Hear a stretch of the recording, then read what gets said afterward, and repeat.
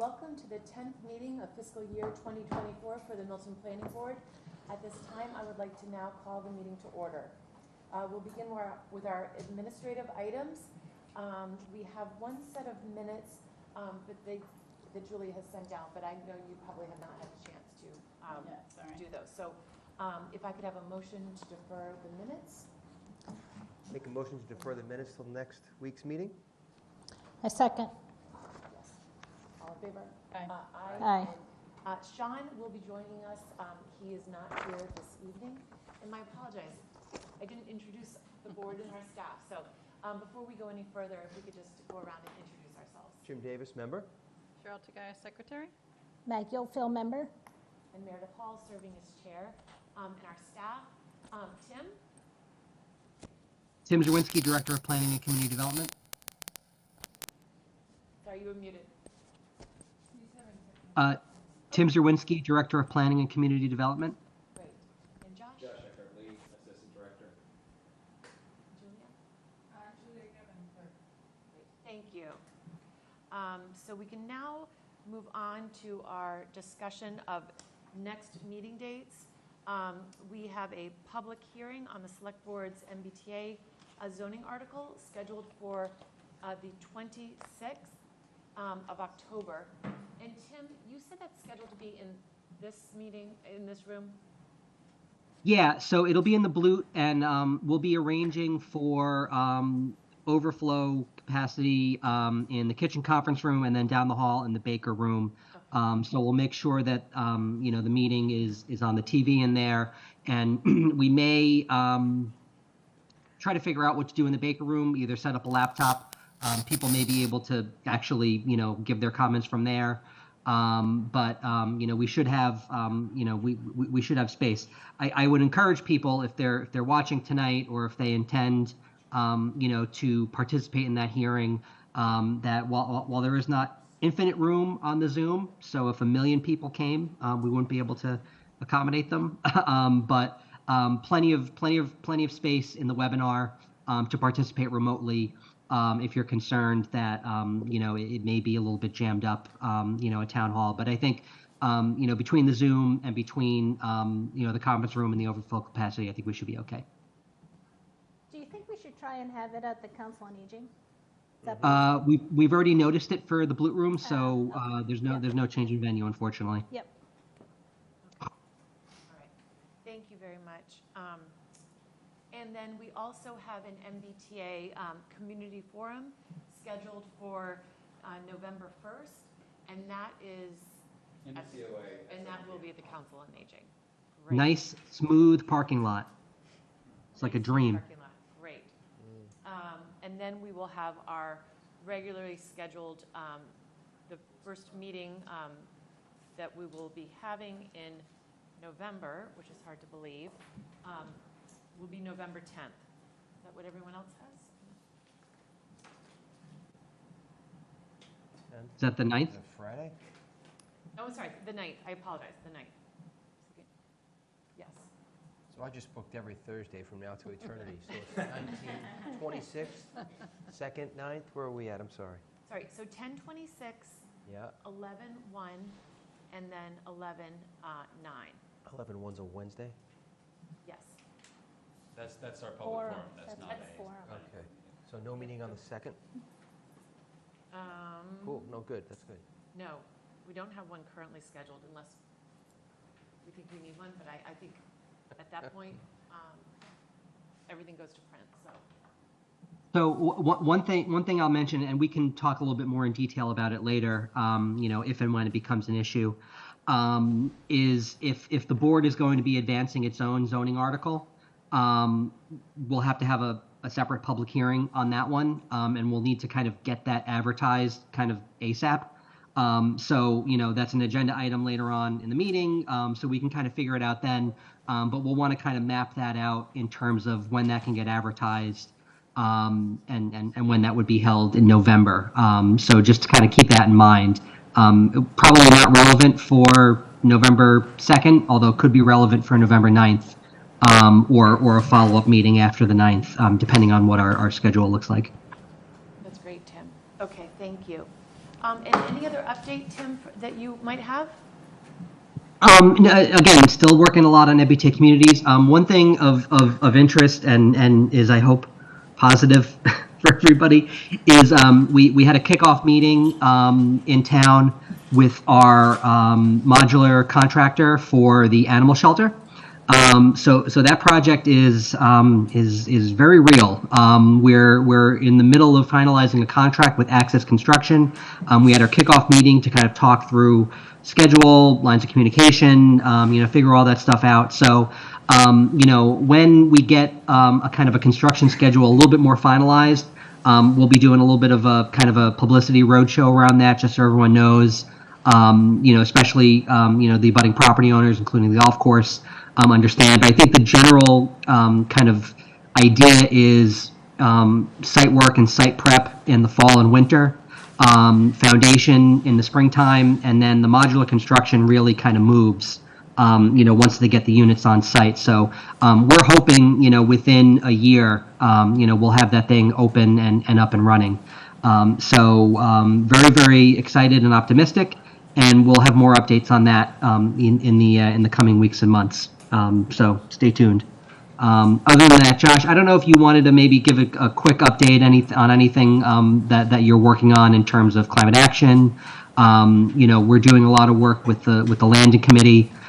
We've been working a lot on trying to figure out scopes of work for improving the seawall down at the landing, improving the boat ramp, floating dock, dredging. A lot of balls in the air down at Milton Landing, but I think we're trying to map out some budgetary and grant resources for a lot of the work that's going on down there.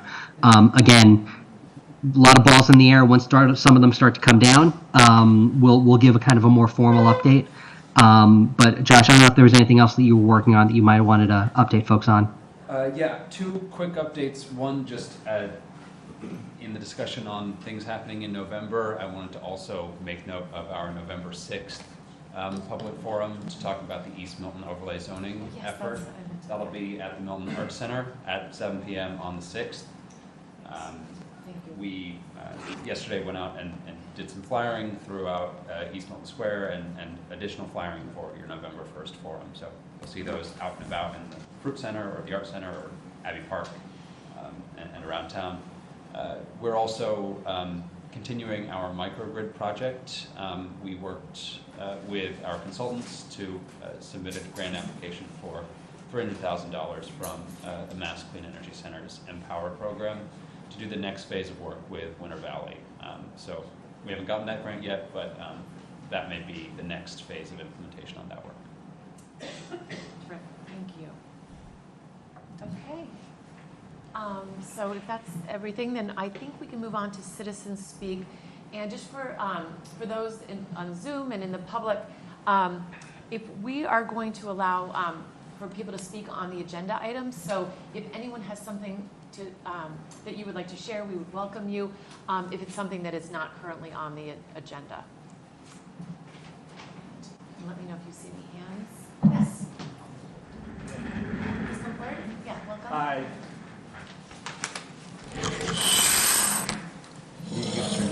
Sure. Steve Acera, 49 Meadowview Road, Milton. I know you have MBTA communities on the agenda under old business. Just for information, I'm a person that brought the documentary evidence to the Milton Select Board at the meeting on July 25th, 2023, that established that Milton is not a rapid transit community, according to the Board of Directors of the MBTA. I know this board and the Select Board have spent enormous amount of time, probably the biggest issue both boards may have faced.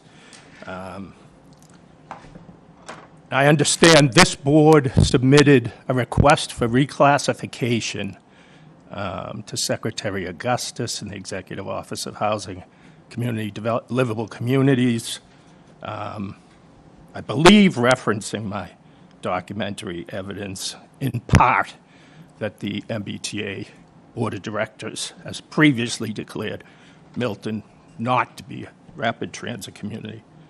As far as I know, there's been no response to your request for reclassification or for an extension of the deadline for compliance with the guidelines for rapid transit communities, which is the end of this year.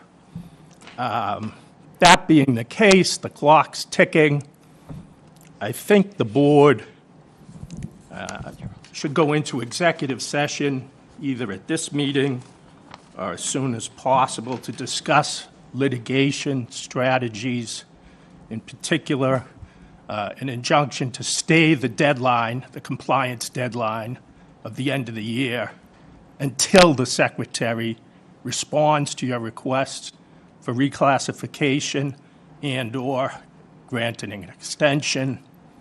The ball has been in his court. The clock is ticking. Perhaps they're waiting for the clock to expire and the town to be forced into creating a zoning article for a rapid transit community instead of an adjacent community, which I believe Milton should be same as Watertown and Arlington.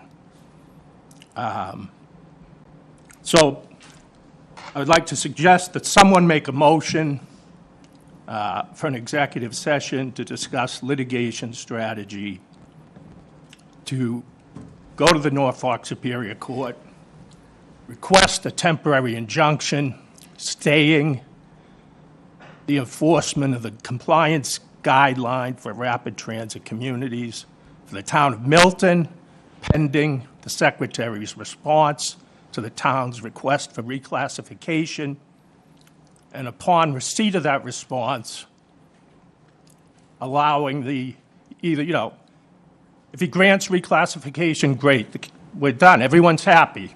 Town goes forward with the zoning under the adjacent community regulations. If he denies it, then the town has a window of time under Chapter 30A to file an appeal of the Secretary's decision denying reclassification. And I do have case law supporting a position, case law from the Supreme Judicial Court, enumerating the factors, determining whether a delegation of legislative authority is proper, the analysis to be undertaken, the three-part analysis, and in particular, one part that would be extremely applicable to the Secretary's denial of a request for reclassification. So someone wants to take it under advisement, make a motion for an executive session tonight at some point. I'd be happy to participate in that and give input. If you're prepared to do that tonight, I'm prepared to wait and participate. If you want to do it another night, that's fine also. I guess I could find out when that might be. Thank you. Thank you very much. Yes.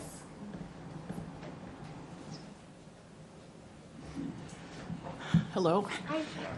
It's Christine Hodlin. I live at 112 Maple Street, and I am here tonight. I wanted to speak in response to the meeting, October 12th Planning Board meeting, where 4 out of the 5 of the members showed support to submit an article to town meeting that would slightly alter our zoning, but would not meet compliance with the MBTA Communities Act.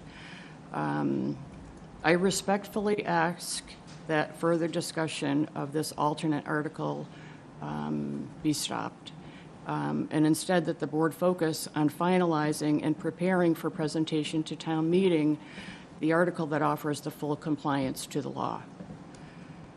Many of you, like me and many other people in this town, may not like the law, and we may not necessarily agree with it in its entirety, but your obligation as an elected official does not give you the right to ignore it. The Planning Board has known about the MBTA Communities Act for 2 years, and they should be focusing on leading us to a compliant and the best possible solution towards abiding by it. I've been a member in town meeting for over 20 years, and my experience with any zoning articles that come before will be particularly scrutinized. A last-minute, hastily crafted article that has not been thoroughly vetted will create many minutes, if not hours, of discussion and frustration by town meeting, and would most likely be sent back without a vote. The initial reason that we're having this upcoming December meeting is so that we have time to present the zoning and comply with the December 31st deadline with this article. The warrant has already been closed, and the planning board has, in my opinion, not really provided a good reason to reopen the article, an article that does nothing to support the law. Attorney General Andrea Campbell, I'm sure you've all heard it before, has stated, communities that fail to comply with the law may be subject to civil enforcement action. MBTA communities that fail to comply also risk liability under federal and state fair housing laws. And we should all be aware that Holden already has a lawsuit against them for noncompliance.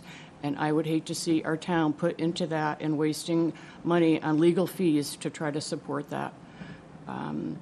Lastly, with all due respect to the entire board, I hope that you will reconsider and honor your oath to abide by the mass laws and encourage our residents to do the same. So, thank you. We also have hands raised, if you'd like to allow them to speak. You know what? If this is, I'm sorry, I've let you all, the MBTA community will be coming later. We've set aside time for the Highland Street residents to speak, and we were going to allow them until 8 p.m. So if there's anyone who does not want to speak, who would like to speak on anything other than the MBTA zoning, if you could wait, and you will have time later this evening. We still have a hand raised. Okay. If it's on an issue other than the MBTA zoning, please, we can let you in. And other than the Highlands. Thank you. I'm a little confused about what you're saying. I've been waiting to talk on the MBTA Communities Act. Yes. I have another meeting starting, and I have a short statement I hope that you'll let me make. You know what, I'm sorry, if you could submit it in writing. This is really a time that we had set aside for the 111 Highland Street, and have public, be able to allow the public to speak on the item. I respectfully wish that you had made that clear at the beginning of the meeting. I did. And you've let two speakers already on this issue, so Realize what they were doing. really appreciate your consideration and letting me complete the statement. All right, then we will allow the Highland Street people to have some additional time, but if it can be very brief, please. Yes, thank you very much. My name is Jeff Wilkinson. I live at 199 Beacon Street in Milton. I've lived in town since 1988, and I'm co-founder of Affordable Inclusive Milton. The state's response to the Select Board letter about reclassification presented on September 8th by Lindsay Heffernan, Assistant General Manager for Policy and Transit Planning at the MBTA, should leave no doubt. We are a rapid transit community. We are not going to be reclassified. And I oppose the proposal to pursue litigation at unnecessary cost to us taxpayers for a clearly lost cause. The State Attorney General has also made it clear noncompliance is not an option for MBTA communities. We would expose Milton to civil enforcement action for violation of state and federal housing and fair housing laws. We need to comply with the letter of the law. We need to provide for zoning for the full 2,461 units. There is no provision for compliance with the spirit of the law. Yesterday's Boston Globe story, the spotlight story inside the Gildan Gates, was an embarrassment for Milton. We need to be on the right side of history as well as the right side of the law. There are tremendous opportunities for compliance with the MBTA Communities Act. Opportunities for our seniors to downsize and keep living here. Opportunities for young families to settle here, including our own kids. Opportunities for town employees to live where they serve. Opportunities to strengthen local businesses, contribute to the region's economic strength. opportunities to preserve open space and reduce our carbon emissions, and opportunities to increase equity and diversity in town. I hope the planning board, like the last speaker, I hope the planning board will decide not to advance an alternate article. I agree the board should focus its attention on full compliance in time to pass Articles 1 and 2 on December 4th. Thank you very much, Madam Chair, for allowing me to make this statement. I really appreciate your consideration. Thank you, Tom. Okay, so now, at this time, I would like to reopen the public hearing for 111 Highland Street, a special permit, continued from October 12th. Okay, so, and we have some neighbors who would like to come and speak to this. We will not be hearing new information from the applicant, but just giving this time because they've been very patiently waiting through a lot of the MBTA discussion. So who would like to come forward first? Yeah. Good evening, everyone. Nice to see you all again. My name is Bard Hyriza. I live at 11 Spafford Road. Been there about 5 years. Thank you so much for this, setting aside this time. We understand how important your time is and how many important issues you're dealing with, so we really, really appreciate it, and also for all the thought and care you've put to date. Sure. Thank you.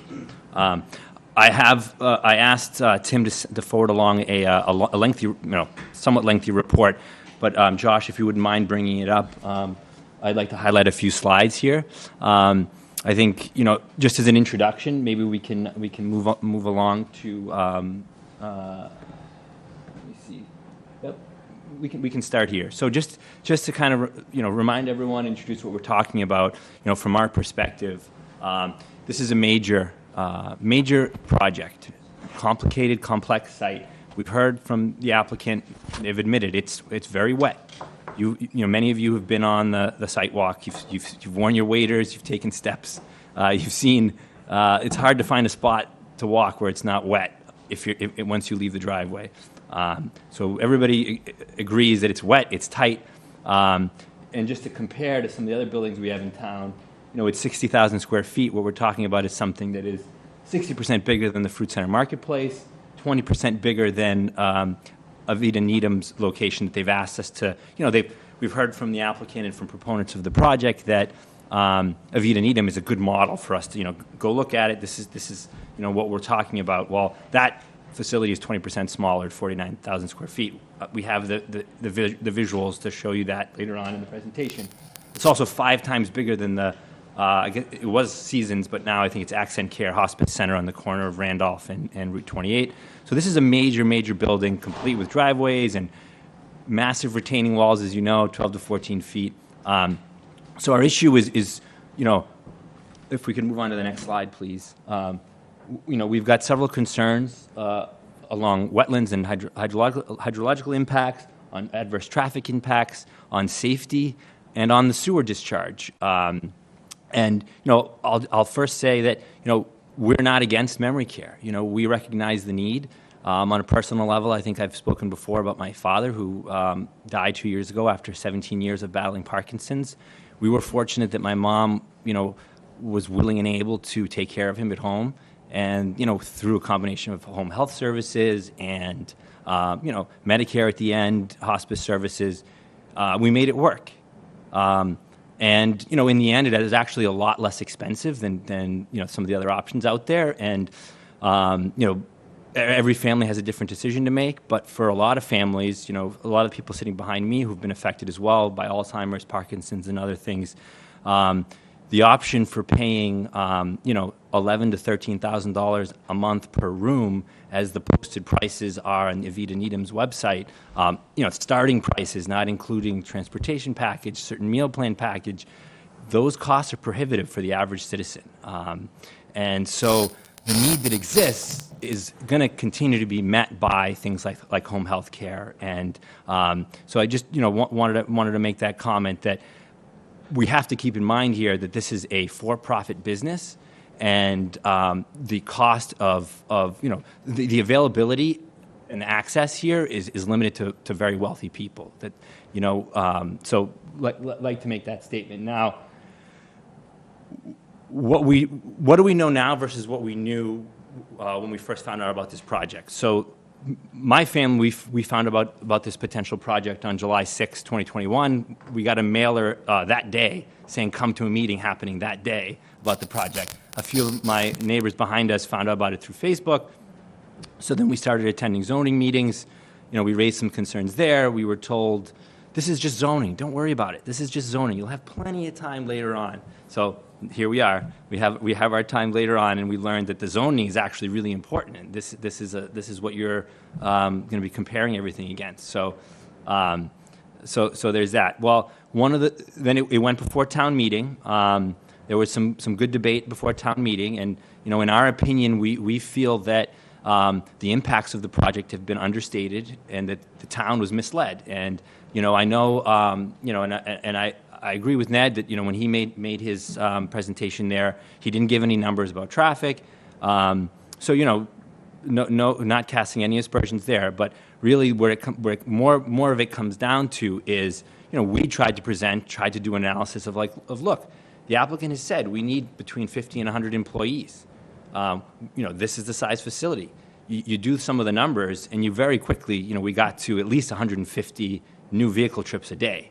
And we said, what roads are they going to take? Are they going to go down our narrow little street, which is actually narrower on Spafford than the driveway they would have to enter the facility? And what we heard at town meeting from hospital-affiliated town meeting members, from a select board chair, was that your numbers are just way off. They're greatly exaggerated. You don't know memory care. A neighborhood of 3 houses would be more traffic because of rush hour than this. Statements that were just not accurate, it turns out. And the debate among some of the town meeting members was, why is it that we always have this gun to our head that it's either 40B or this? And we know from one of the developers who put a bid on it, a local developer, actually put in a bid for three single-family houses. That was not selected.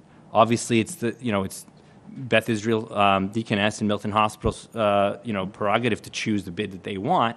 But this is I'll remind everyone, a private land deal that is contingent. It can't happen unless public officials change all the rules.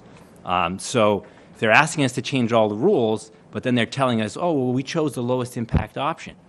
That's not true. The lowest impact option was single family. It's been residential zoning for however long, decades or more. That was the lowest impact option. That's not been chosen. Here we are. And so we're still trying to get a fair accounting of all these impacts. Then we find out, okay, so it passes the town meeting by 16 votes. And several people spoke up saying, I believe in the special permit process. I believe in a rigorous process. And if we find out that during that process things come to light, I hope we have the courage to vote this down.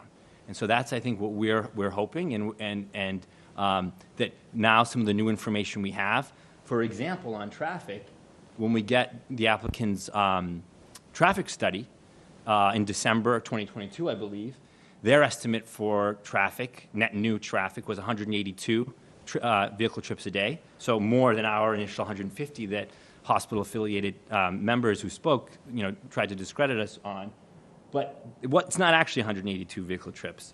The applicant's traffic engineer went out and actually measured real data from the Newburyport facility, which has 70 units and 78 beds, I believe, exactly the same as what is proposed here, and they measured 288 vehicle trips per weekday, or something in the order of 2,000 per week. So almost double what we were worried about. And later in this presentation, I don't want to take up all the time, but please take a look. We explain why we're so concerned about traffic and why we know, based on the traffic apps from almost any direction, the way to go, the only way to go, is Spafford Road for most of the traffic. And employment contracts probably aren't even legal. You can't prevent an employee from using a public road if that's the fastest way for them to get to work. If you were to try to penalize an employee for using a public road to get to work, I'm pretty sure, in my time running, a few different businesses as part of the management team and dealing with, being named in a lawsuit and having to go before employment lawyers, I'm pretty sure that's not going to hold up. Very difficult to enforce. You can't enforce it with visitors.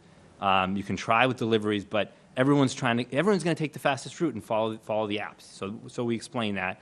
So that's an example on traffic. Then on hydrology, I mean, quite frankly, with all due respect to the Conservation Commission, they have not done their due diligence.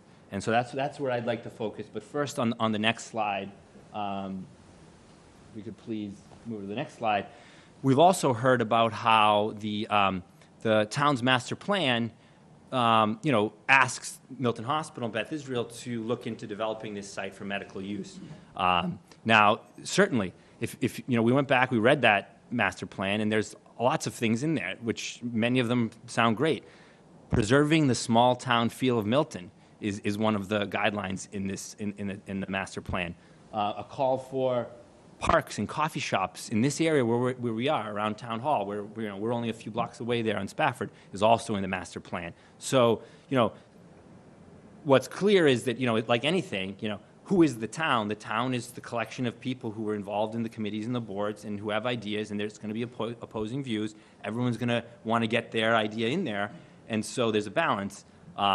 As far as I know, the only one of those things that's really actively being pursued is this memory care facility, and I didn't see memory care in there. Maybe I missed it, but anyway, certainly the families, like my family who bought 5 years ago, end of 2017, beginning of 2018, some of the people behind me who've moved into the neighborhood, we were not part of that process, and I think it's fair to say that Milton Hospital's interests have been well represented in town, and that they had some input into that as well. So, for us, again, it's not, it's a bit circular logic to say, oh, well, look, it's in the town master plan, so it's a call to action, but who wrote the master plan and so forth, and if it's if the cost benefit is so positive, then why do we have to continue to minimize the impacts when it turns out the impacts are a lot worse than we feared? And so, then if I could, just a few more minutes, the next few slides we focus on hydrology. Can I just? Sure. Just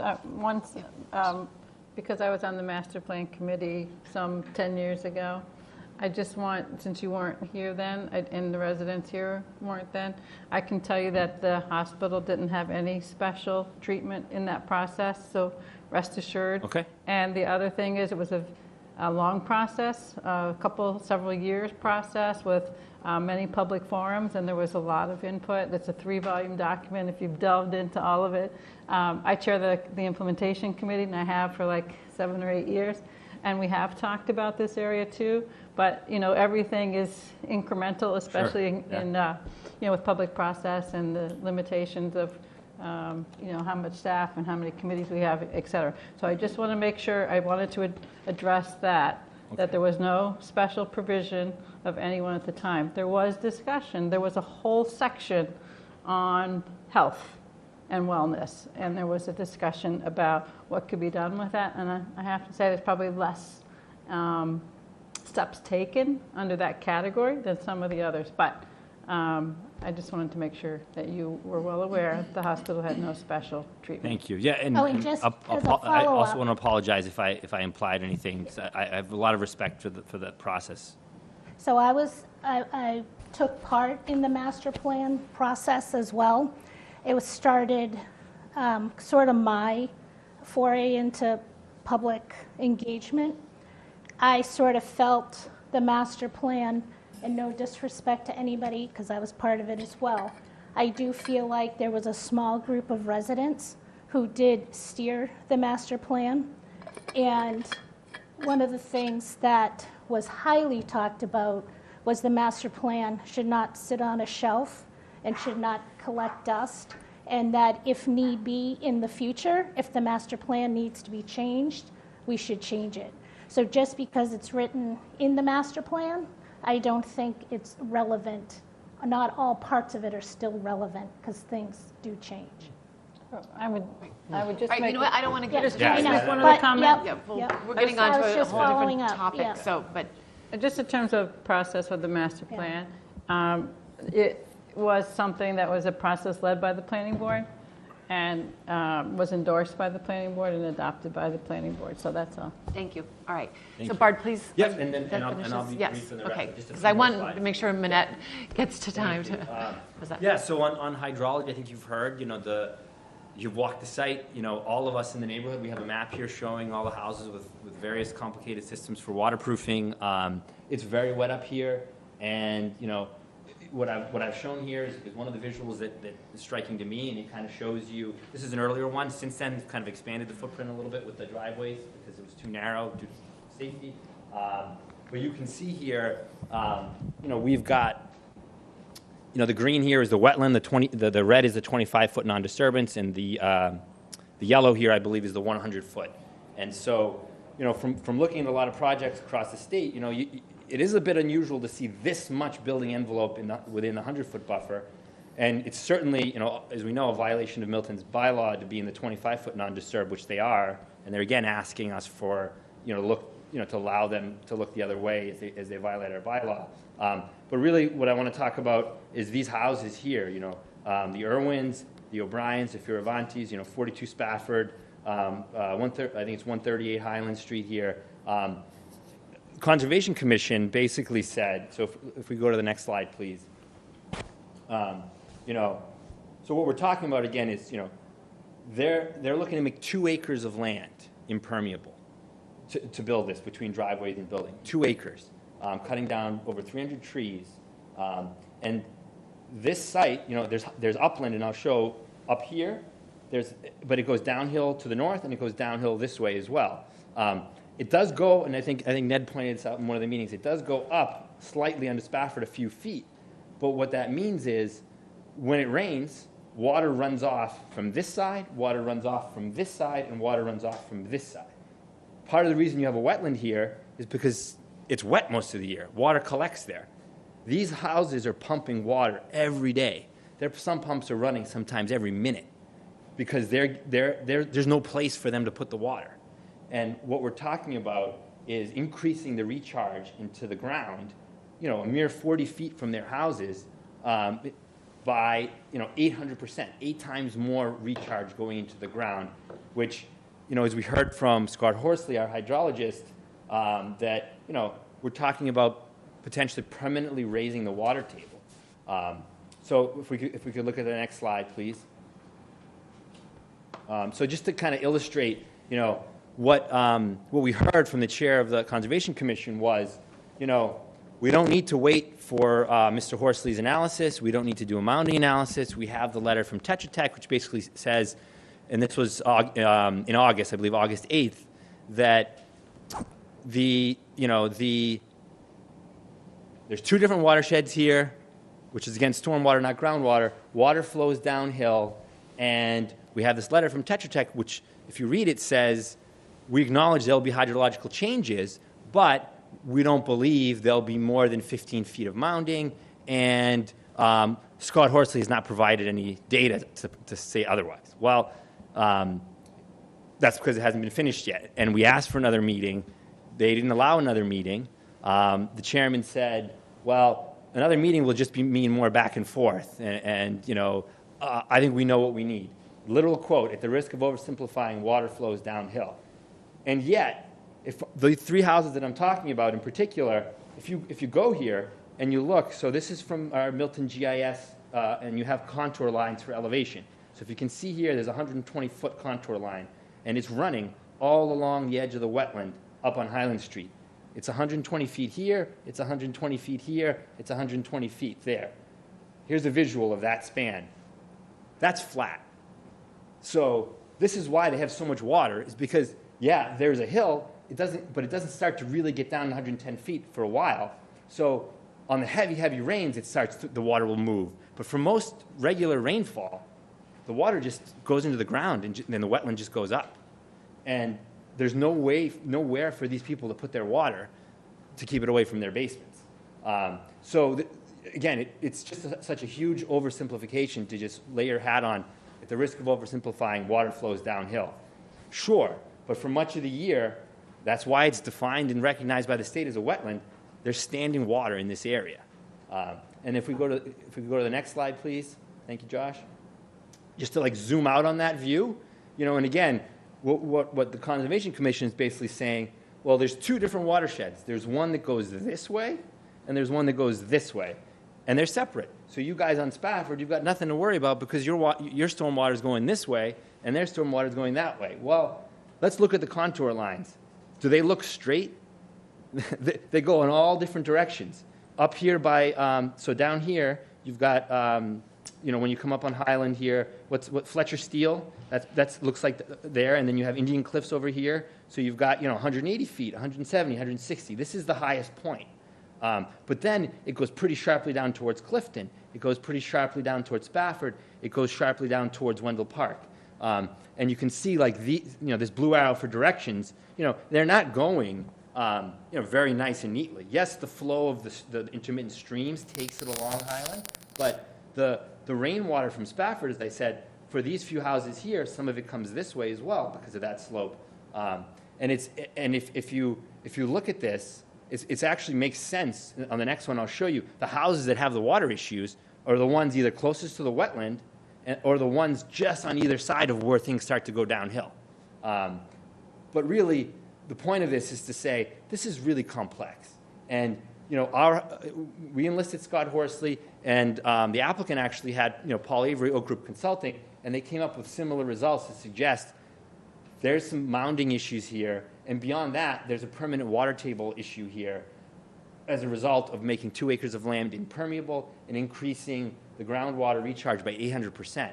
There's going to be no place for the water to go for these people, especially the ones who live right along the wetland, a mere 40 feet away. So if we could please just go to the next slide, and I promise I'm almost done.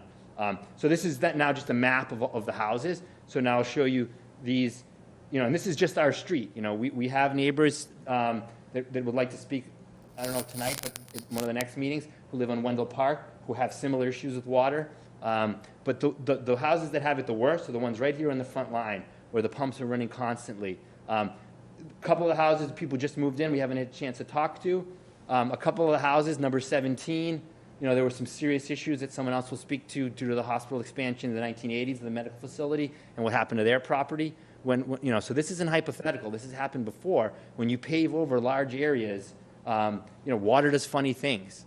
It's one of the things my dad taught me is that it's the most destructive force in nature. It's very difficult to predict what happens to groundwater, and that just has not been studied.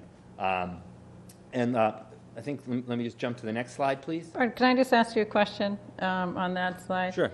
On the sump pumps, where does the water go when it's pumped up from So the for most of us, the way that, like our system in my house here at number 11, it goes, they dug a trench and they dug it diagonally. So you're not allowed to tie into the sewer. You're not allowed to tie into the storm drain. So it has to go into the ground away from, you can't send it towards your neighbor's foundation. You have to send it towards a point where it will go downhill and it's far away. So that's what ours is. But it's funny you ask, Cheryl, because we did, one of our neighbors at number 21 was doing some research on number 17 because that property, the Hill family, anyway, that probably may be for sale at some point, but they found an old permit from the 1940s where they got a permit to actually tie in their drainage basin into the sewer. So, and there was reference there from 1942 as a result of the building of Milton Hospital. So the point of that is there were water issues there have been water issues going back for a long, long time, only made worse by more paving over. But yeah, I mean, you're limited though. Like you're stuck. If you're the O'Briens, like you can't pump it this way, so you can't. You have to just kind of pump it where it will go away. So everybody's kind of moving water. And it's possible that they're going to need pumps as well for their foundation. I think moving surface water, away from their foundation for waterproofing. So I don't know if that answers your question. Yeah, I just, it might be useful to try and map all of your pipes, just to see where everybody's putting the water, just to understand it.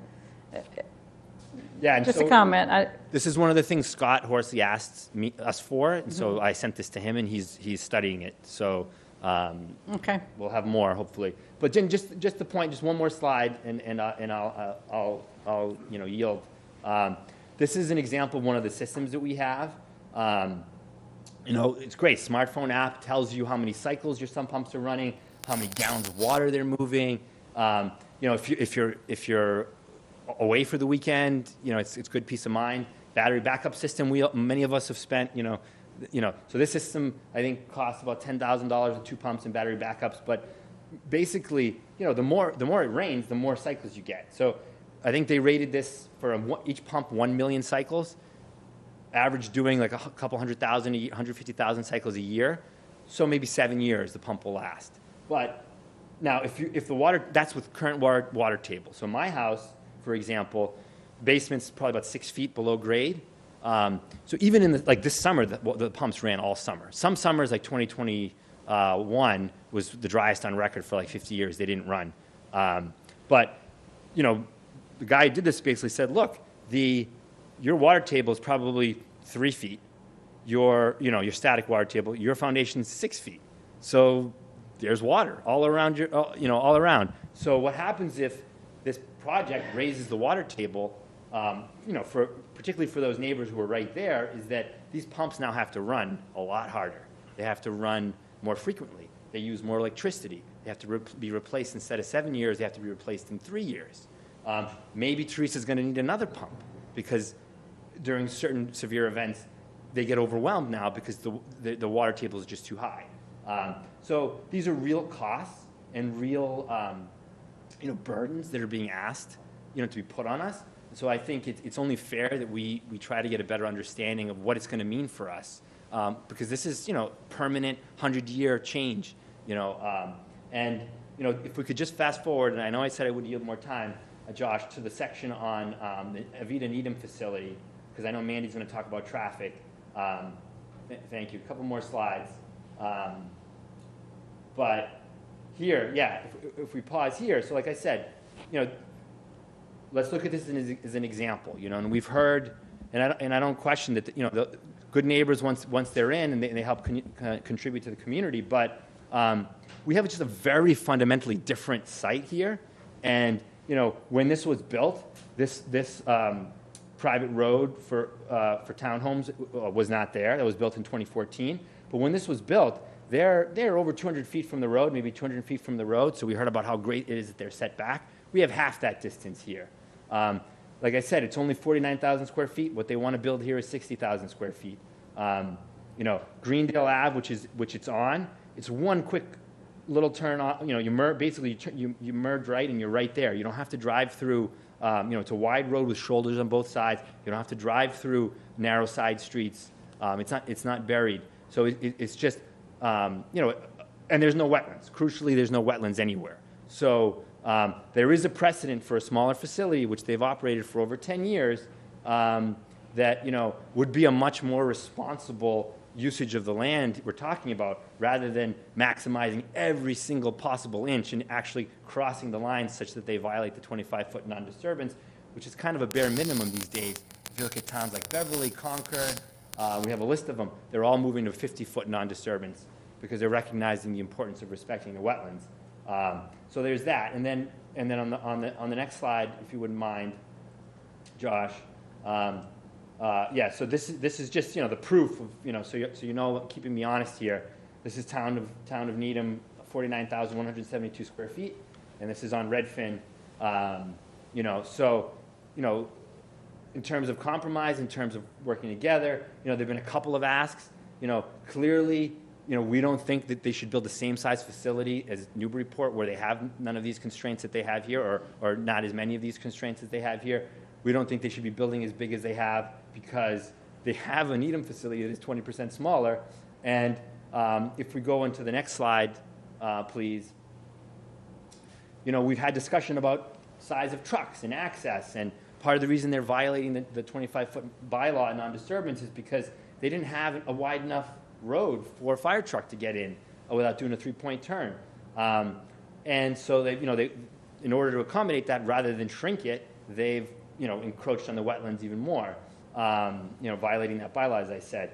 They've also said, well, we only need to test the swept path analysis for a 50, or I think it was a 40-something foot WB Mason truck and a 53-foot fire truck, because those are the only trucks we're going to use. Well, Avita Needham, this is a Google Maps aerial satellite photo. This is a tractor trailer, a semi-truck, 18-wheeler.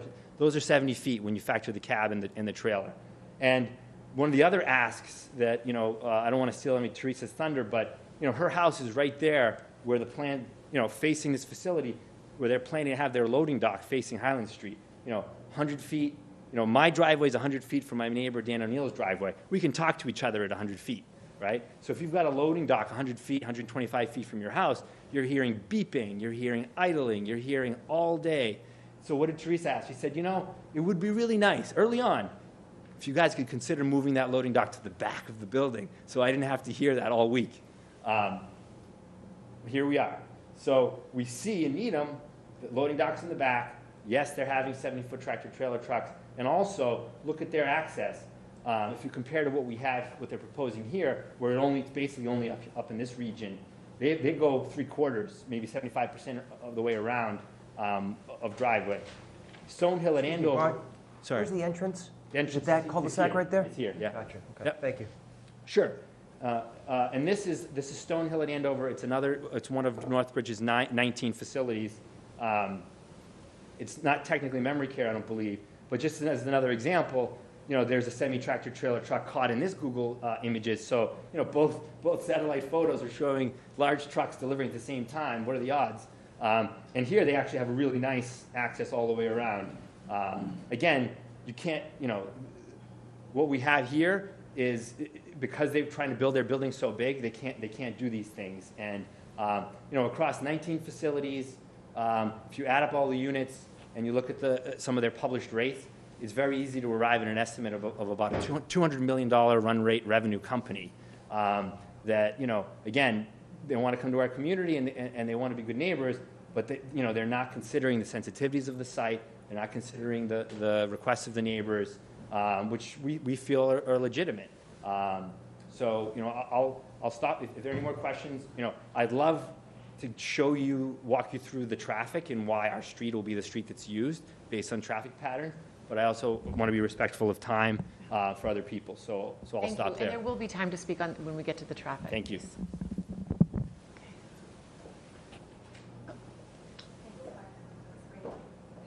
And do you think, because we'll probably need to wrap up by 8:30, do you know how long your presentation would be? 5 of 8. It will not exceed that amount of time. It might be 15 minutes at the most. Okay, great. Thank you for sending it in advance. You're welcome. I tried to meet the Friday deadline. Yeah. They said to me, no, that's really for people more important with real legal documents. But I thought my photos were worthy of a week review. So my name is Minette Donovan, also known as Mandy, as some of my neighbors said. I want to thank you for letting us speak. I know you have a tremendous amount on your plate here, and I know you all. 16 Spafford Road. I live there with my husband Frank, who's here tonight, 2 college-age children. I lived in Milton for much of my childhood. We moved back here to raise our children here when they were newborns, and really love the town. So thank you for all you do for it. I have some comments tonight on impact comments for the neighborhood of this development. And really, I want to say right out of the gate, this is not anti-memory care. I hope that's really clear to everyone.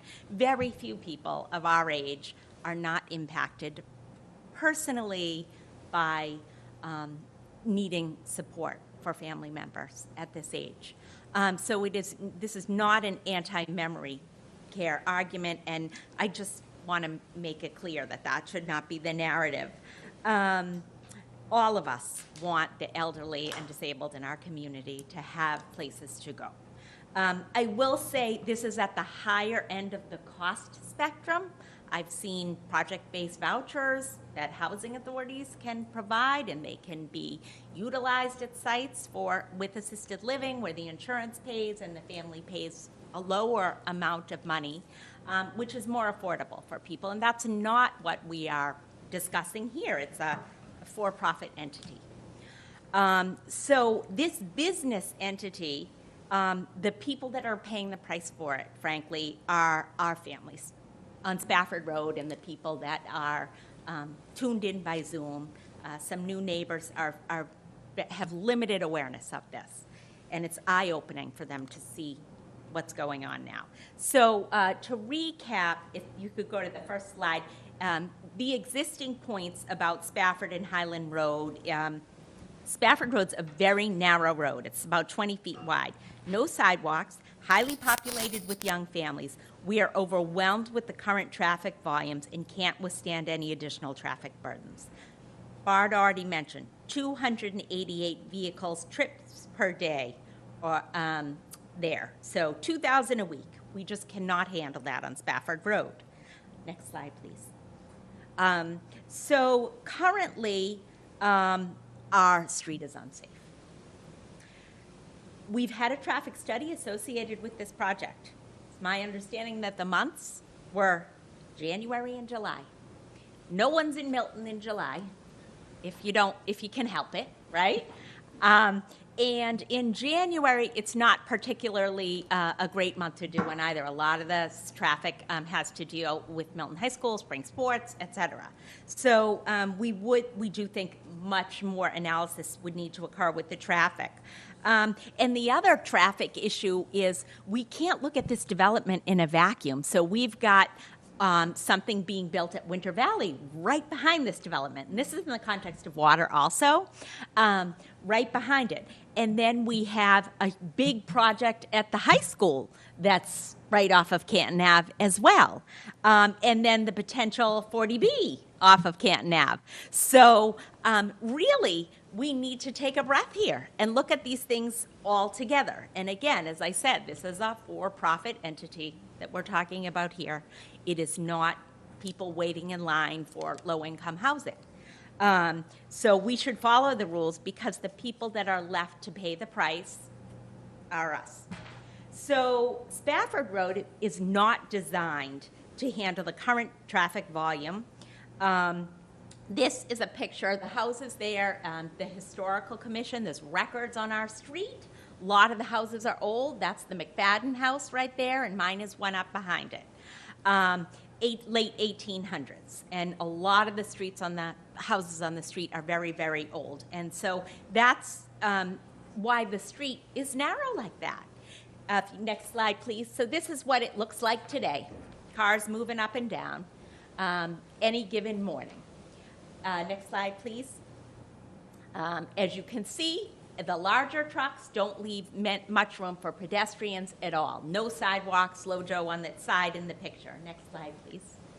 Our street, we have over 20 minors on Spafford Road, and it's not that long. 2 newborns and 2 toddlers. So it's really important that we keep this road safe. No space for a baby carriage or a dog. You jump on someone's lawn if there is two-way traffic on this street, and it's not uncommon to have two-way traffic. This next slide, please, is a walking route when you go by Highland for the middle school, high school, for children on the latter streets, Clifton, Buckingham, Spafford, and Martin Road. And then there's another one off of Clifton, Wildwood. So there's many children walking along these streets that we're going to show you today.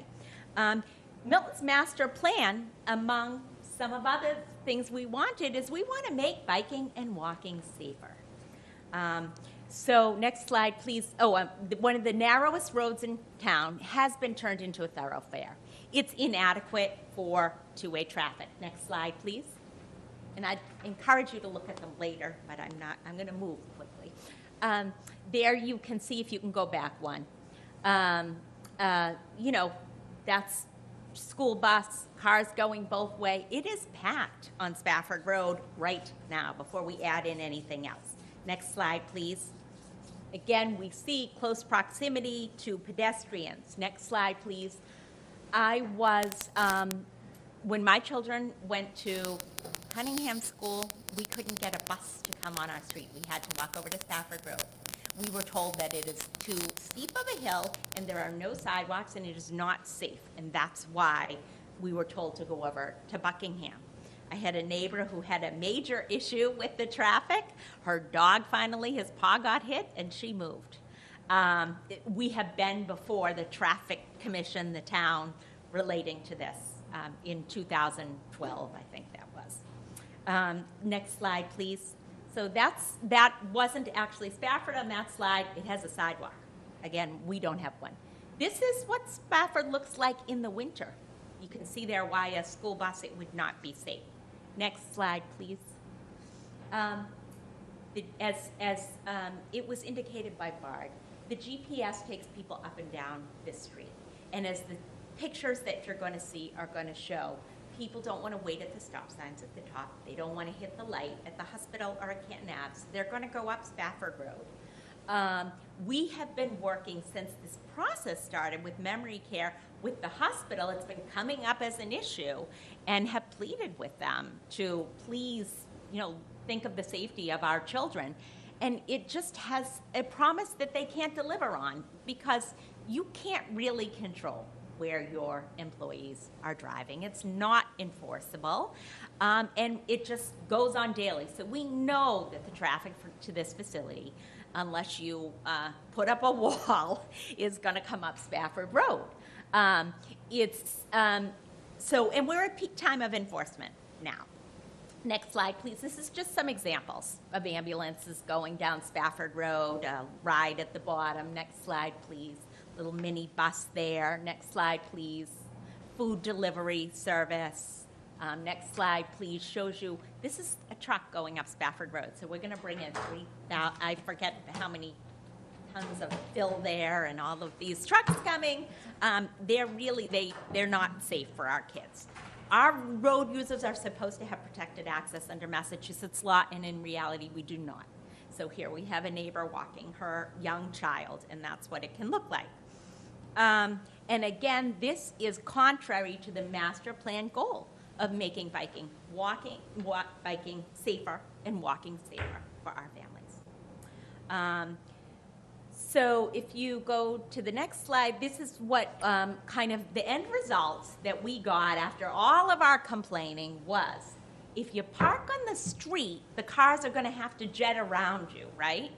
So that's my husband's side view mirror getting clipped from that. And it's really not that safe to do that either, because then sometimes they can't see the kids coming out. So there's a better answer than that. And certainly we can't add to this traffic. Part 2 of the traffic concerns have to do with this new, so that's the existing situation.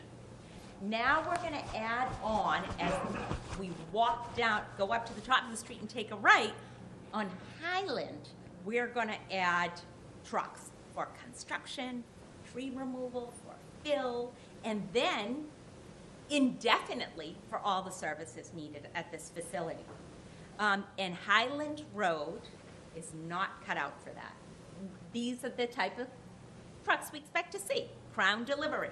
I don't think they're doing all their laundry there. Next slide is one, literally, Teresa can testify to this, air gas coming by up Spafford Road. Next slide, please. Another one we commonly see related to oxygen. Next slide, please. Next slide. Next slide. So these are all of the type of things.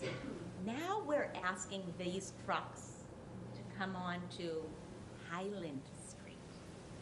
It's a scenic road. We only have 20 scenic roads in Milton, one of which is Highland Street. Special consideration is given. I don't know how long it's been a scenic road, or if any of you have been involved when it was voted. You've been involved in this a long time, when it was voted to make Highland a scenic road. That was before my time, though. Okay. Yeah. No, long history of it being a scenic road. Canton Ave is a scenic road, too, by the way. Okay. So, and it is a beautiful, Canton Ave's a beautiful road. So we want to preserve these roads. And that's why there's a special law about making something a scenic road. And that's why, if you go to the next slide, even our own bylaws or regulations state that we need to take special things into consideration when we're going to build on a scenic road. We need to look at environmental values, wetlands, historical values, big structure right on the road there, 5 times the size of the one that's on the corner of Randolph Ave and Reedsdale now, the hospice center. It doesn't go. scenically and aesthetically, what they have lined up now. And the public safety, as I've stated, is a big issue. Next slide, please. This is what it looks like now. This beautiful scenic road. If you go back one, there we have a biker. No sidewalk again, not particularly safe, but we're going to add trucks to this. And we're going to cut down 300 of those trees. It's not right. So I want you to think about these trucks turning in and out of this facility now. If you could go to the next slide, please. Highland Street's a narrow scenic road. Heavy traffic does exist now. I have some photographs of that. You may have experienced it. The width will not, it's not the width of the front entrance to the hospital. You don't have room for these big trucks safely to go in there. The hospital has Reedsdale Road, which is a 4-lane road. If you go to the next slide, you will see what Reedsdale Road looks like. 4 lanes, but then we've got the nice shoulder here on both sides. I do this block every day. Big grassy strip on either side, big sidewalk. So we've got that as an entrance to the hospital for all these trucks. Seems pretty reasonable to me. The next slide, please. This is what we've got for our access here. You see the school bus. Manette, when you get up, you might grab that your microphone with you. Oh. Yeah, just so people can hear you. Thank you. Yeah.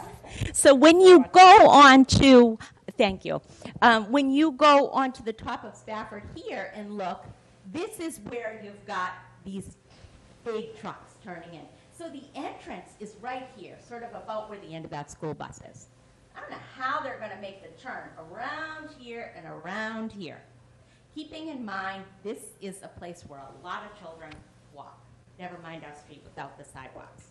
It's this project in this spot is a square peg in a round hole. It's not the project that is the problem. It doesn't fit here. There are other places it would fit. Maybe something smaller would fit, but as it sits now, and it's not right to put it on the shoulders of the families that live on Spafford Road. And there are things in our plan that are consistent with what we're saying, which is it's not right for this spot. It's unsafe. Next slide, please. So potentially we could get an assurance that big trucks aren't going to come here. Well, I've heard that, but the pictures state otherwise. So here we have Avita. Our facility is going to be 20% larger than this. And we see a big tractor trailer in there. Now, everyone that works in the industry knows you can't control who drops off your packages and your items. If it's going to be cheaper for them to put a bunch of things on a larger truck and hit more spots, they're going to do that. And that's why you see these big trucks. So we have no choice but to allow these large trucks. Next slide, please. That was Avita of Needham. This is Stonehill at Andover again. They're going to come. And so these are the trucks that we are inviting onto our scenic road. I don't know how they're going to fit in there. I don't know how they're going to fit down the road. If you go to the next slide, potentially up to 80,000 pounds these trucks can be. It's not a fit for this neighborhood. Next slide, please. This is a, not particularly huge truck leaving Spafford Road. Look at how it has to turn there. It doesn't fit. So if you go to the next slide, now envision these trucks combined with this traffic we have now. It backs up daily on either side of the road depending on the time of day. So I take my phone when I walk the dog some of the time, and I randomly say, oh, I'm gonna get this picture so that I can share it. So they're not all the same time of day, they're not all the same date, they're different periods of time. You'll see some the leaves are green, some it's the winter.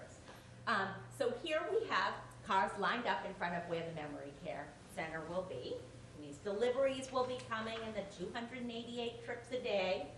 Next slide. Here's Highland at the corner of, okay, it's not uncommon to have multiple signs. And as I said, see, you can see that's a completely different time of year and day by the slideshow there, the trees. Okay, so then they shoot down Stafford offer. Next slide, please. Another time of day, another group of cars there. Next slide, please. More of the same. I think you get my point. Next slide. And that's where the memory care center is going to be going in, where the arrow is. Next slide, please. Pretty stone walls on our scenic road that is completely backed up.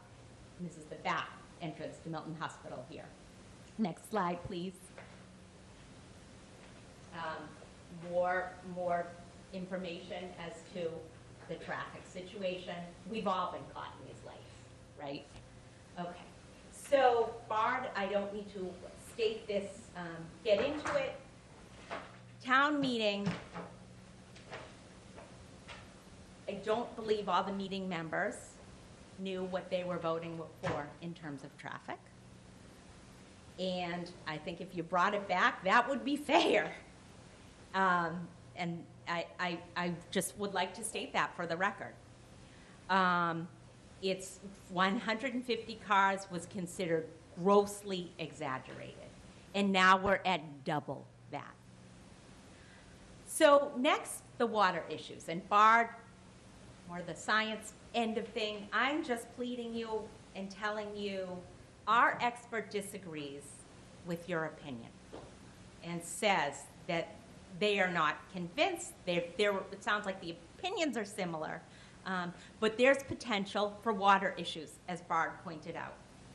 So I would implore you not to rush through this and have us be provided with the opportunity to demonstrate why this is not acceptable. And it's expensive for us to do this, but it is so important for us that you understand how greatly we're impacted. If you ever walk through our neighborhood, you'll see all the Halloween decorations, all the sweat equity individually in our own properties. It's a great neighborhood, and we care so much about it. And so we just would ask that you please allow our expert to be heard, as unfortunately the Conservation Commission did not feel necessary. Next slide, please. Okay. Okay. Okay. We're almost to the end. Okay. Water and tree removal. North Ridge intends to remove over 300 trees. Phase 2, master plan goals and objectives. Preserve and enhance the individual character of each of Milton's neighborhoods, including the natural and historic features of each. Okay? So this is in some ways not compliant with our master plan. Next slide, please. This is what we see now. Next slide. Removal of 300 trees. Most floods are caused by man, not weather. Deforestation, levee construction, erosion, overgrazing. So we really need to think, I mean, common sense tells us if we're going to take down 300 trees, make 2 acres impermeable surface at the top of our hill, when we're maxed out, there's a good chance we're going to have a problem. And who are we going to be looking to then? Because our issues can't get resolved now. I mean, are you going to put millions in an escrow account to see what happens with the money and we can all draw from that pool? Unless we are sure that's not going to happen, I don't see how it would be fair otherwise. This is one of the oldest streets in Milton. Next slide. The houses were built in the late 1800s. We can't withstand this additional stress in our neighborhood. We all know what happened in Leominster. Next slide. We cannot handle the additional flooding. There's a lot of fill going in, impermeable surface. Next slide. So the next slide, we're going to show you what our street looks like now, and I'm going to conclude with this. You can see this big dirt paths with water running down them. Multiple people have stones on the edge of their lawn. There's something going on with water in our neighborhood. Next slide, that's if you go to the beginning of Spafford, there are these trenches on either side of the road. The pictures don't lie in terms of the traffic, the water, and that's why I feel it's so important that I share them with you. You're welcome to walk up and down our street too. It's one of the steepest in Milton. People in great shape walking around our neighborhood. Next. And I do understand that the dig for the basis of the study was in 2022, which was one of the driest seasons, and so that should not be used as the basis for the calculations. So thank you for listening to our concerns this evening. I would like to say for the record, Kate Spinello could not be here. She emailed you all a letter and some photographs that show additional evidence of water issues, and there's a history behind that she's familiar with. So she didn't know, we had minimal notice of speaking, but I know that she would be happy We did to receive follow that up. letter, yes. Okay, and if Great. there are questions about it, she'd be happy Great. to follow up. So thank you all for listening to me. Thank you, Minette. And I appreciate your work. Great. Meredith? Thank you. Yes. I think Minette referenced our stormwater. I think it's our peer review engineer that you were probably referencing. And I just wanted to ask Tim and Josh if we had asked last week if the Sean Reardon, our peer review engineer, Paul, I'm forgetting his last name, the applicant's Avery. engineer, and Scott Horsley get together. Do you know if it's been scheduled? Okay, great. So we've asked them to Tuesday. get together. So it's scheduled next Tuesday. So hopefully we'll hear some. I don't know if they'll have anything by next Thursday, but Yes. I just want to make sure people know that. Thank you. We appreciate that. Good. Thank you. Yep. Great. Welcome. Hello, Hi there. I'm Teresa O'Brien at 42 Spafford. So I just want to point out again, everyone's talked about how it's a scenic road. When you walk down Highland, you look at the beautiful houses. The closest thing to the street is the loading dock. And in the zoning, they just talked about it as a driveway, so you didn't realize a loading dock was going. So they're not giving us the pretty entrance, they're giving us a loading dock with the dumpsters, the generator, and the transformer. So, and instead of, I've asked numerous times if this could go somewhere else, but now it's even bigger because they couldn't fit 2 trucks. Now they want to fit 2 trucks instead of 1. So the loading dock's even wider. So again, just like when you walk down Highland and you're like, oh, that's so pretty, now you're saying, oh, that's a pretty loading dock. You can't see the entrance, but you're going to see the loading dock. My other thought is, how would all the town meeting members vote if they realized it was for profit? It's a memory center. The cheapest rooms in Needham is $110,000 a year, and the most expensive right now is $170,000. Most people can't afford that. Like, I took care of both my parents. My mother had Alzheimer's, but we took care of her at home because we couldn't afford $100,000 a year. A lot of families can't. So that's all. Thank you for your time. Thank you. Great. We also have Nadine Hanna on the Zoom, who's had her hand raised for a while. I don't know if Okay. you wanna- All right. Why don't we do, and then we'll go to Nadine, and then we'll Okay, sure. conclude I'll this. just read what I wrote instead of Thank you. just rambling on here. You want to just state your name and address. Yes, Antonina Wells, 179 Highland Street. Thank you all for your time and consideration and providing me with the opportunity to speak on behalf of myself and my family. My parents lived at 179 Highland Street for more than 40 years, and I was raised on Highland Street. I have seen families come and go, landscapes change, and the street morph into a quasi-highway.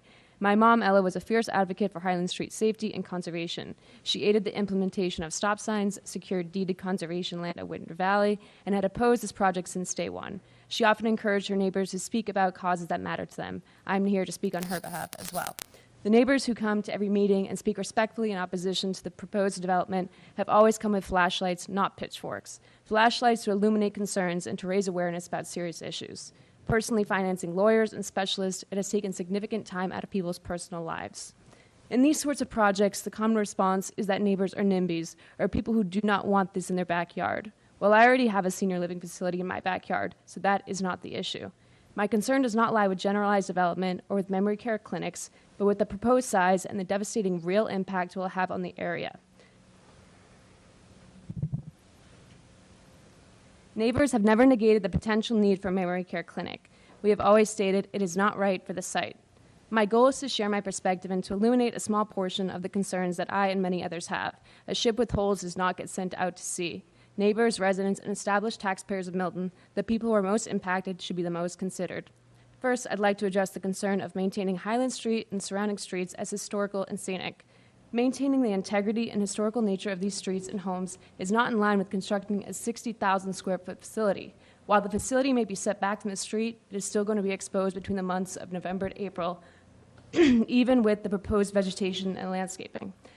I and many neighbors will be able to see this facility from our homes and streets. Comparisons have been made to the facility in Newburyport because of its similar bed size. I've personally driven by the facility in Newburyport many times. While the facility boasts an architecturally aesthetic design made to blend in with Newburyport, it is not surrounded by $1 million homes. It is within a medical complex with other medical offices and a hospital. The case is similar in Needham. The facility is not in anyone's backyard, and it abuts Cutler Park State Reservation. My grievance is not with any aesthetic design of any proposed building or landscape plan, but the insurmountable impact it will have on Highland Street neighborhood's precedence as beautiful, historic, and scenic. It is not right for the site. Secondly, I'd like to address the concern that has been an ongoing conversation, wetlands. According to the Environmental Protection Agency, the EPA, the United States loses about 80,000 acres of coastal and freshwater wetlands a year. Did you know 1.5 million gallons of water can be stored by 1 acre of wetlands? Or that 8.1 tons of CO2 are absorbed by U.S. wetlands every year? If the Conservation Commission does not consider this a cause for concern, then I please implore you to consider the impact. I also urge you to consider wildlife. The wildlife is very much abundant, especially on the underserved acre of my property and the conservation land behind it. Hawks, bats, birds, coyotes, turkeys, foxes, beetles, deer, frogs, lizards, snakes, mice, raccoons, bees, groundhogs have all made their home here. I implore you to consider the displacement of all these creatures, big and small. Construction noise, constant light pollution, and significant human activity will all drive these animals away.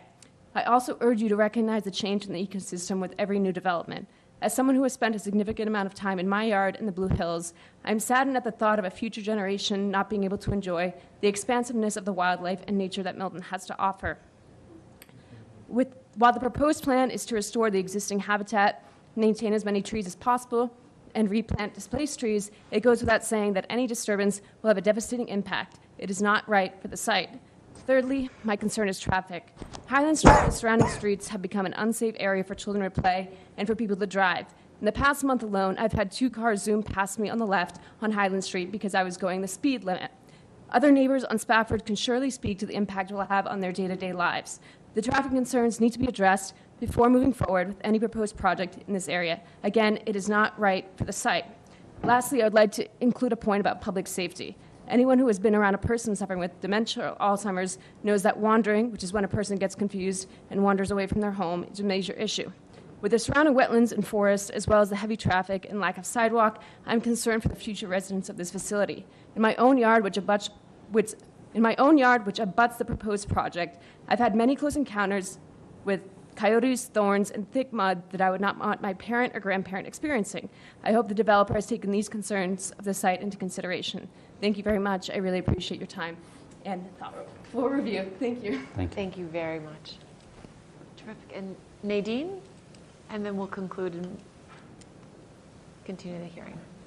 Hi, thank you, Meredith. Nadine Hanna, 11 Spafford Road. Just going to reiterate the thanks to all the planning board members, and also a big thank you to all of my neighbors who have shown up in person tonight, and those of us at home, either speaking or listening in.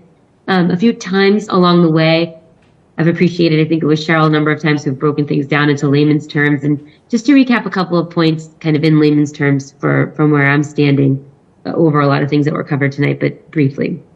To put it succinctly, the proposed development is too large for this site. It's too disruptive to the surrounding natural and social environments, be the wetlands, the forest, the neighborhood, the people, the historical factors. The sewer issue. we're talking about a for-profit business, and we've been told a number of times that any changes that would minimize the size of the building or incur additional financial responsibility by the developers, those were non-starters. I don't believe they're non-starters. We heard in the last meeting that what had previously been discussed, they were maximum allowance for how large the facility could be. You want to talk about being a good neighbor and not just a business who's abutting. You can certainly invest, go back to the table with Winter Valley and speak to Winter Valley regarding tying in the sewer line to Winter Valley versus tying into Spafford Road. I believe that sewer sits right outside of Teresa O'Brien's house, by the way, so I'm sure she's not looking forward to any potential backup if that was to be overburdened. Reiterating the point, the loading dock should not just, it should be smaller, it should be moved, it should be at the back. The trash should be in the back. Any of the in and out is not large enough, and it should not taking away additional feet from wetlands to make that happen. Vermin displacement. We're all aware that the climate is changing. We're having warmer winters. The rat populations are not freezing off as they typically would. We're seeing more and more encroachment of rats and other vermin species within our neighborhoods as we continue to develop Milton in various sites, and the rat babies are not dying off in the winter, so there are more of them. I, for one, am not looking forward to encountering more vermin, particularly of the rat variety, on my own property due to this facility being developed. The traffic. One of the things that in the previous round of conversations we had, we were offered by, I think, Ned, that he would speak to the town on our behalf regarding sidewalks. I don't want to have to give up 10 feet of my property to accommodate this development's additional traffic burden on my street. That's not something that solves the current issue, nor does it mend the additional burden of traffic that would come with this development. Again, a proposed development for profit, not a non-for-profit. For those of you who don't know, the business that I'm in, I'm actually in retail food manufacturing, sales, and distribution. Speaking to the trucks, those images, I think Bart had said earlier, what are the odds that these two Google images happen to capture tractor trailers when we were just doing a Google image search of these facilities? I'll tell you why the odds are high. The odds are high because vendor partners, in the same instance of medical facilities as supermarkets, if you have a vendor partner, they're going to most likely use the same mode of transport to get to one of your facilities as to the other. Why is that? Because it is more cost effective. Filling out a truck using the largest truck that you can, making the most stops or fewer stops with larger deliveries at one trip is much more cost effective than it is sending out smaller, say, box trucks that, 32-footer versus like going up to 50 something or 70 something. You're gonna get large trucks. There's no one and no contract and no method that's gonna stop it, because guess what? One of my vendor partners, as admirable as I think I might be in a lot of ways, when they tell me the only way they can get the product out there is if they slightly encroach upon the noise constraint timing and that they send a much bigger truck out there, the answer is get it out there. The answer is never, you're going to have to wait a little bit longer. No, because the facility, they require these things. That's why they've ordered them. That's why they've scheduled them to arrive at a certain time.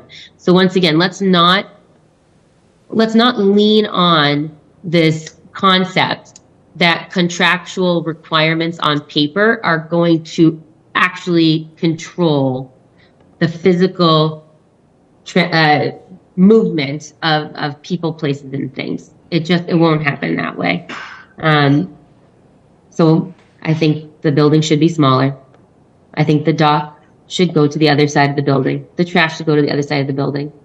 We shouldn't have the trucks coming up Spafford one way or the other, so there should be some kind of stoppage for that from the town.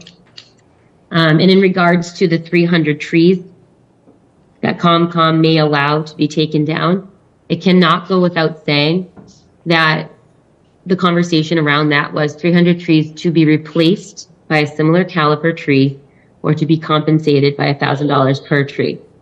So the one-off replacement of trees, it was not bound to be on that property. You could drop a tree anywhere in Milton and have a count towards that. Concom directly could take $300,000 of compensation if they were to allow all 300 trees to be taken down. And I don't think that should be overlooked either, because the motivation in allowing this was not conservation driven. That's all I have to say for tonight. Thank you again for your time. I appreciate all that you're doing. Have a good night. Thank you, Nidhi. Okay. So at this time, there will be plenty of other opportunity for those who did not have a chance to speak tonight on this public hearing. But I would like to, we do need to move on to the MBTA, so I would like, if we could, have a motion to continue the public hearing for 111 Highland Street special permit to 7:05 on November 9th, which is the date that we had discussed previously. So moved. Second? Second. Okay. All in favor, we'll do roll call. Sean is now with us on Zoom, so start. Jim? Aye. Cheryl? Yes. Maggie? Yes. Sean? Sorry, I'm just promoting him to panelist. Okay, great. Just to be clear, Meredith, the subject matter that we anticipate on the 9th, Is we are going to continue, hopefully we'll have an update from the consultants who have been working on the stormwater issues and introduction with architecture, I think primarily focused on the cut and fill, but architecture will be. so would that be the landscape architecture too? I don't think landscape architect quite yet until. And I'm thinking about the landscape I architect. think architecture is going to take some time. I'm just thinking, as I think I mentioned before, just the relationship of them. Oh, okay. So, yeah. If you think you might have questions regarding, Let's do them the following then, Yeah. the landscape. I understand your concern about time, and we'll be Right. still working on MBTA communities potentially. But I just think there is this interrelationship between the cut and I fill, agree, the yeah. architecture, and the landscape architecture. So that's, at least the residents can understand the schedule. Okay, so maybe that would be 2 weeks after the 9th? That might be on the 23rd? Okay. Then we're not going to meet on Thanksgiving. yeah, we're not, yeah, I was going to say. We scheduled may something in schedule between. another- We we had may- something in between, so Second what and did we the do? ninth, right? Every week that you said, The Jim. 9th, The 9th was open, I think, up until right now. and then we, We did the 16th. That's a normal, no, we did the 16th. At least I put it in my calendar, the The 16th, 16th. the 9th was open. I think that's what we, yes, we did the 16th. All right, so then landscape could be the Architecture. 16th, landscape architecture. That's Okay. good. That's good. Okay. And then will the citizens get to speak again? Like we Yeah, did? if there's, yes, on the subject, yeah. Maybe, again, since landscape architecture is a smaller topic than stormwater update in architecture, maybe we can allow a chunk of time on the 16th as well. Yeah. Okay, great. Thank you all for coming. You have a great neighborhood and really wonderful. So a lot of thought. Thank you. Good. Thank you. Okay. Good night. Okay. So now we can go to our old business, the MBTA Communities Update. And when we left off, we were still, discussion of the district boundaries, but we had fiscal impact analysis, zoning language. We had sort of focused in on our zoning language, and Cheryl, you had added some things that I thought we all thought were excellent. Maggie has also 2 rounds. updated some language as well. So on the language, so Tim incorporated a number of language changes because our board didn't take a vote. He had to make a decision about whether to incorporate my suggestions into what the select board was going to vote on. So he incorporated a lot of them, but he had a concern about some of the design guidelines and whether they would be deemed too subjective. So I did another round of red lines after doing some research. I think I put in an email to you, but I'll mention to the public that I went to the technical resources that are available to the public and watched some webinars and researched some guidelines, and I came up with some other red lines that I thought could be more objective. And while sometimes it's hard to do that because you can't anticipate every building opportunity, it seemed like that at least they would still be guiding the design in a way that would fit in to the kind of context that we have in Milton. So I asked him if he would consider submitting those, or at least some of those. And then the other was in that research that I did and the webinar that I watched, one of them was on the site plan review process and MBTA communities.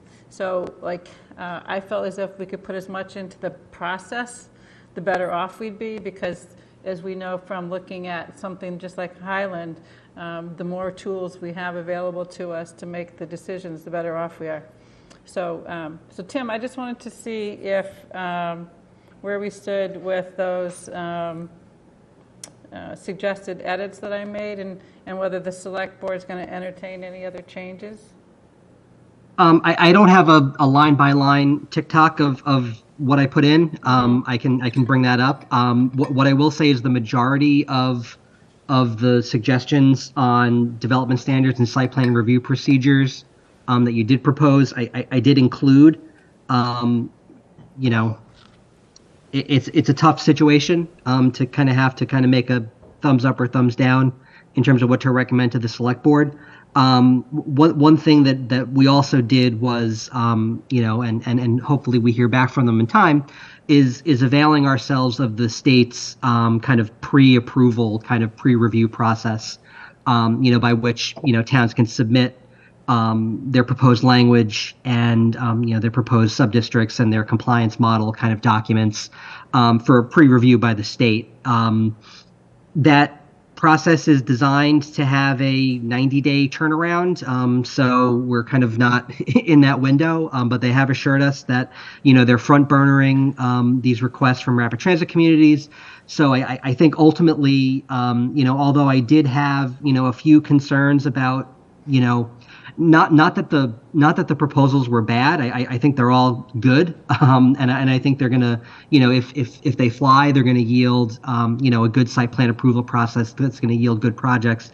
It's just the state's a black box on some of this stuff in terms of, they've given guidance, but not very specific guidance about, the line between subjective and objective standards. And so, my hope is that before town meeting, we'll get at least some advice from the state as to, whether or not these, some of these proposed procedures are acceptable. Hopefully they are. If they're not, we'll have to sort of deal with that prior to town meeting.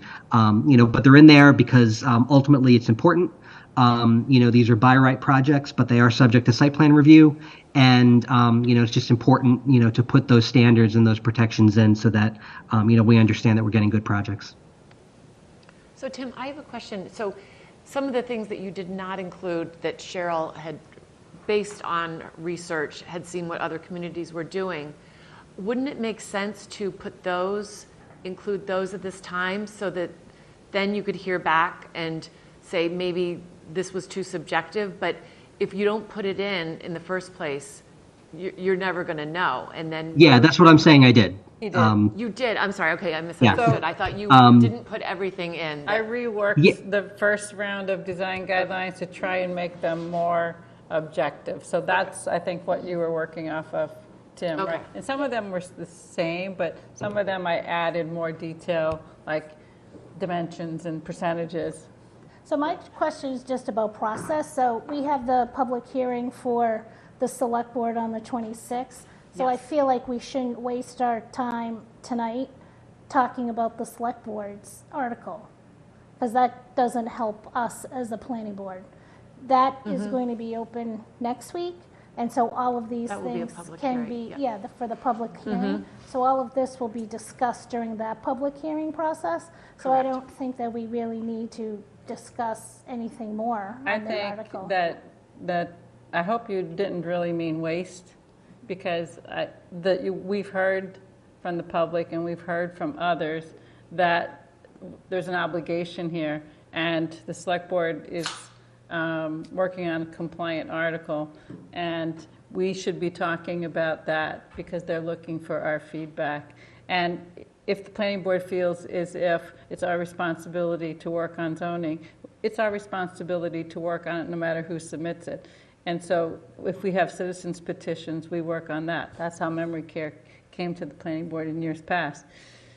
So I don't think it's a waste, because I think you're incorporating a lot of the changes in language that I've suggested. I think the public should understand what those things are, because nobody's as recently as 2 weeks ago, I was told that the majority of the members of this board hadn't read the zoning, and that's a short time before this is going to public hearing and a short time before it's going to town meeting. And so I do think talking about the language is important, and for people to understand that there are things that can be incorporated into something that is considered as of right, that we can put design standards into the zoning. We can put a site plan review process, which comes to before the planning board, into the zoning. If we don't talk about it, then the public doesn't know that we can put that in. And the problem is people don't understand it because they're not getting enough information about it. We all know that the select board doesn't spend the same amount of time talking about this as we do at our meetings. And so it's important for the public to hear it. So that's what I think is what the role of a public hearing is about. So. But we don't get to shape it at that point. It's very close to the time it's going to print. We've scheduled that public hearing so close to that hearing, to that print date, that how much time is there left? We have opportunity to shape it. The select board is meeting on Tuesday. Tim hopefully is submitting this revised language to them. That will come before the public hearing. We've waited so long to talk about language, and as you all know, I've been very frustrated by that delay. Yeah. So moving on, so are there any other changes, Tim? I just am curious because we're going to be talking about your proposed article as well. So I'm just wanting to be able to sort of focus on one and then move to the other, and not spend a lot of time if there haven't been updates or changes that we should be made aware of. So where Yeah, I I think the other two, what I'll call them major changes, although I don't know how. Last week's meeting it was changed. Sorry, Tim. Tim, go ahead, Tim.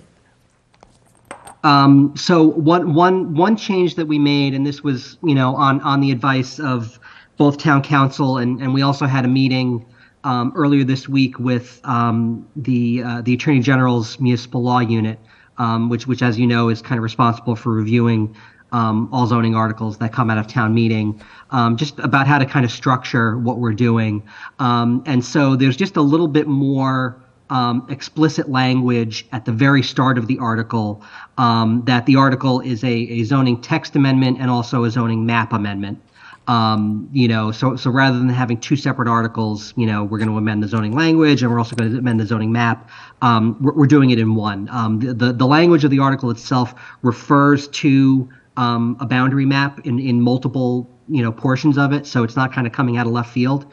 So we just sort of added language at the very top to just acknowledge that we're amending the language and the map. And then the other thing is, and we had this conversation, I forget if it was the last meeting or the previous meeting, about including floor area ratio restrictions in addition to all the other dimensional restrictions that we're in. So we had worked with UTIL based on some of Cheryl's proposals just to sort of include FAR parameters that, kind of achieved what the board was talking about at that meeting, which I think everyone kind of agreed was probably a good idea, but also didn't have a kind of a deleterious effect on our either overall density or other parameters. So we just kind of got those updated numbers from UTIL and plugged them into the dimensional tables. So those are sort of the three categories of changes, with kind of Cheryl's, development standard kind of edits being the most kind of numerous. Good. All right. So Tim, is that available just for the public to prepare for the public hearing, where is the best place to find the most updated, and again, it may change, I understand, on the 24th, and once those amendments, once those changes are made after, or voted on by the select board, where will that be available for the public to? So on the planning board website, in the sort of the usual zoning and development proposals section, we have an MBTA community section that includes the language that was most recently, Josh is pulling that up, the language that was most recently approved by the select board circa October 10th. Also the mandatory mixed use language, which is going to be sort of the follow-on article that allows us to do mandatory mixed use in the sort of Milton Central Ave area, and then the zoning map. If and when the select board updates its article, we will post that as an update on that page, which is the normal place that people tend to go to for zoning and development proposals. Tim, have you submitted any revised zoning to the select board yet? That's in town council's hands right now. We wanted them to take a look at it, especially for the map language. I don't know if they've gotten it back, but if they haven't, we'll make sure that they get it tomorrow, so that's on, there's an agenda item on Tuesday for the select board to consider that. So as you've done previously, you plan to send that to us as well after you send it to the select board, right? Yes. So, Jim, when I mentioned that it was sent last week, my edits were sent last week, but we don't have a copy of what Tim incorporated. So it sounds like we'll get that tomorrow, right? So you sent edits to us or to Tim? To Tim. So Tim sent Okay. them out to everybody. Gotcha. Yeah. Okay. So they're in. And Julia, Yeah, So if you check your Tim emails, yeah. Julia was Somehow I able to give missed me it. an All right. edited red line version, which was really nice. And thank you, Julia. for But doing I don't think Tim sent them out. I didn't get it. Tim Because sent, I didn't get it. I got it from somebody. It wasn't from Tim. It's not my email. it was forwarded, Tim forwarded them. I guess, it does it.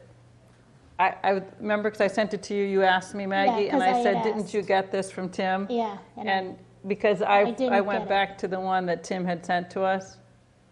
That's But, why I just want to okay. make sure that we'll have, that we have a place to go and look at it. That everyone can find it. yeah. And maybe, Tim can send that out to me. Yeah, I mean, if folks don't have it, I'll send that language that we sent to town council. I can do it. I can do it right now. And that'll be, I don't suspect the town council is going to have a ton of edits, if any. But if they do, I'll send along any edits just so you've got them over the weekend. But again, the sort of the formal posting of that language, it is the select board's article, and it's not, those edits aren't kind of officially approved yet. So, once they are, those will go up. So I have another couple of questions, if I may. I'm not trying to delay, Maggie, but I do want to have a couple other things answered. Tim, I emailed Tim, and I just want you all to know, too, that I was looking at the maps and thinking about, people have asked me questions, and, went back to look at the one that showed how many of the parcels had 7,500 square feet or more in the Elliott Street corridor, and we didn't have a map that reflects the option 1N that showed that. So is UTIL able to provide that next week, Tim? Ta-da! There, ta-da, excellent. All right, so can you send that out to us just so we can look at it and understand it? Yeah, and this literally came. I was out of the office most of the day. This literally came in, Okay. At the end of the day. So, That's the map the select board's going with? This map, what this map does is shows the option 1N map district, which the select board did adopt. This is what they're going with. But what this shows in this district is the parcels. Remember, that's a minimum lot size of 7,500. If your lot size is smaller than that, then you can't use this zoning. So the yellow are excluded parcels, right? I get that. They're in there, but because a lot of people are thinking, well, it's my neighbor, every house can do this, and it's not, right? Unless they assemble. But still, even if you assemble, you can still do 3 units. So if you have somebody who buys two 5,000 square foot lots for a 10,000 square foot lot. They've paid, what, 750, 850, 900 for each one, $1.8 million to get one more unit. I mean, the economics of that, I don't know, Jim, maybe you think that you can do that and still have that be very attractive, but. Well, with the FAR argument, you could build you could build a 10,000 square foot store on 20, so on. No, not 20, you can't, you would build, on 10,000 square feet, you could. build 5,000, You could build right? 7,000. 7,000. It's unfortunately that it changed the compliance, the number of units if you did 0.5, which is what I had asked, but UTIL said that they needed to keep it at 0.7 so we wouldn't fall out of the minimum number of units capacity. So at .7, then what size is each unit? But I want to point out one thing before we get to that. Pretty I big. want to point out, we do not have FAR requirements in our single-family zoning right now. And that's why you can have out near Harland and Hillside some 20-some thousand square foot homes. And you can have on Pleasant Street, off of Pleasant Street, that new 5-house development, some really large houses on some pretty small lots. Because right now, the only thing that's controlling the size of a single family is setback and height, really. Because you can say, oh, we have lot coverage requirements. You read all the way through the lot coverage, and then you find this one sentence that says that does not apply to single family homes. We have more restrictions in this than we do in the single families. So you could build a much bigger single family on that 10,000 square foot lot than you'd be able to build a 3-family unit on that lot, Jim, under the current zoning. So Yeah, you could. I mean, it's not really restrictive, I guess, is what I'm seeing. Doesn't matter. I mean, it's just the market will It is restrictive the market will compared decide. to the single family not having FAR. There is something here that controls it, that doesn't control the size of a single family. Yeah, As the lot size gets bigger, the structure gets bigger, right? It can. It can. Right. So it's kind of not restrictive, I guess. It's restrictive in the number of units, but not the square footage size, Well, right? let's say you had a single family on a 15,000 square foot lot right now. You could build, I don't know, 20,000 or 30,000. You can build up to something into your setbacks up to 2.5 stories. With a single, you probably wouldn't. But with a 3-family, you'd want to make those units as big as possible, I think. So I think you would. What's driving the square footage is the 3 units because you want them bigger, I think. It all depends, yeah. Yeah, I'm not opposed to it. I'm just saying it's just. And the units at market will 440 were decide. pretty big, as I recall. Weren't they 2,000 at 440? 440. I don't remember them being that They big, were but like big. 1,400, I remember. Yeah, Or 1,800. They were, there were some larger ones. yeah. But the units at 88 Wharf are pretty big, and they're very nice.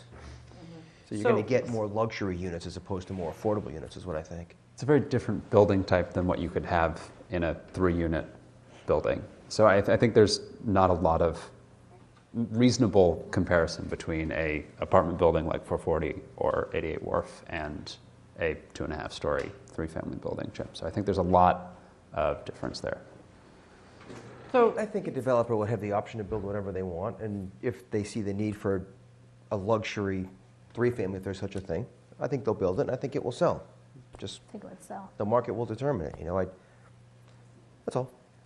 So I just wanted to ask had a one couple other other questions one other on that. question. Yeah, was I know we've all talked about Granite Ave and feeling like the testing of how one might use these design standards on Granite Ave would work. And I asked Tim if UTIL was going to have time to do another round of using the guidelines now, not just the zoning. So Tim, you said that they would be able to do that? Yeah, I kind of it's priority one for them, and there's been they've been kind of juggling workload a little bit. So I asked them as sort of a deadline of by the public hearing, if that's feasible. But if it's not, then by the November 1st public forum, just again so we can get that out. But I did sort of put the priority on getting that stuff for the public hearing, and then additionally, Again, it's Granite Ave is the priority, I think, because that's the one that's kind of the most blank slate out of all of the sub-districts. But we are going to want to also see, some manner of visualization for the other sub-districts. Again, at least in time for town meeting, if not kind of as earlier than that as we can get. So speaking of Granite Ave also, it looks like a good chunk of that, if not all of it's in the floodplain.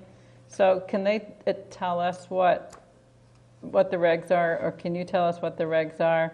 Like, what other things might control development on those sites? Like they're close to the marsh, and because the numbers that are in the compliance model are numbers in a spreadsheet. They don't necessarily reflect the other design parameters that might be present given those site conditions. So can you or UTIL provide that to us as well? Or maybe UTIL can consider that when they're doing those layouts? Yeah, and there's certain things that you kind of know for a fact. Some of the kind of site plan mock-ups that they've done so far, especially for 2 Granite Ave, have taken into account, for instance, Chapter 91 regulations, all right, which kind of tell you, in a filled tide land, where you can and can't build, and kind of it sets, something of a little bit of a building envelope. The River Protection Act, applies to, again, at the very least, 2 Granite Ave, and I'm almost certain that, the proximity to Gulliver Creek, kind of also will put, the other one into some element of the River Protection Act, to say nothing of any wetlands that may be over there.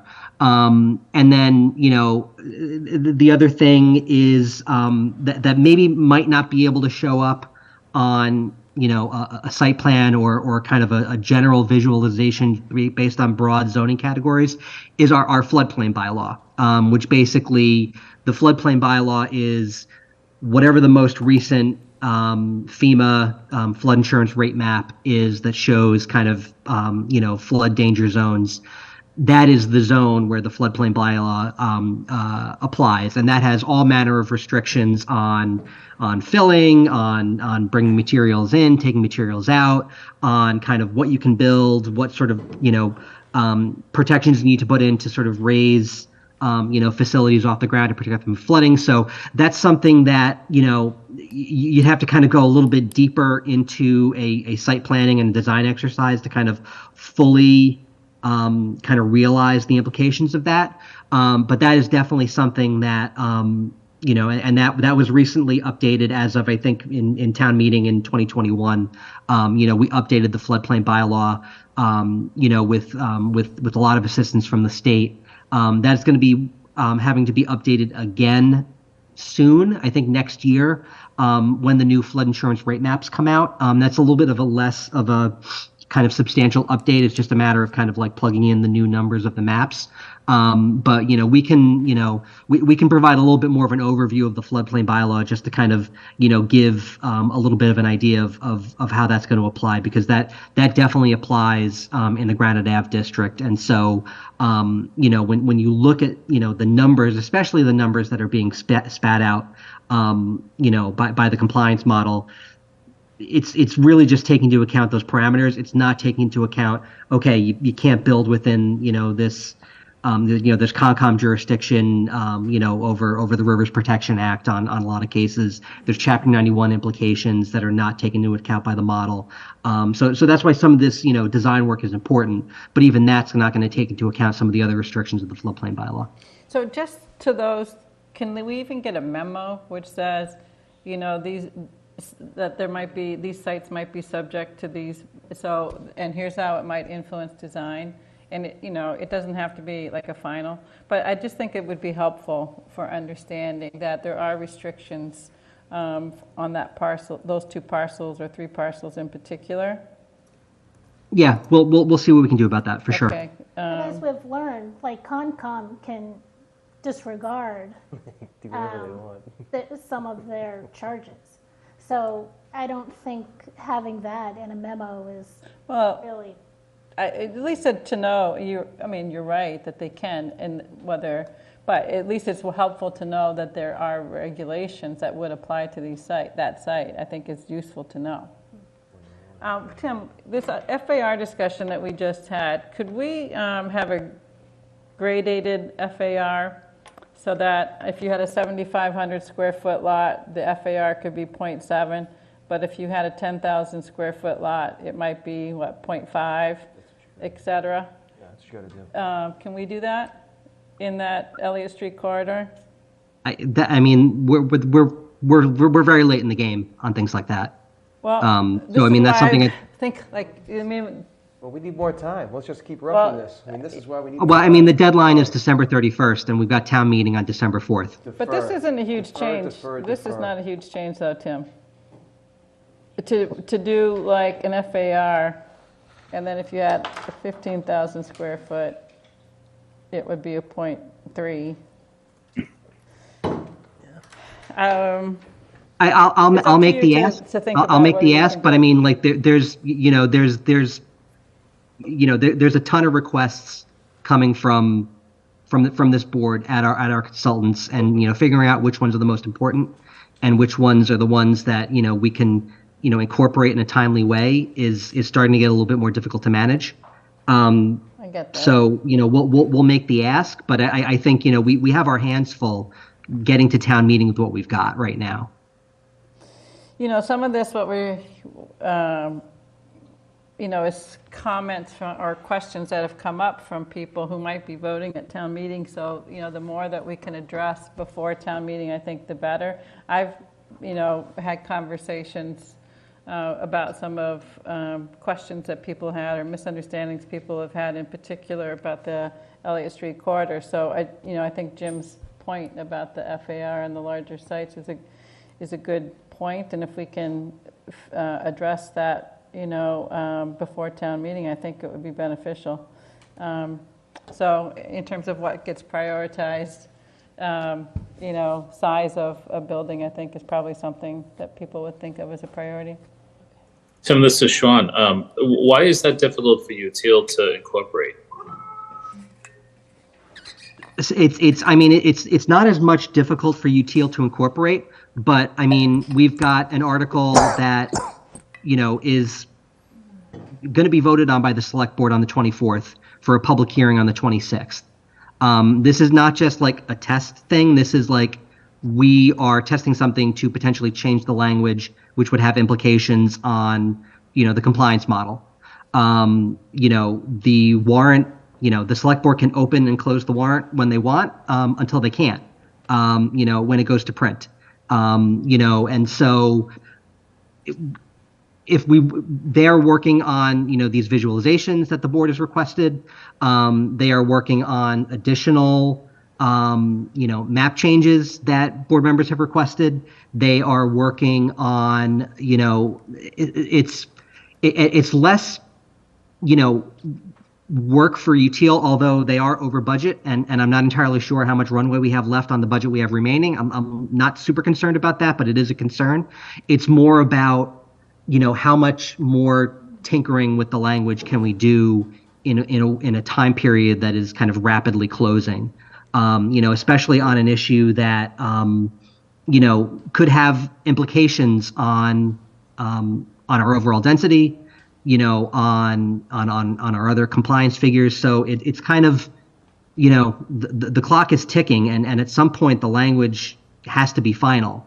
And again, this is, we're going to talk about this here, and this is not the planning board's article. The planning board has made clear that this is not the planning board's article, and so we're going to have this conversation, and then it's going to come down to does Tim put this into the select board article or not? And I think I'm starting to kind of I don't know. So it's the planning board can ask for things. I'd love to see a vote from the planning board that says this is something that we're interested being in this language, and we'd like our consultants to look into it, so it doesn't fall on my shoulders to make a decision whether or not it goes in the language. I would like the consultants to look at it. I will say that. I don't know. I think it's worth it for whatever happens. That is definitely making it, the best that it can be is, if that's what it is, we have another article as well. Sorry? Thank you. You know what, it's blinking, green or red. I think I might need to swap it out. The battery might be. Yeah, Meredith, I couldn't really hear you that well.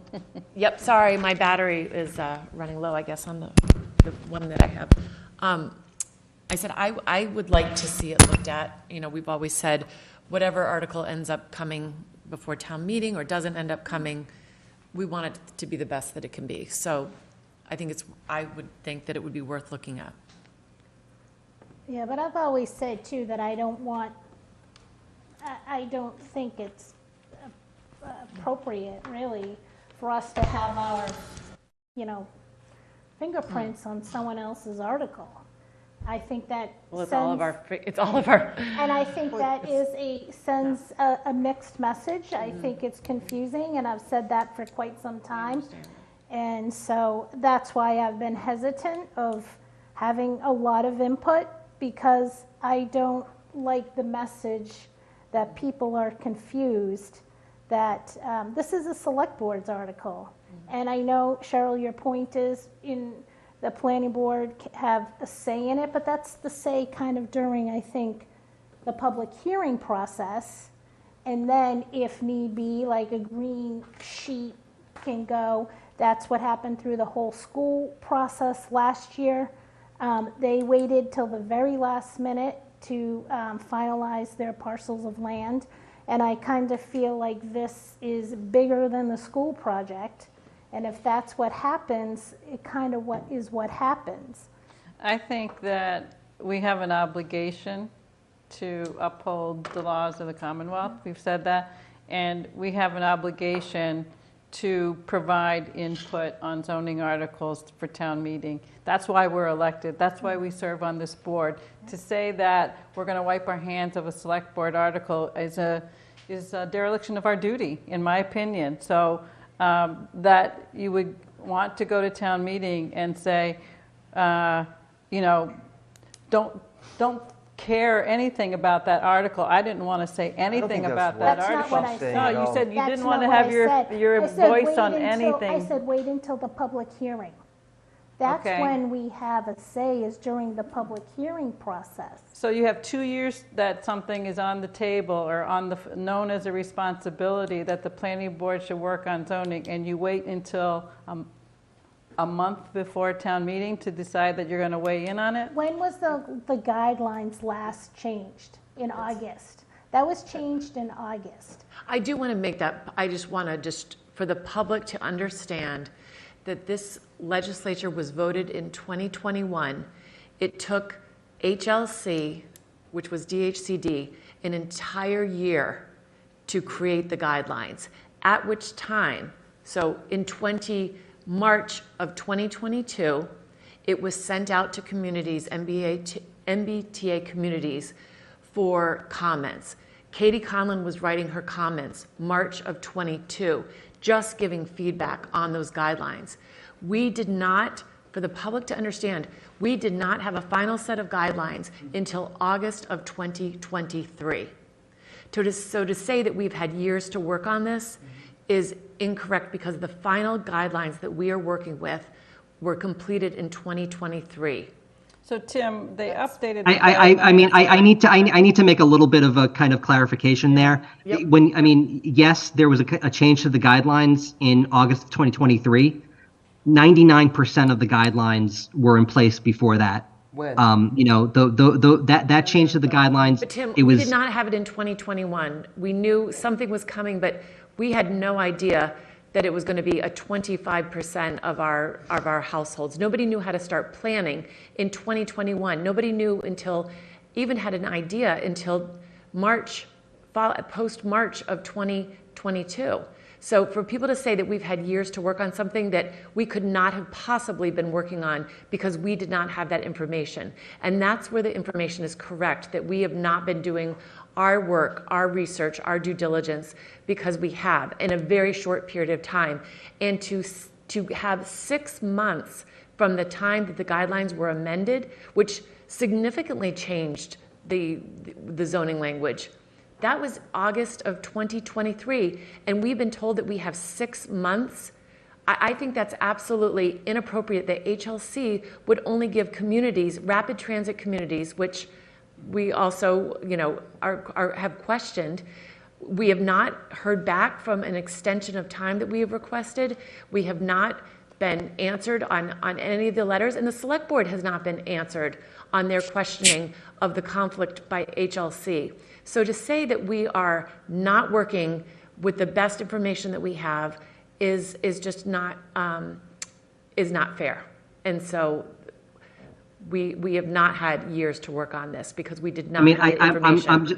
This will be the last I say on this, and I'm just going to dispute the idea that the August 2023 revisions were so major as to consider the rest of the guidelines to be incomplete. The August 2023 revision to the guidelines made the guidelines more permissive and gave us more flexibility and more rights under the guidelines. It was our option to choose to avail ourselves of that guideline change, which was strictly about allowing a requirement for mixed use. All of the other guidelines about unit capacity, about district size, about contiguity remain the same from October 21, 2022. In fact, August 10, 2022. The only change was that mandatory mixed use change. So, again, Affordability was a change as well. In October of 2022, yes. So a year ago. Okay, so what you're saying is we've had about a year to do this. I still don't. No, Jim, you're putting words in my mouth, and I'm sorry. I feel that we've had about a year to work on this. The guidelines were effectively final in August of 2022. The two major changes that were made years, and that's my point. Right. Not years. No, and I think that's fair to say. But I'm not even part of this debate as to whether or not we think we've had enough time or not enough time. I'm just trying to lay down the facts of when these guidelines were changed and what the nature of those changes was. Well, thank you for clearing that up, Meredith. I think it's important for people to know. I think that we have been working very hard for a while, and I just don't think we have enough time. Okay. I sound like a broken record. I'll go back and say we don't have enough time to get the highest and best. And I will say even other communities such as Newton and Brookline, who had been working on their zoning well before there was an MBTA communities, they think that they need more time. And that's been discussed at their planning board meetings, and they have staff of 30 people. These are towns with much greater staff, and they feel like they need more time. And they had started working on this. They did start working on it years ago because they were planning to do it anyway. Does anyone know whether the other rapid transit communities have special town meetings that they're going to be voting on MBTA? Brookline. Just Brookline has one coming up, I think, next week. That's the only other town meeting community is rapid transit. Oh, that's right, because the rest are city council. Cities, yeah. Gotcha. All right. And Newton's. Did you have any more questions? Just So I didn't want to get off where we were going. So one last had to do with the fiscal impact analysis. So it just was curious, Tim, if RKG was going to be I don't know if the public hearing was the right time for that, but just when you anticipate getting their report or the update to their work. So we've gotten RKG everything they need. They have the compliance model documents that have all of the dimensional parameters and all the parcels. Just a little bit of a hiccup getting GIS shape files from UTL to RKG, but we were able to do that a little more than a week ago.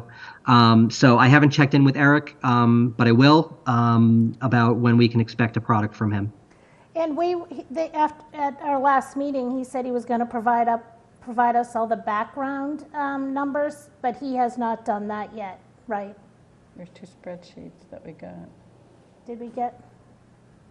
We got 2 spreadsheets, but I don't know if was what you were. I don't know if it was complete information.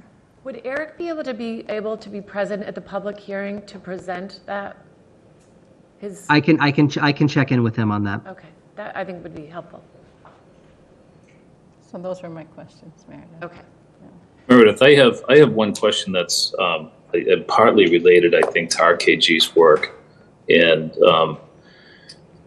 while they're doing their analysis, will we have an opinion from the leaders of our departments, for example, the Department of Public Works,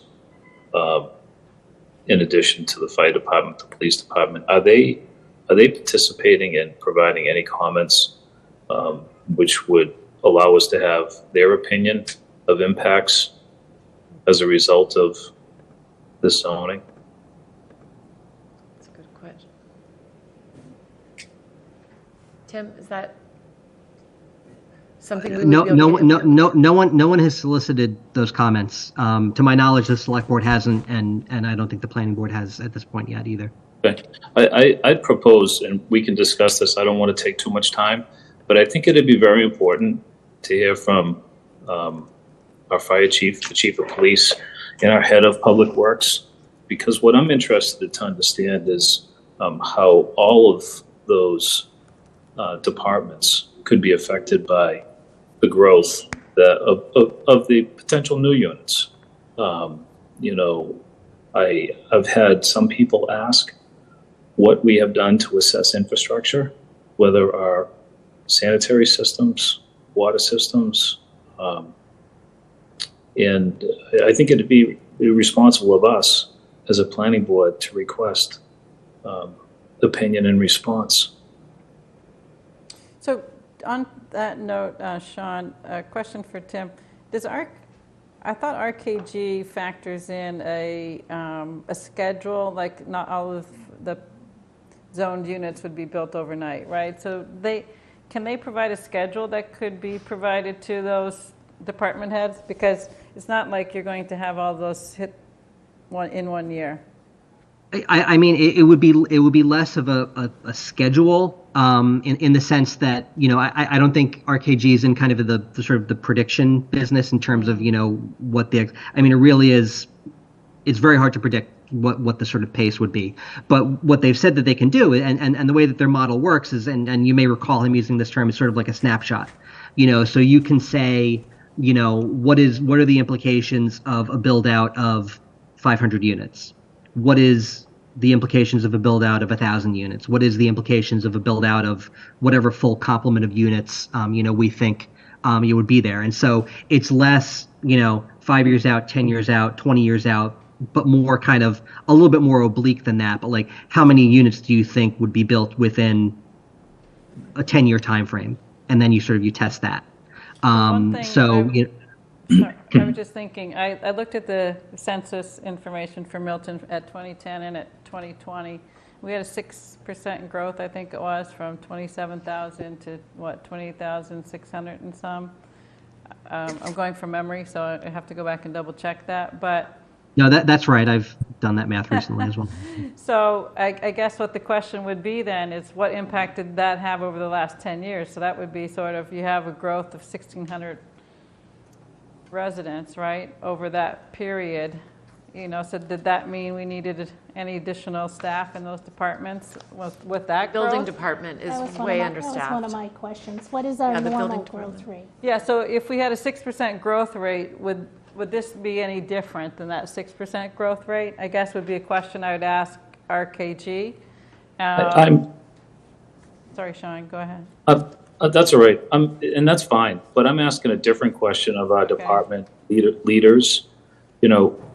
If the town is successful in the new unit total, which I think is somewhere projected between 1,700 and 1,800, how will their departments be changed in order to maintain service to the community? But you don't think that it matters whether that all hits in 1 year or it hits in 20 years? Cheryl, I think it's so hard, as Tim said, it's so hard to predict that. I think we've all discussed how quickly Granite Ave, or maybe I should say it differently, how Granite Ave could be ahead of so many of the other districts because it doesn't require as many land transactions, and obviously there's no housing down there, so new units on Granite Ave would happen faster than new units on let's say, the Elliott Street corridor. So I think it'd be more valuable to understand if the town's successful, adding 17 or 1740 or whatever the number is, what would their departments need to look like to provide service? It's too hard to do this on an annual basis, to ask these town departments to project it, at a 6% growth level over the next, let's say, 20 years. That's a painful exercise for all of them. But yeah, but don't you think that they could tell you what's happened in the last 10 years, and that would tell you what a 6-year at 6% what it's giving you? Cheryl, I don't see the next 10 years being anything like the last 10 years. If what we're doing right now, we know we have 534 planned 40B projects. We had a resident that joined our meeting not too long ago and told us how few units have been added to Milton in the last 30 years. We're talking about a very different pace than what we have historically had. So I don't think looking back is going to be of any help at all. This is a new pace. And the question is RKG including those 540B units into their analysis? Nope. And also, and I do think that my understanding is the DPW can do a capacity analysis on their pipes like fairly easily, is my understanding. Let them do it, or ask them. Yeah, I mean, if this type of development requires us to increase utility services throughout the town or in some areas of the town, it probably wouldn't be throughout, but it could potentially be within the districts that we're outlining. We should know it. I mean, it's interesting because we did zoning for Winter Valley, we did zoning for memory care, which are adding 70 units in memory care and 30 some at Winter Valley. And then, I've asked recently about with respect to the memory care, what about the infrastructure with all these projects? When the zoning doesn't factor in infrastructure, right? So then the question becomes, to what extent can that become part of the project expense? But my understanding is under this MBTA compliance, that towns are not allowed to factor in the fact they can't use like infrastructure as a reason not to do the zoning, is my understanding. Tim, is that right? That's correct. Yeah, and that's mine as well. So Cheryl, what it means to me is the town bears the financial burden of improving the infrastructure to be able to support the development. So for example, if 700 units go on to Granite Ave, the question I'm asking, does our services on Granite Ave have the capacity to support 700 units? So my question is, does the development have to take, if we don't have capacity, do they have to incur the expense of doing their own infrastructure?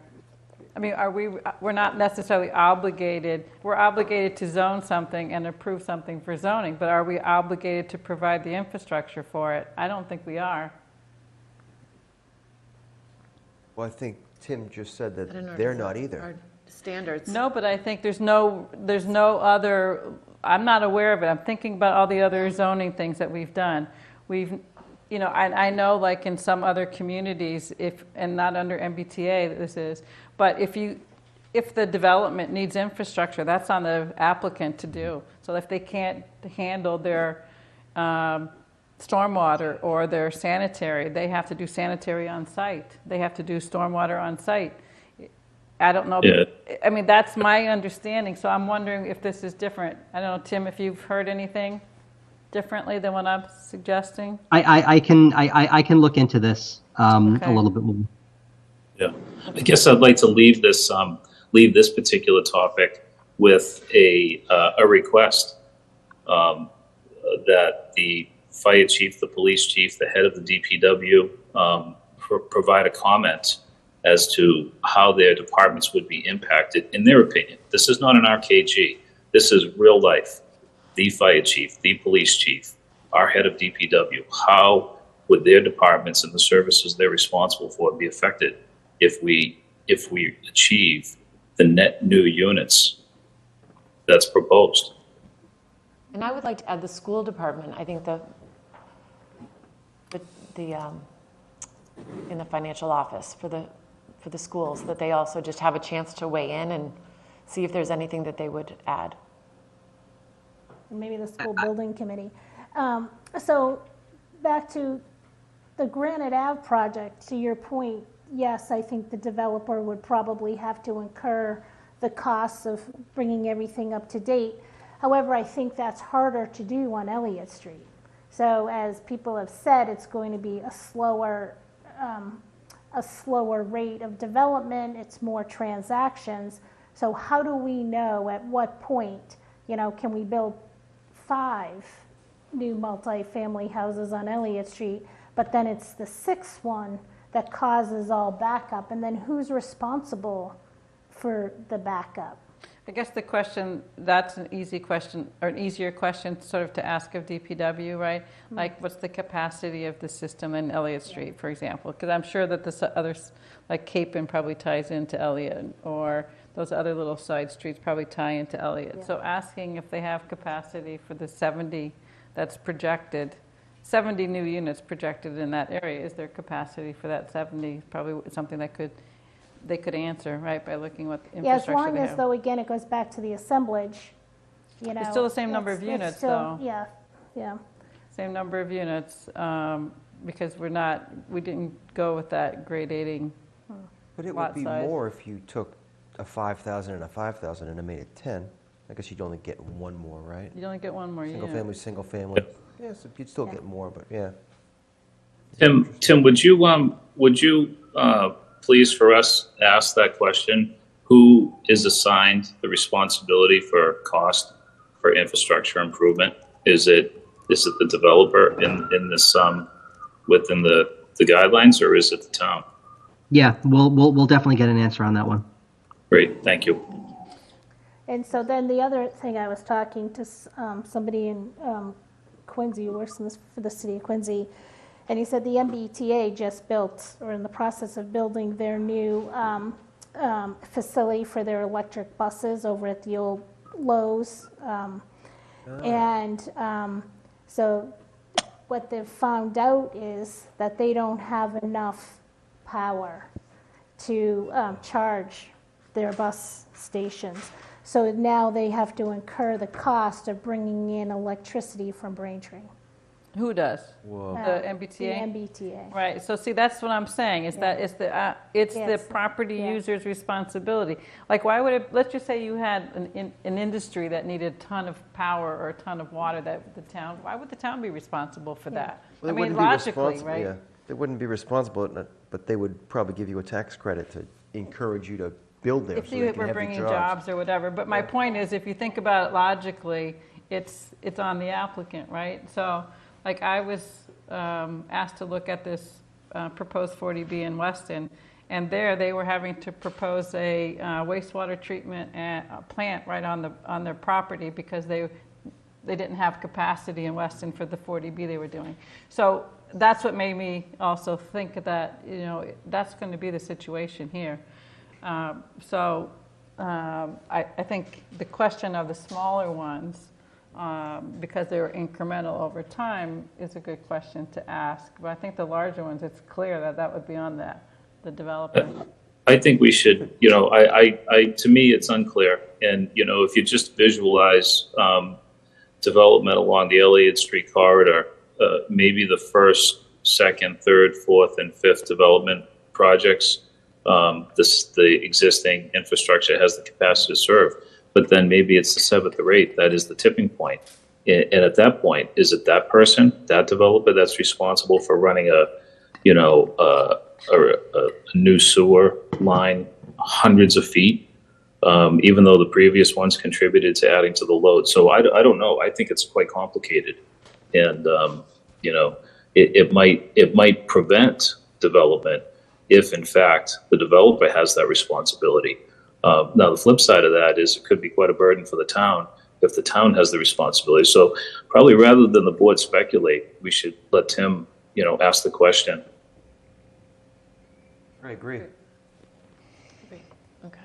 So I think we agree on that. Did we get agreement on asking, I think Tim asked for us to give guidance, and Meredith and I both said we'd like for UTIL to look at that gradated FAR. Did anybody, I don't know that anybody else gave their opinion on it.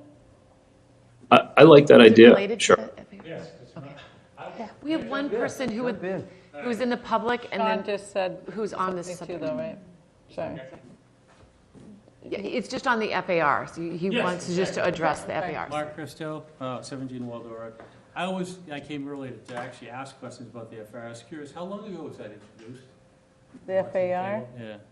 I think I suggested it 2 meetings ago, maybe?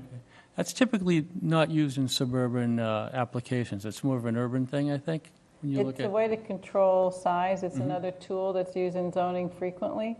It's probably not used in single family, but if you think about, like I said earlier, if it were used in single family, we may not have, such large single families in some parts of Milton that we're getting now. So, but FAR, on a 3-family might be a little less common, but it's very common on commercial buildings or multifamily buildings because it gives you another zoning tool. I think you like in older neighborhoods, like I think of the Back Bay, South End, et cetera, smaller lots, same size buildings, they use it quite frequently because there's consistency. Whereas like in suburban locations, the lot coverages are much more varied, say Columbine Road, et cetera. Well, we don't have a lot coverage requirement in single families either, so that No. we don't have enough typically use controls. it in our multifamily housing. It's pretty consistent that our permits have had an FAR on multifamily. In looking at the 25-page memo that you guys put together, and I was looking through that, I believe the FAR is for Granite, Milton Central, and Mattapan were at 1, and the Elliott Blue Hill Parkway at 0.5. At least that's what I read, although I've heard now that UTIL is proposing something larger than that. But in looking at the 0.5, when you're talking about just 3 units on a lot size where there's varied lot sizes, and I'm excluding the Columbines for now because I think the fourplex is out, but I was looking at Norway Road in particular. That street will be hit hard. Every house on that is over 7,500, so it meets the threshold by which development will occur. And the values in terms of size for structures is dependent upon, obviously, the lot size. So the FAR stays the same. However, and I'm supporting the degraded type of FAR as we step up. I think once you get up to 10,000, perhaps it should drop 1/10 of a point, and then you get either 12.5 or 15,000. And when I look at, say, an FAR, and I'm going with 0.5 because that's what I prepared before I came here tonight, on a 7,500 square foot lot, that yields you 3,750. So you divide it by 3 units, it brings each unit to about 1,250. That's a little bit overstated, say, from the FAR of 1 on the larger commercial developments, the Granite, Milton, and Mattapan, because I think an acre is 43,000 some odd number, and you're dividing it by 40 units, so that's about 1,080 square feet per unit when you're looking at larger developments in those locations. But when you step up to say, the 7,500 yields 3 1250s. When you step up to 10,000 using the 0.5 FAR, now you're at 5,000, and you divide it by 3, it's about 1,700. You get up to a quarter of an acre, 12.5, 6,250 divided by 3 is 2,000. You get to 15,000, which is a third of an acre. Now you're up to 7,500 divided by 3. That's 2,500 square foot units. That's a big increase from 1,250, from a 750 to a 1,500 square foot lot. So for that reason alone, I think that my neighborhood would be more burdened. Norway Road would be killed, quite frankly, because everything's between 8,000 and about 14,000, which is going to yield, you put it at 0.7, then you get structures that are 13,000. And I think of the house on Columbine, even though the fourplex is out, that's number 60, that's 1.5 acres. So that's 66,000. So if you had a 0.5 FAR, you could technically put a 30,000 square foot structure there for 4 families. So it's kind of way out of whack in some ways, I think, in that neighborhood. That the degraded step down is good, but the UTIL number bouncing a 0.7 skews it even more, and I'd like to know why. I think Well, but out of character. Tim can explain it. It's all of these tools control how much you can put, what comes out of the compliance model. Each one of these zoning parameters, as they're called. But one thing, if you think about, if you didn't have the FAR in there on a 10,000 square foot, then all you're looking at are the setbacks of Right. 15, 30, and 20 total on the side, and 2.5 stories. You could build a lot more. Yeah. And so that's why I put FAR in. But it's a good catch to say we should think about I grading. think you got to tone it down. Yeah. There has to be an inverse relationship. Yeah, That no, FAR is I gonna drop absolutely as agree. the square It footage of the needs lot to. Because increases the whole this year. idea was not to have it be something that could Right. be bigger than what would be the reasonable size of 3 units, right? And then it becomes an issue of affordability. How can somebody, if you're looking to add affordable housing, how can you expect that a 2,500 square foot unit in a 3-family is going to be affordable, that somebody that we're trying to base this agenda on is going to be able to call home? It'll never happen. The other thing is, when you're talking about one parking space for each one of these units, it's inconceivable that a 2,500, even a 2,000 square foot unit is going to be allocated one parking space. It's just not in the cards, I don't think. And if that wasn't changed, then you'd have a lot of the streets cluttered with cars as well too. So I I'm should have said concerned one about other that. thing, as the lot coverage, is also a determining factor. But when I looked at some examples, it was really the lot coverage is like the driveway and the parking spaces were going to be the triggers. You add that to the footprint. Okay. But as far as the building itself, I still think the setbacks are the controlling, size-wise.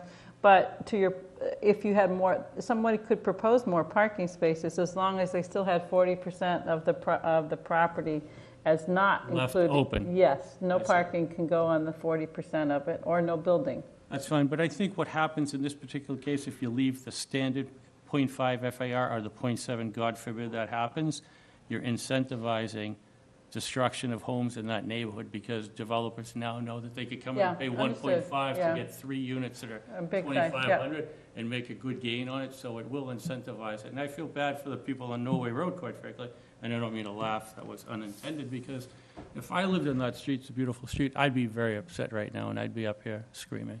Well, And I think, that we have to think about them as well, so you too. would like for Tim to go back and ask you. Knock to on the do- doors. To do this gradated, to look at this gradated Absolutely, FAR. Yeah. I'd start with the .5, I came up before coming here today with .5, .4, .35, .3 to bring it down. And even at those values, it gives some latitude, but at a 15,000 square foot lot, at .3, it still yields a 4,500 square foot structure, which is 1,500 per unit. So as long as you're meeting your criteria, which is the number, and again, you know where I stand about the classification. I don't agree with the 2461, but nonetheless, if we've got to do this, we've got to do it right and give consideration to these thoughts. So I just wanted to bring those points up. And then if I could just squeeze in 1 or 2 other little things, but just to bring it up, is that I'm hoping we're not going to see consolidation of lots, and if we're able to maintain lot setbacks and not allow incorporation of 2 properties with a filler building to be put in place, we could probably do that, because when I walk, and I'm in the city all the time, when I walk and see the outside structures of all these brownstones, they're old and they look like they're authentic, but many of them have been gutted. And perhaps that's what's going to happen here. If we have 3 families, you have to introduce life safety systems, sprinkler system, et cetera, but, sorry, I need water. I'm not used to talking for long periods of time.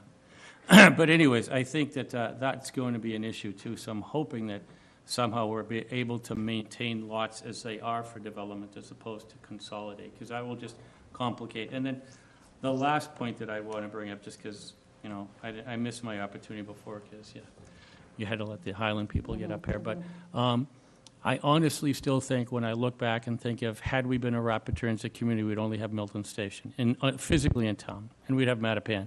So those would be the 2 areas of development.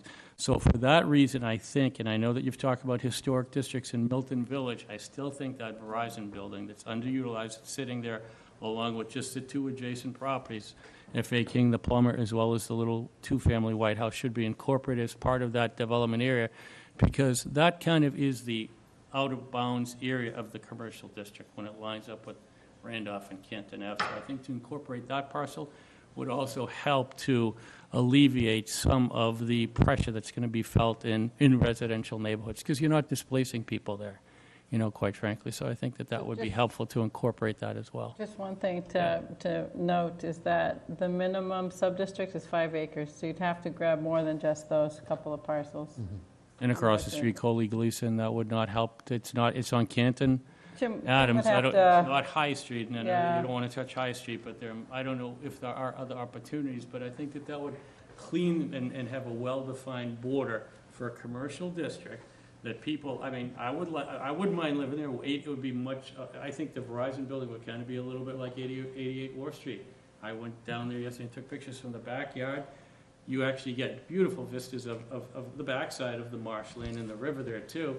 It's a very nice-looking building from the outside, not so much from the backside, but it could be done in such a way that's tasteful that it does complement the buildings that are down there, and I don't see evidence of it being incorporated in the plan, so I know you might put forth an article, but I would try to think about maybe putting that on there as well, too. Do you have that in your plan?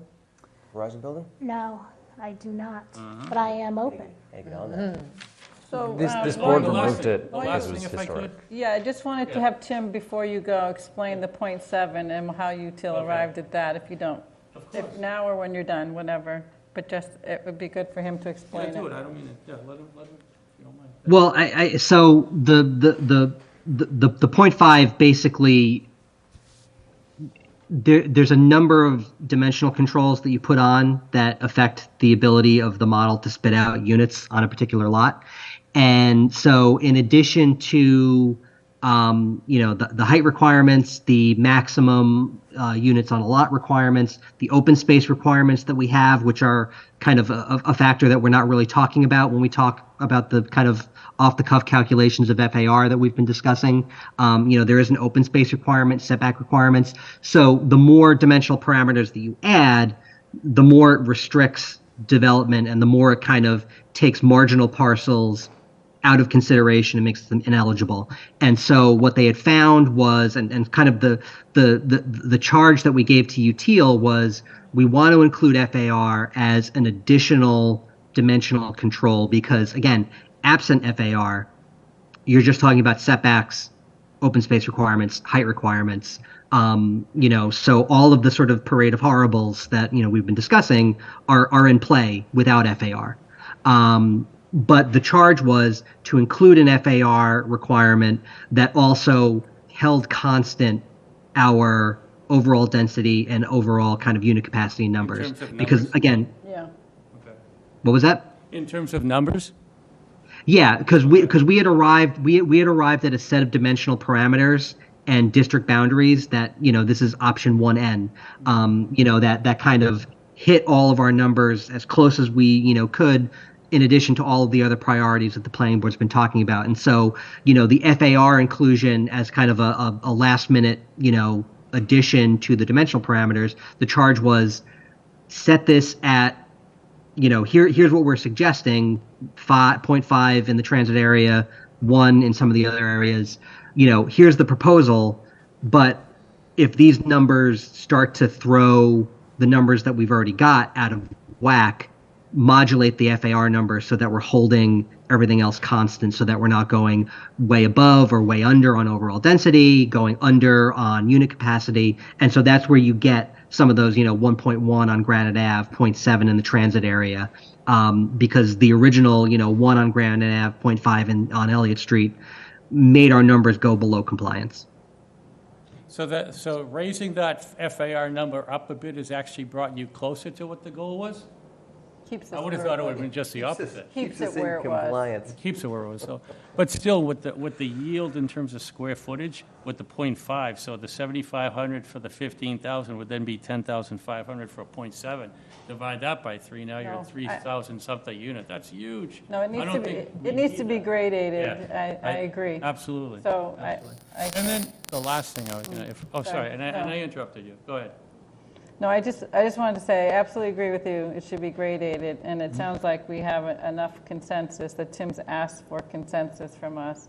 But I want to hear the other 3 members say that they agree, so that he goes with some clear direction. Good, and I know you're getting close to deadlines, but it was introduced recently, so you need to have these conversations to refine the process. But in terms of the 2 communities that have 0.5 FARs, the corridor, Elliott, as well as Blue Hill Parkway. I think I had read somewhere that there's 153 total homes that meet the criteria for being greater than 7,500. And we know that the Blue Hill Parkway corridor is a little bit denser, smaller lots.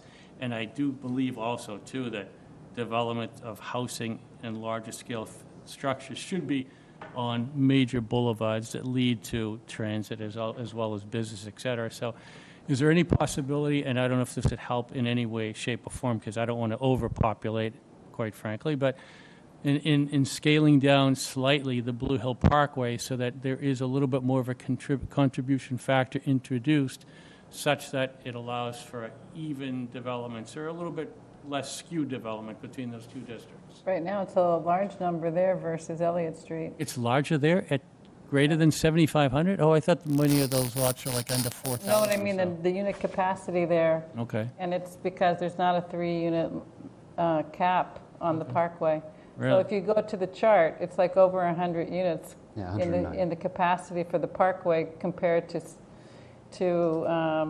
that's not new, right? Yeah, Not new? 109. I'm again off memory new for because 100. I remember. New in the Parkway area? Yes. And then only 70 in the Elliott Street? Yes, and it's Then because 700 in Granite. there's no 3-unit cap and there's some larger parcels because there's certain things included that may or may not, get redeveloped. But for example, the churches, the Kidder, so there's a couple larger parcels that Larger are in there. larger Yeah, institutional ones right. that help And contribute. then we've sort of forgotten that is a way through a park. The parkway is historical, and it was, it's a park. And a lot of those homes over there don't have a lot of outdoor space. And if you are up and down the park, and I lived on West Street there, and I lived on Blue Hill Parkway, you walk along the center strip. That's where you walk your dogs, and I am really quite fearful of Blue Hill Parkway down there because nobody has come from that neighborhood To speak. to speak. And that's sad. And it's very sad. And I'm afraid they don't know what's going on still to this day. I have people coming in, even today, somebody came in to talk about fencing. They're like, oh, we need an ordinance on fencing. And I said, well, what about MBTA zoning? Oh, yeah, I'm not really paying attention to that. It's awful. And so I feel really badly for the residents on Blue Hill Parkway. Well, so my point is I wouldn't lower the minimum lot size on Blue Hills Parkway, and whether we should put a 3-unit max there is something that, at this point, it would throw the numbers again. One thing I Well, want if we get Verizon and those other couple buildings there, that's another 40-something yield there, so maybe that helps to balance it. I don't know. Yeah, so there's I mean, Tim mentioned earlier about, at a certain point, it's what's going to town meeting. I've had a few people say, well, let's say this passes town meeting, then what? And what if we get a change of classification? Or what if the design guidelines change again? And I said zoning's changed regularly. So another special town meeting could be asked, the select board could be asked to schedule another special town meeting with enough time to do it, So to Cheryl, make if I can changes. interrupt, on that point, that's why I want to go with Maggie's article, is because it always can be improved. It won't be If it's compliant, but. but Yeah. you know what? If I go back, Based- thank you. based on- Thank you. And just one last thing. This is really, Sure. I thought you were going to go back. I'll keep saying one last thing, but this is one last typo thing. On the parameters that I read, that's 25-page memo, the FARs are listed as maximum, right? So it's, on Mattapan, it says minimum FAR of 1, at least the one that I looked. I looked at it 3 times, so just double check on that. What was the memo you were talking, was it zoning Well, it's language 25 or? There's only language that's 25 pages. When it goes Okay. by letter, it's Okay. whatever it was, Elliott first and Central Milton, gets to Mattapan, it says minimum FAR 1.0. I said, Okay. what's a minimum FAR? Yeah, so Tim, I guess that needs to double check that Just a typo, typo. yeah. All right, But thank that's- you. and it's only in that one, Just, I mean, that would, I'm not a spell checker, but that's the one I picked up on. yeah. Thank you. That's Thanks, yeah. very good. So I just think it's easier to increase this stuff than to decrease it. And I know we're breaking the law, but based on tonight's discussion, just on FAR alone, this thing has a long way to go. And now I'm realizing that on the Elliott Street corridor, we have a net gain of 70. Blue Hill Parkway, we have 100. Granite Street, we have 700. I think something's wrong there. And I think the maps need more time, so that's, you guys know where I stand, so I can say it every meeting.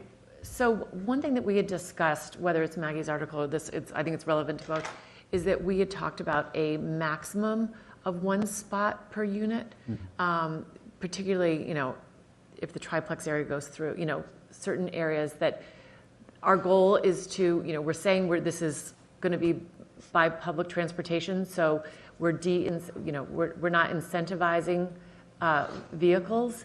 I can easily see a 3-family if there's a couple, 3 couples or, roommates, a situation that easily would be two people per unit, could easily have 6 cars. And I think we would, we already have an issue, and if you drive up any of our neighborhoods with 2 and 3 families, there's issues with the too many vehicles and they're parking on the street or they're having to shuffle around, and it's an issue. So I would like for us to consider putting in minimum of the bicycle minimum 1, but cars, I think we should be limiting to 1 vehicle. And I agree with that, but I sort of was wondering if, though, for commercial space, I don't think that would apply. I think it Right. it should be a minimum of 1 per 500 or 1,500 For the strictly square foot. For commercial space, it should be a minimum. But for residential, I think it should be a maximum. And to your point, you're right. When I lived on West Street, I had 2 roommates, and there was a couple upstairs, and our driveway was an L, and there were 5 residents in that 2-family, and there were 5 cars. So, Tim, is that addressed in what you've written? Is commercial, trying to remember if you have that certain units, or is it just 1 unit minimum per? For the non-residential portion of a mixed-use project, I forget. I'll have to bring it up, but it is X number of spaces per, or 1 space per X number of square feet. Okay, that's what I thought. As a minimum, not as a maximum. Yeah, mixed use has no minimum. That's That's what I thought. There's no parking requirement for mixed use, right? Well, just to clarify that, that's a requirement of the mandatory mixed use provision. So, A requirement. and we can talk about that. If we do mixed use on Granite Ave, for instance, irrespective of whether the mandatory mixed use goes through, you can put a minimum parking requirement there. If the mandatory mixed use doesn't go through in Milton and Central, you can put a minimum parking requirement. But if you want to do the mandatory mixed use, you can't have a minimum parking requirement on the non-residential portion, basically. Can't have, right? Can't. Cannot. But for the residential, residential, we exploring could- this parking maximum is feasible. Put a maximum. I would like to see that change made in whatever. I'm fine with that on the residential. On all the sub-districts? So does that mean like no thinking- visitor parking or anything? Or so it's strictly if So- it's a 3-family, it's 3 spots and that's it. And we have no overnight parking, right? So you could only have 3 cars. If Granny comes to visit, she's not parking on the. I mean, you can, Anywhere, no, right? so if they come to visit, all you have to do is call the police station and let them know that you have a visitor for the night or for the weekend, and they grant it to do. you So I for would a say short term. Granite Ave, you would need visitor spaces. There's no place to park there. So we've had a percentage that was in, I think, the Central Ave overlay that 36 Central was permitted under. I don't remember what that is offhand, but maybe It's that 1.5. could be. I think it's 1. For visitors, was it? Someplace I know that there was a visitor requirement. They do a shared use with the businesses during business hours, and then those are available at night. I think it could be like just a percentage of parking spaces, could be like the number that's required for visitors. Tim, does that ring a bell with you? I'd have to go back and check. I don't want to say it does or it doesn't. Yeah, but didn't we do that for 440? Something we did, yeah. I 440, I think you're right, we Yeah, did. it had visitors. So I don't like remember 8 on the spots or percentage, something. though. But that was shared too with commercial, I think. Which would be okay if Granite had commercial, I mean, if a developer chose commercial there. But if it were all residential, I do think that there should be some visitor there because there's nowhere else to park. Or they would be across the street, which you wouldn't want on those streets there.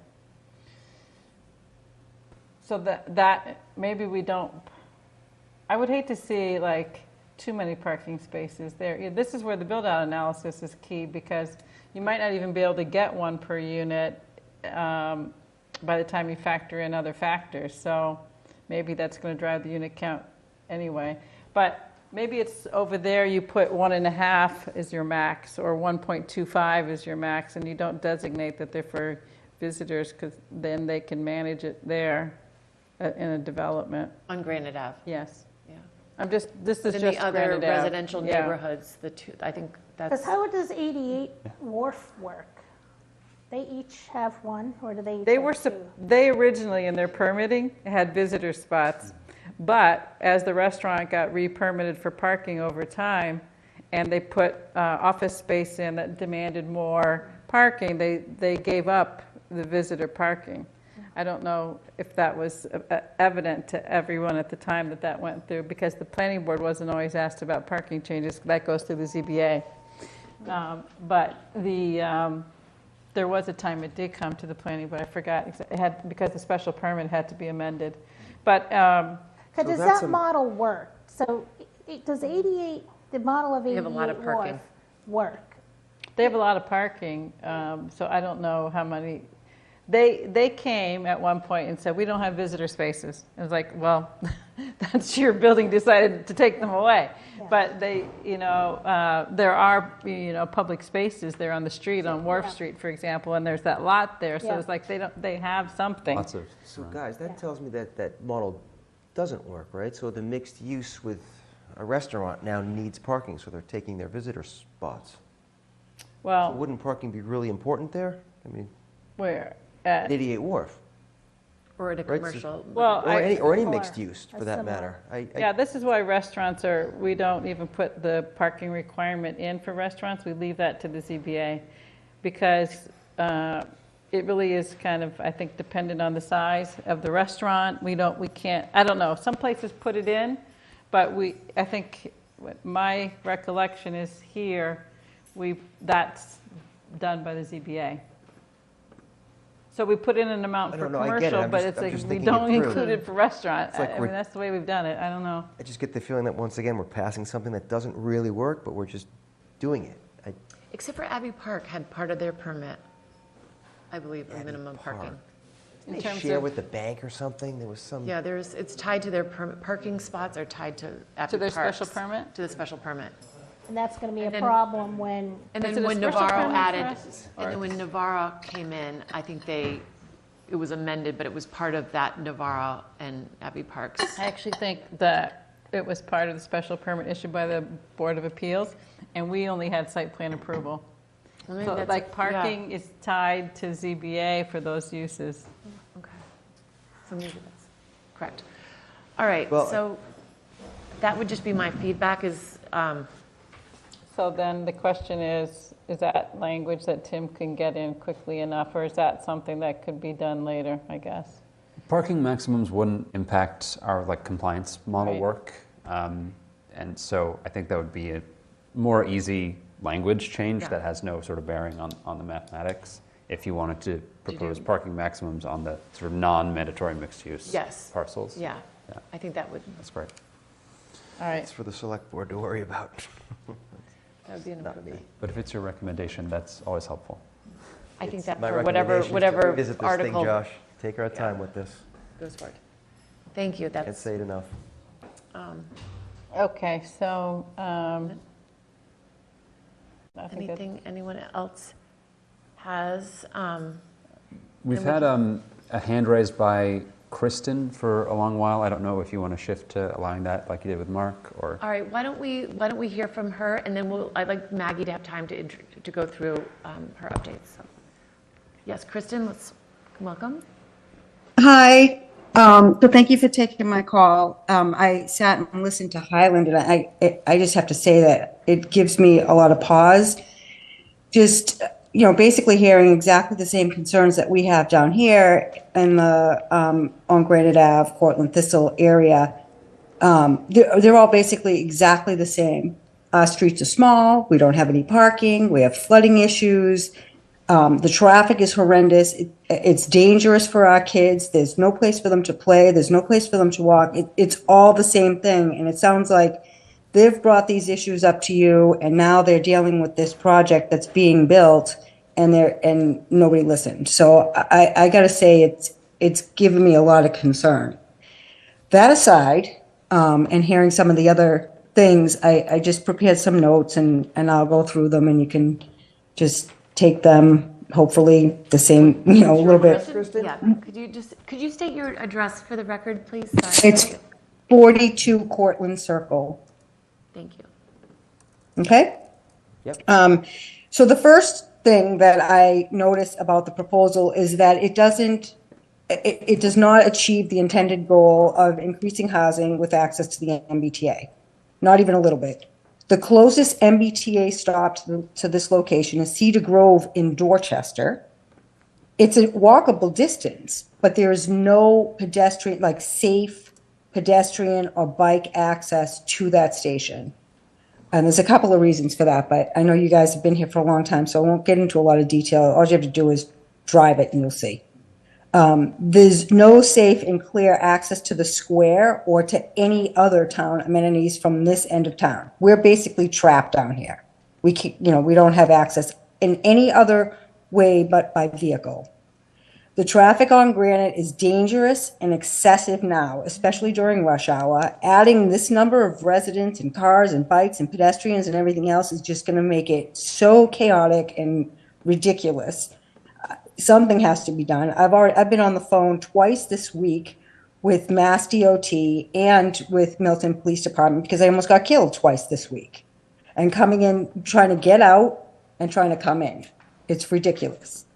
There's a crosswalk on Granite Ave, but there's no light. Traffic doesn't even stop for cars. They're not going to stop for pedestrians that might want to think about using the bus line that's there. We have tidal flooding that's ridiculous. With every astronomical high tide or storm, it basically turns our neighborhood into an island. You can't get through on Granite Ave. It's flooded at President's and into the Park and Ride, which is where you guys you're proposing this development. It's completely flooded over the riverbank, and it's flooded onto where the Flatley building is now, which is why it's on stilts. I don't know how you're going to get anything there either. So I don't think resolving the sewage or whatever else is not going to do anything because there's nowhere for it to go. We've talked before about the traffic issues down here and the fact that our kids don't have access to a park. They can't get there because we don't have a walkable or bikeable sidewalk to get to the closest park, which is Andrews Park. And you want to add all of these units that of course will have kids. Where are they going to go? You don't have any plans for green space or anything else there. And I think it's ridiculous that you guys think that one car or minimum one car per unit is going to be sufficient. There's no other mode of transportation from this area but by car. Every bedroom is going to have at least one car.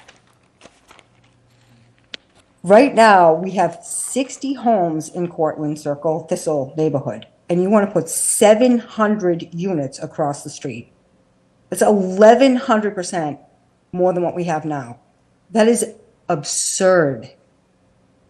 It blows my mind to think about that. And if you think about what's going to happen with the traffic is you're going to have a line of traffic from that lot right onto the ramp. There's going to be no way for anybody to get down Granite and onto the ramp. They're going to come out, and because of the backup, they're going to want to go right through Hope Street over to Squantum and into North Quincy. That'll get all tied up. There will literally be gridlock down here. It is insane the amount of units you want to put across the street from us.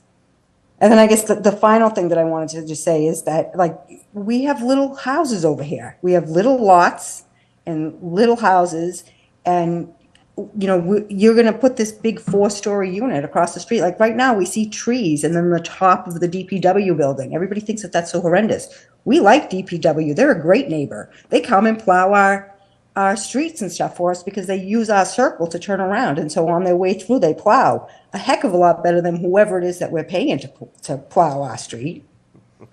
Like, I'm all for improving the town, and I would love to get some amenities down here. And I'd even like to get a little bit of attention down here because we seem to get ignored. But like, this is insane. It seems like because there's space there and because there's only a small number of residents down here, you can just throw the whole problem in our backyard. At least that's the way it feels. So I really want you guys, I know that this is down to the 11th hour and you've looked everywhere and everything else, but I really need you guys to go back to the drawing board here, because you either need to make things better for us, because right now our traffic is a mess, and we have no place for our kids to play. So either you find a way to make it better down here, because quality of life for us that are here now matters. Never mind for the new people that you want to bring in. That has to be part of the picture in this whole thing. And it just doesn't seem like it is.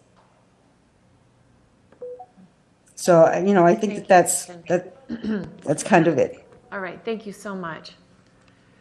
All right, now if we could let Maggie sort of talk about what you've updated. Did it get sent out to everybody? Yeah, Josh did, right? So Yeah, Maggie's I sent updates. that out. Okay. Email I got. Great. Yeah. So Kristen will be happy with my plan. So the thinking behind my plan is I believe that it meets the literal letter of the law. Some may argue that the guidelines equal law. I've said this numerous times. I don't need to say it again. I think that is up for debate. So I believe that it meets the letter of the law as well as the spirit of the law. And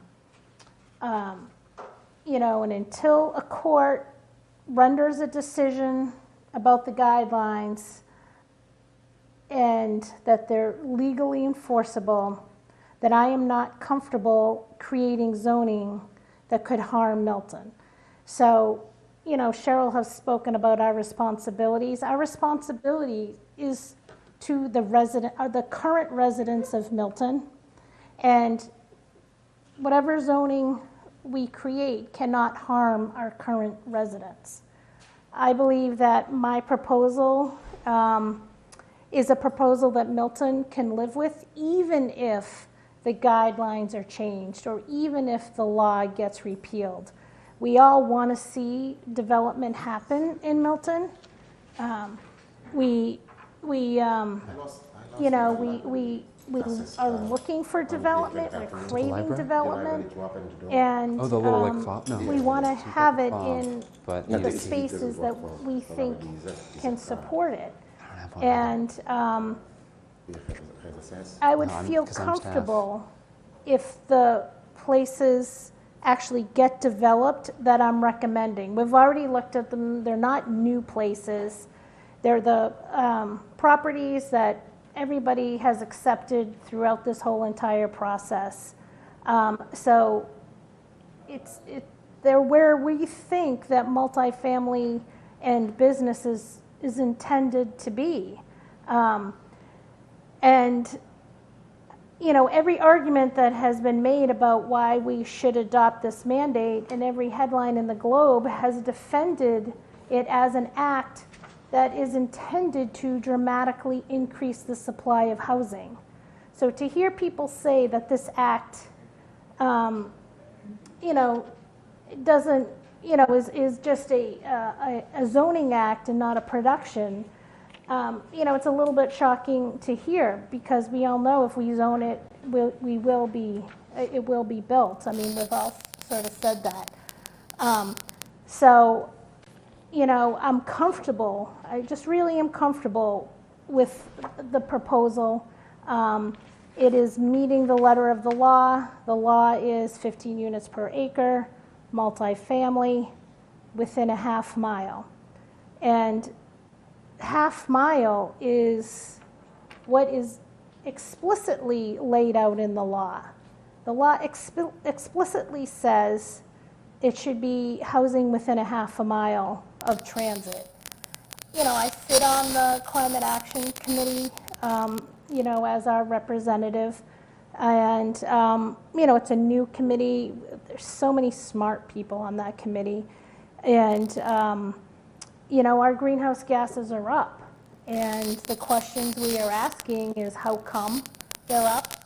And one of the questions I've asked is if it's because we are taking down more trees and we're developing more. And that makes me nervous. And, you know, we're here to write zoning, and zoning, as people have also said, our zoning hasn't changed since 1938. And zoning should take time. It should be slow. It shouldn't be reactionary. Good zoning should not be reactionary, and we are reacting to an unfunded state mandate. And I think it's a lot for our town to do in a short amount of time, to create the most amount of housing, 25% of our housing stock in the shortest amount of time. And I think the guidelines are going to change as the other 160 towns work through this process. So I know people have been critical that it's not enough, but for me, it's a really comfortable start. It's a good faith effort. We also have the 500 units coming from the 40Bs that I think people sort of forget about. And if you look at these 40B projects, you know, some of them are 15 units per acre, like the one on Canton Ave, you know, by you, Cheryl, and, you know, people in your neighborhood are not comfortable with 15 units per acre. But here we are asking our town, especially Granite Ave, you know, to take more than that. Another 40B on Randolph Ave is 40 units per acre. So I think 15 units per acre is the best that I could come up with. It's meeting the law, the literal letter of the law. And, you know, I still have questions. I have questions about the process of the guidelines. There are questions about if, you know, we all know guidelines are not legally enforceable and regulations are. And usually they have to go through a process, a comment process, and at the state. And these guidelines have not done that. So I think we would be harming our residents by jumping in to zoning to allow for 2,500 new units. I think that is more harmful. And I just don't want to be part of that. I don't want to be part of harming the town. And I would rather take our time. I'd rather be thoughtful. I'd rather be slow and steady. And, you know, once a building gets built, it's there for a very long time. You know, my house is, you know, modest. My house is, you know, less than 1,900 square feet and was built in 1840. And it's still a very solid house. And so houses and buildings are there for a very long time. And I think we need to be thoughtful. So my parcels are the same that I've showed before. It's where we want them. You know, it's 88 Wharf and Extra Space and Webb Mill and all the way down into from Milton Hill to Central Ave, and then Unquity House and Blue Hill Parkway. And as I said, you know, Blue Hill Parkway is really kind of special to me. I've lived different stages of my life down there. My kids were born down there. I went to school down there. And I am afraid that those neighbors are not being represented. So that little triangle of, the service station and the foodie and Knights of Columbus, I think, town meeting has passed a zoning article a couple years ago to help that corner. And I think that would be, this would be an acceptable amount of development down there, being respectful of the parkway and its residents. So I've incorporated some of the language, most of the language that Cheryl has provided. Cheryl does a great job, going in and diving deep. And, we all should be thankful to all the effort that she puts in. And so I've incorporated all that in it. But I also understand by incorporating it, it triggers a 2/3 vote, not just in, I think, my article, but any other article too. So it is a higher hurdle to clear, but I think it's a safer, better proposal. What triggers the 2/3? I think the site plan. You can have site plan review. Yeah, but I from my understanding, and as I watched the Brookline discussion, they said the same thing. So that is my question. And the other thing I wanted to add, the other question I have that would probably trigger it is an increase in affordability. We watch what goes on in Boston, and Michelle Wu wants 20% affordable. I think she might have settled at 17, like that's what she's advocating for. So I think Milton should be the same. My fear is if Boston has a higher affordability rate, then some of those developers may, not want to build in Boston and come to Milton. I think we, our kids are the same age. My daughter is a teacher here in town. And, my son's friend works at the DPW, so I'm very, very aware of our town employees.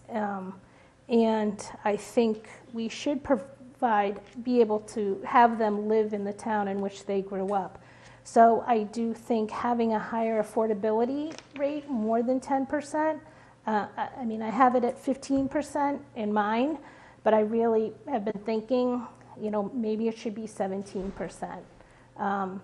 But again, I think that triggers the 2/3. And, I've talked to people and they've said, well, why don't you write something that would pass by 50%? Because 50%, it could pass by 50%, but it wouldn't be the best thing for Milton. So on the special, just because of the 50% 2/3 vote and the site plan approval, can we just ask Tim about his understanding? Because my understanding is that site plan approval is allowed to be included. It doesn't trigger a supermajority vote. So Tim, do you have an understanding about that? Yeah, I'd have to double check Maggie's language. I've read it, but no, just the idea of including. So to that point, site plan review for by right projects is allowed. There's case law that backs it up. I know we're not going for compliance under the guidelines, but the guidelines for MBTA communities acknowledge that site plan review is an allowed tool. So there may be something else afoot in Brookline, in terms of, especially for their form-based code, there might be some additional kind of scrutiny.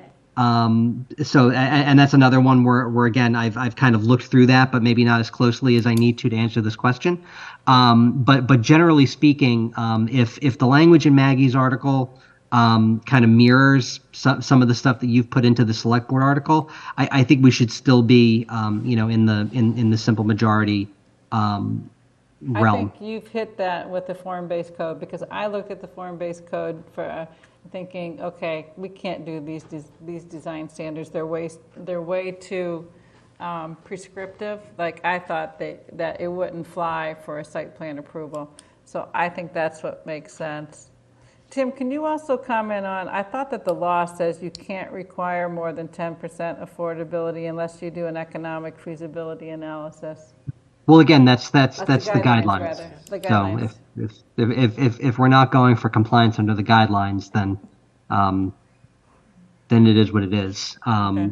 And again, I've spoken to a few different developers, and I've asked them, and they've said 10% in Milton is probably too low, 20% is probably too high. So ideally, I believe it's somewhere between 13 and 17% is probably the right percentage here in Milton. So that's why I sort of settled at 15%. And I think that's what Brookline was thinking about too. So the only other thing, I think Brookline had a max height of 48 feet. And we, I think, had 50 feet, not that it's, 2 feet. That's not in all the districts. Yeah. Yeah, so it then depends somewhere what you're looking 75, at yeah. district. But most of it is the same. It basically just did a cut and paste. The really biggest difference is just the number of units. But to, other people, there are other places in town that if people are concerned about, the 527 units, there's an opportunity at other locations that may make sense, but I'm sensitive to all the work that different boards have done before us. I'm sensitive to the fact of the long process that this board went through with all the neighbors in Milton Village, and I'm sensitive to the fact of Milton Village now trying to become the first local historic district, and I wouldn't want to step on any other board's toes. So I've left out, the Verizon building and some of the other buildings in Milton Village for those reasons. The one thing is that you wouldn't step on toes. There's a protection that's afforded by the historic district that's not afforded elsewhere. So, it's actually better to zone in the area that has the better protection than to not, right? So that's just because, you have, that process is independent of this one, just like Concom. And unlike 40B, they don't get usurped. Whereas 40B usurps those, like you lose that local control, but not with this zoning, MBTA zoning. I don't know, like this, whether it's not, I have a question about whether it's considered MBTA zoning and then otherwise it's just zoning. And at that point, I did have some questions about the reality of how many units, if you're looking really to think about producing some units. Most of these sites already have units and they're fairly new buildings, so you're not really looking at. We included them overall because we wanted to take credit for the housing, multifamily housing that we already have.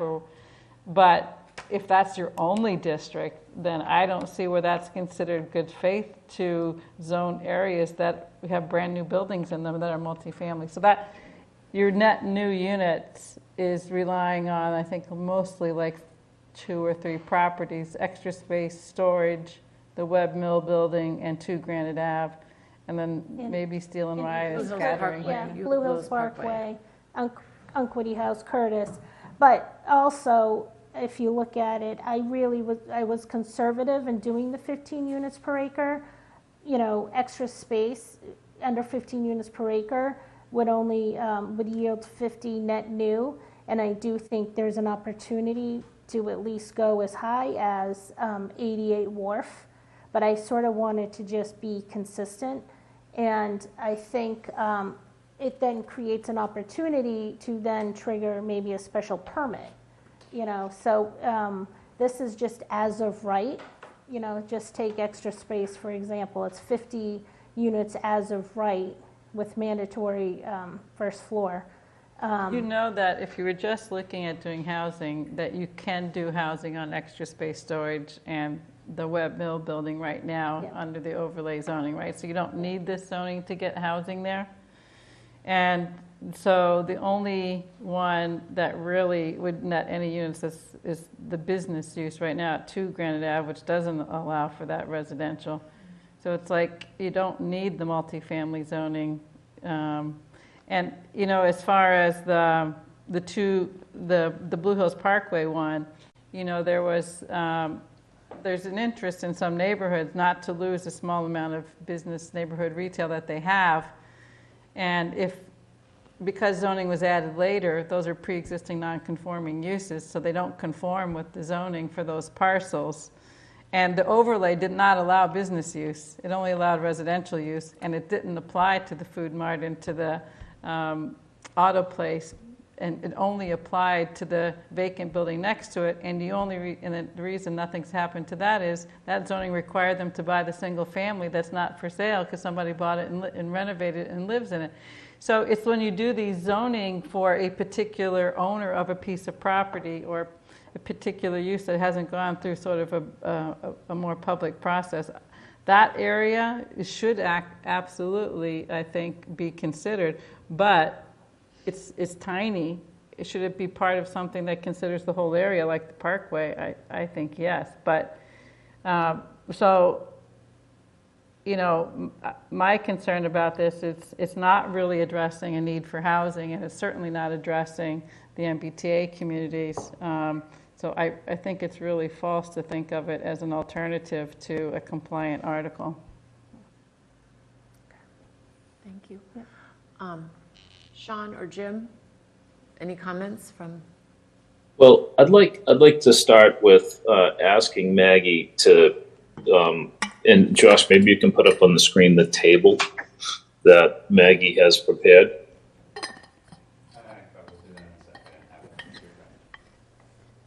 It was in the documents. You guys might have it printed on the table.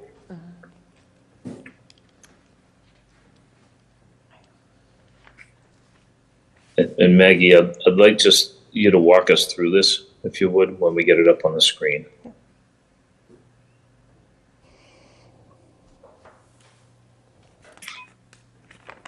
And when we get it there, Maggie, I do have a couple of questions. Yeah.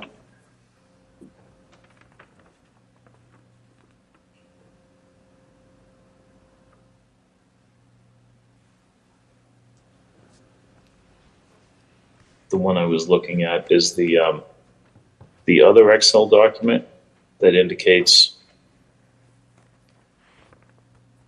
the current units and the proposed units based on 15. Must be this guy? Yes, correct. I was doing the parcel.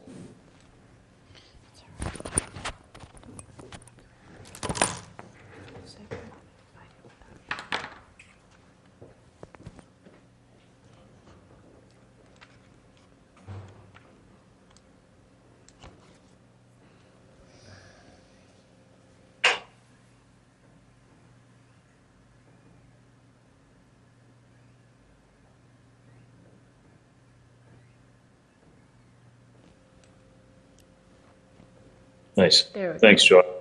Thank you.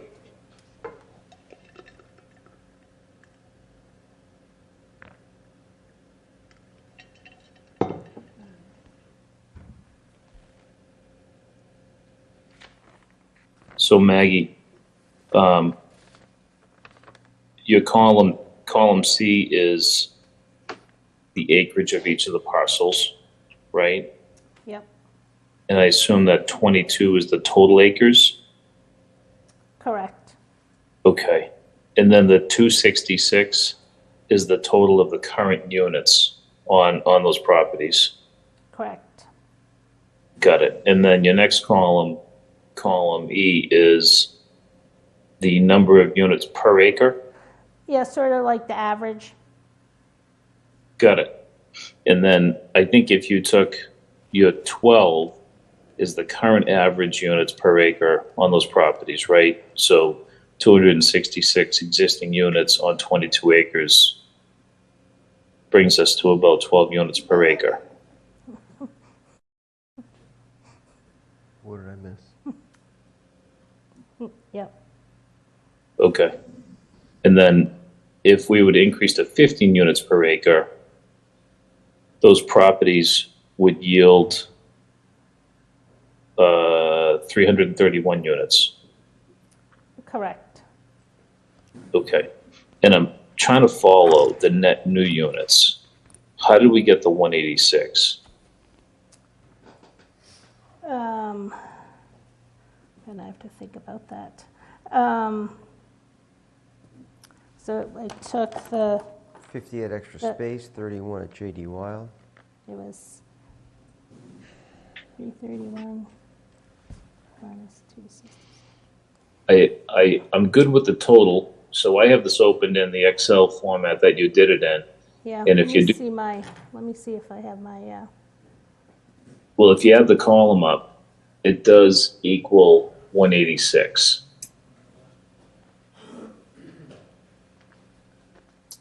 But here's where I think, and maybe Josh, do you have that in an Excel format on your screen? What else do I need to have? Apart from what I have. Is that the Excel file or is that a PDF he's asking? This is the Excel. Okay, so Josh, and you can check this or anyone else that has it in Excel. I think the number of 266 and the number of 331 are not correct. did I do a mistake in my formula? Maybe, the 266, as I see it, should be 339. And the 331 should be 373. But Josh, if you check that, see what. Column D, the sum is 339 of all those parcels, Maggie. It looks like you started your account at row 6. Oh, instead of the, excluded 88 Wharf. yeah, okay, Yeah. It seems like that might have been a universal problem. yeah. Yep. Yeah, agreed. And I think that 41, for the 15 units per acre is the difference too in the other column. So Yeah. I think those columns should probably be 339 and I think it's 373. Okay. I'm trying to find my original. Where did I? So you're saying the 186 is correct, Sean? I'm not sure. I know those two columns I just mentioned. The 266 should be 339 and the 331 should be 373. That I'm sure of. Yeah. Yeah, so the net new question- looks correct. So the question is, though, on the units per acre, is if it's only excluded 88 Wharf, then but if you did 3 acres times, 45, 50 would be about right. I'm not 2 sure acres where at my original. 1531, that would be about right.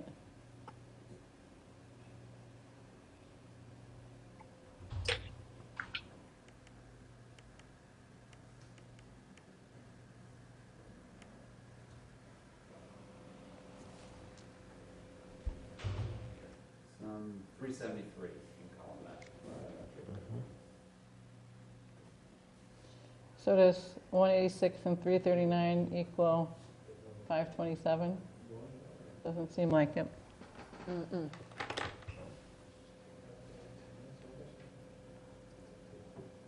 Yeah, I don't know where my original one went to, so my apologies for not having it correct. That's right, we still get the intent.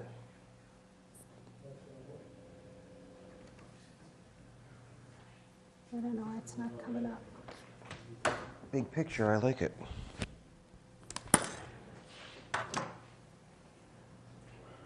Well, it looks like if 15 units an acre yields you 373, and your current is 339, you're getting like 20-some units, right?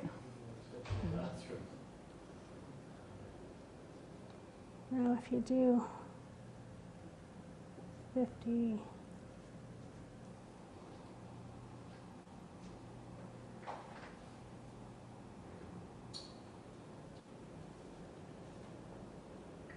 sorry, my Excel isn't coming up. –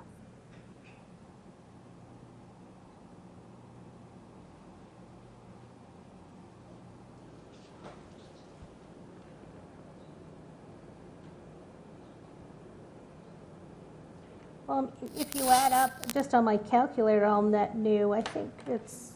I think it adds up. It So adds. I think the way this table is built, if the existing property already has greater than 15 units per acre, the net new unit column reflects a 0, Yes. right? Yep. Which makes sense. Yep. So, like for example, 88 Wharf, it has currently 73, and 15 units per acre. It exceeds that because 15 units per acre would be 41. So we show a 0 in that column, right? That's what you have. Correct. Okay. Yep. Okay. So it looks like, let's see. So isn't the net new really only 30-some units then? Because we have more capacity in some of these than what this new zoning would allow. So wouldn't it be 373 minus 339 equals 34? No, I don't think so. No, because just at 2 Granite, there's currently 0. Okay. So- But you've already got extra Yeah. though already that you don't have from 88 Wharf. So those, you're like lost them now. No, and so that has 0. 88 Wharf, I have. Yeah, but you're only counting 41 of the units instead of 73 of them.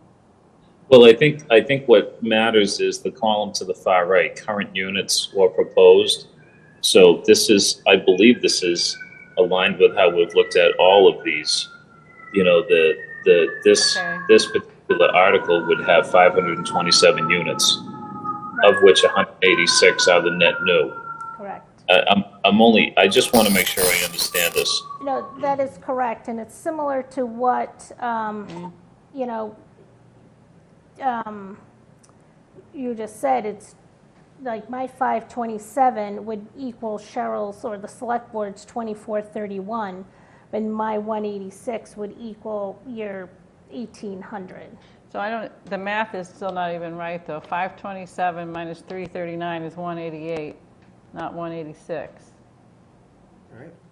Yeah, it's not intended I'm to. just not understanding, I guess. Okay, it's not intended to calculate that way. So the net, so the column on the far right, the number in that column will either be the current units if it exists, if it exceeds 15 per acre, or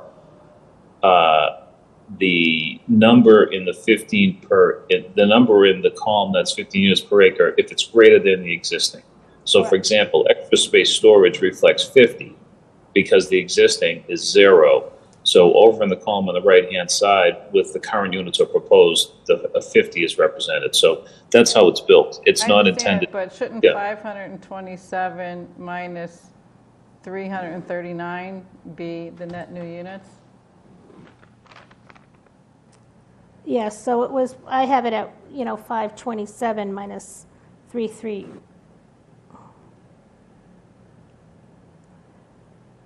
And that is 188, not 186. I guess I'm not sure where the mistake is. Yeah, so I missed it.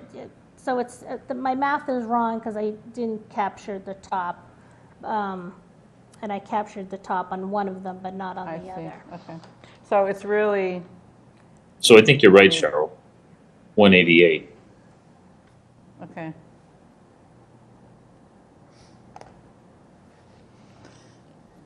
So I was trying to do it the same way as UTIL was doing it, was just, taking what was already existing and trying to incorporate it into our plan. So kind of the same process. And as I said at the beginning, some people are going to be critical that it's not enough. But I also said at the beginning, it's not going to cause harm in case the guidelines get changed or even if the law gets repealed. Well, the guidelines are not going to drop us down to this level because nobody's at this level. Yeah. So there's my question about being a good faith effort, not even to get close to the 50% of what we've been looking at. And again, I just was going by the law You know, was my leading principle, going by the law. And What's your definition of reasonable size then? so that is my understanding. When the legislators voted on this, they put in reasonable size because every town was so different. And that's why they gave the agency the authority to figure out how to make sure towns comply with that reasonable, right? And that's how they came up with their compliance model, right? Well, I think That we may- can look that at may be Milton true. closely because we're having a hell of a time. Everybody says Yeah. that, though. Yeah. So that. Yeah. I mean, most towns are having a lot easier time than us. No, I don't think so. I do. Yeah. Brookline Well, did it with but like a whether net they bill are of or they're not. 300, right? They were slick. I think whether some town is having an easier time than us or not, I think the reality of it is that, you know, the lens that this was viewed through was not specific enough and local enough that anybody really understood how it would impact us, which is why there's such a struggle. But to continue with my thoughts and comments, this is less than I'm comfortable with. I've said probably enough times that anybody that's here tonight, our members or anybody that's listened, I think 2461 is far too big for the town of Milton. Our resident Kristen that just spoke before we got to this discussion that we're in right now makes, I think, great points. In putting 700 units on Granite Ave is absolutely not in the spirit of trying to build housing on transit. And my memory of when the idea of building housing along transit lines, and this goes back a long time ago, probably 30 years ago, it could be more. It was to use barren parcels of land, not to take apart existing neighborhoods in order to accomplish that. What this is causing towns to do, certainly our town, is to change dramatically what exists in order to achieve a number. So I don't support the 2461, but I also can't support this because I feel an obligation for a good faith effort to do as much as we possibly can and create zoning in balance with preserving aspects of the town that I think are important to preserve. The neighbors in Cortland are important to us. Just because they happen to be on the edge of the town doesn't mean they don't matter. They matter as much as anybody in any other neighborhood. And to do to add 700 units down there, I think is completely unfair to the residents that live there. In terms of affordability, I am a proponent of at least 15%. I also have spoken with the development community, and the goal here, for me, my own preference is that we have the highest percentage of affordable housing that we possibly can have.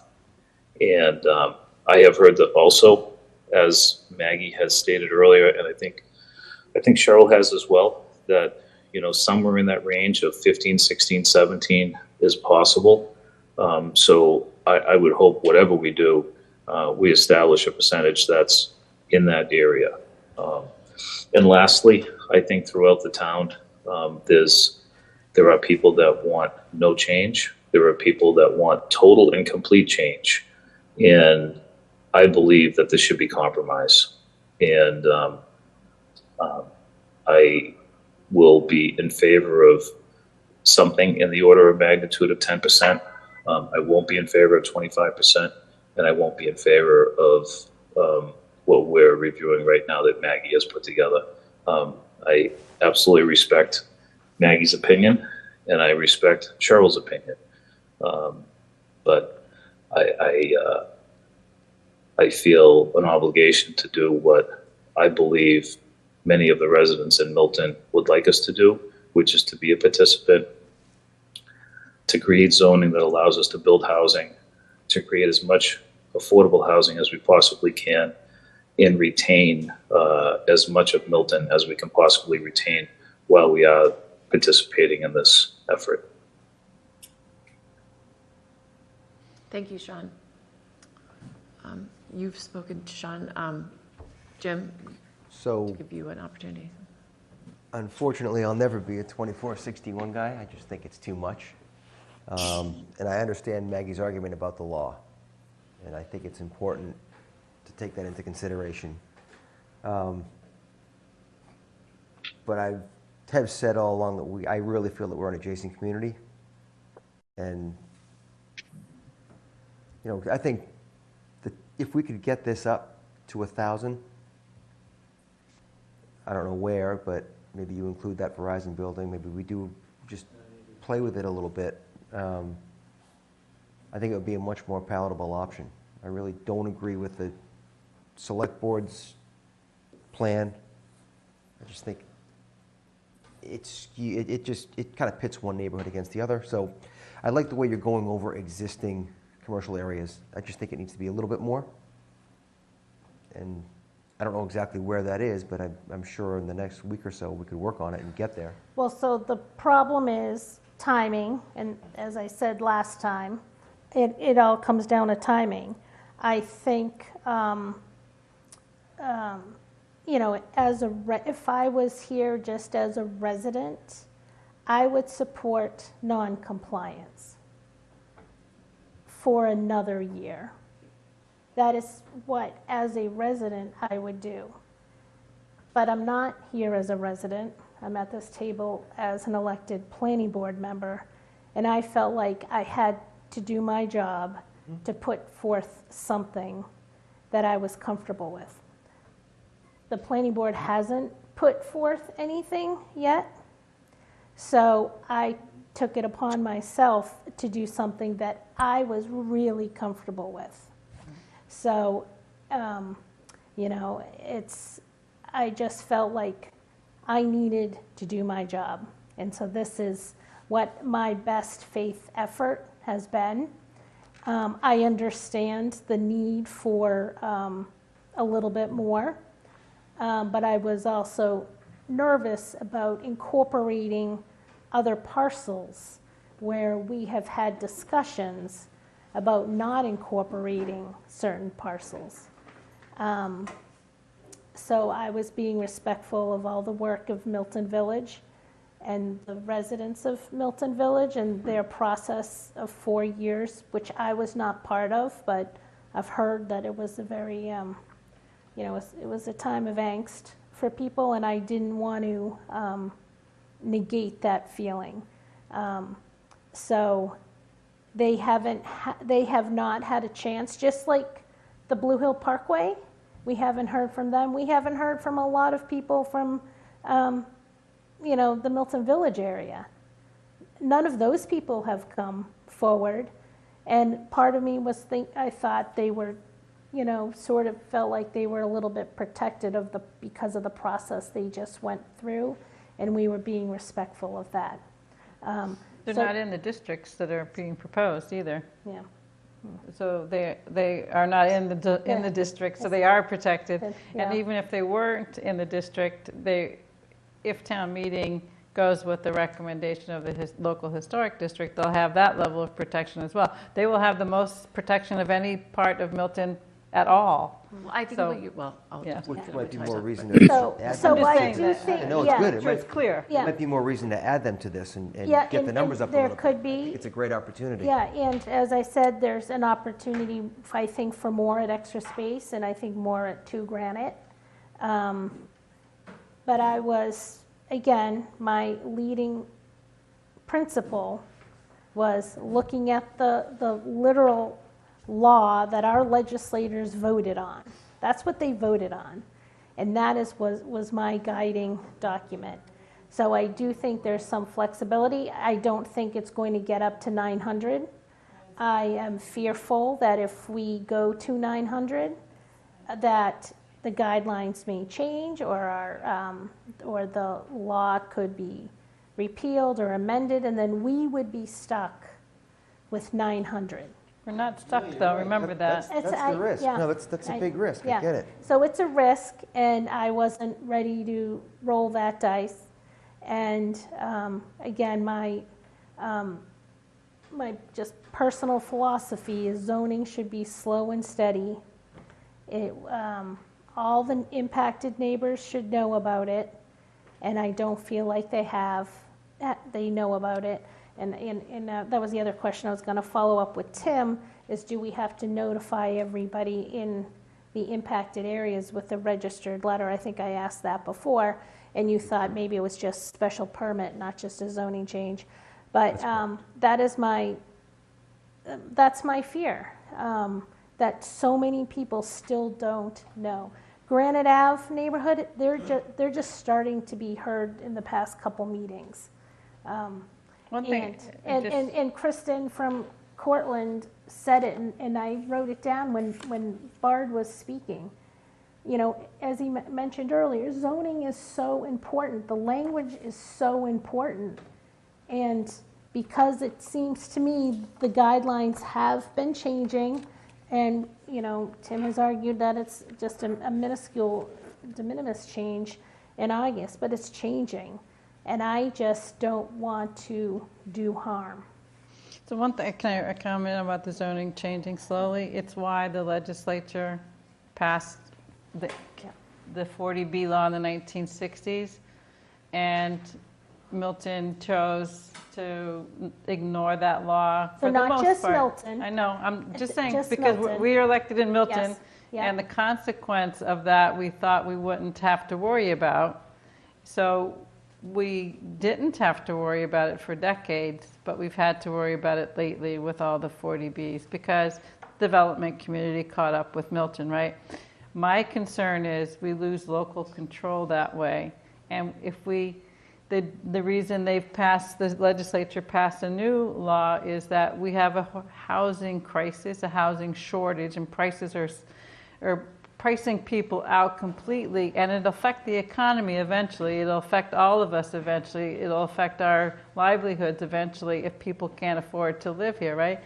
So if they ask communities to do it, communities have slow walked doing anything, so they put a state law in place.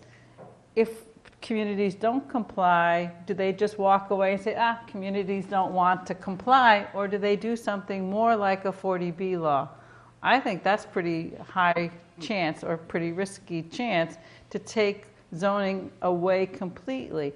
They've given us a tool to really craft this that can, and I think that, yes, maybe there'll be more to learn, and I'm hoping the guidelines will change favorably and we can continue to modify the zoning, because that's, in my experience on the board, is zoning has been modified somewhat. The single family has been sort of the underlayment since 1938, but there's been multiple changes on allowing multifamily, mostly age restricted, but you know, there's the Great Estates bylaw, there's the cluster zoning, there's the overlays in the village, there's the memory care, et cetera.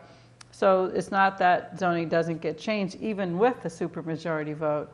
But the reason they did the housing choice legislation a few years ago to change from supermajority to simple majority on housing, because not enough people, not enough communities were allowing multifamily housing, which is a way to address affordability, not necessarily in the deed restricted or the SHI level of affordability, but by nature, a one-bedroom or a two-bedroom unit as a condo or a rental apartment is going to be less expensive than the average single-family home that's over $1 million or close to $1 million now.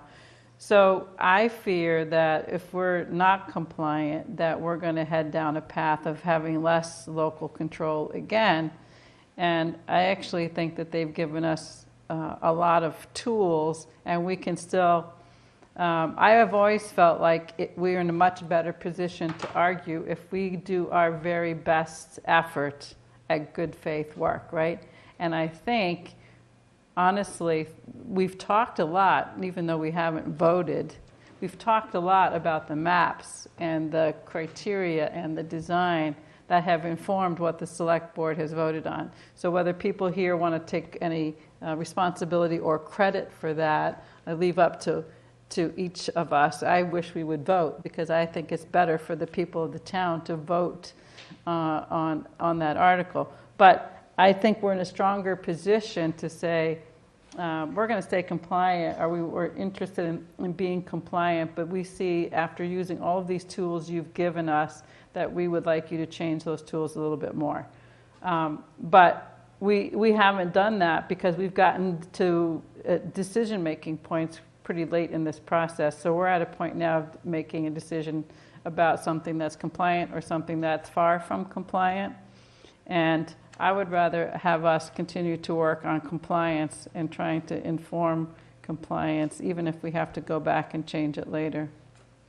Cheryl, I just have a question on that. Are you suggesting that that you're a proponent for compliance, and are you suggesting that if we find that there's a problem in our compliance later, that we would go back to the state and ask for relief, and they would do so?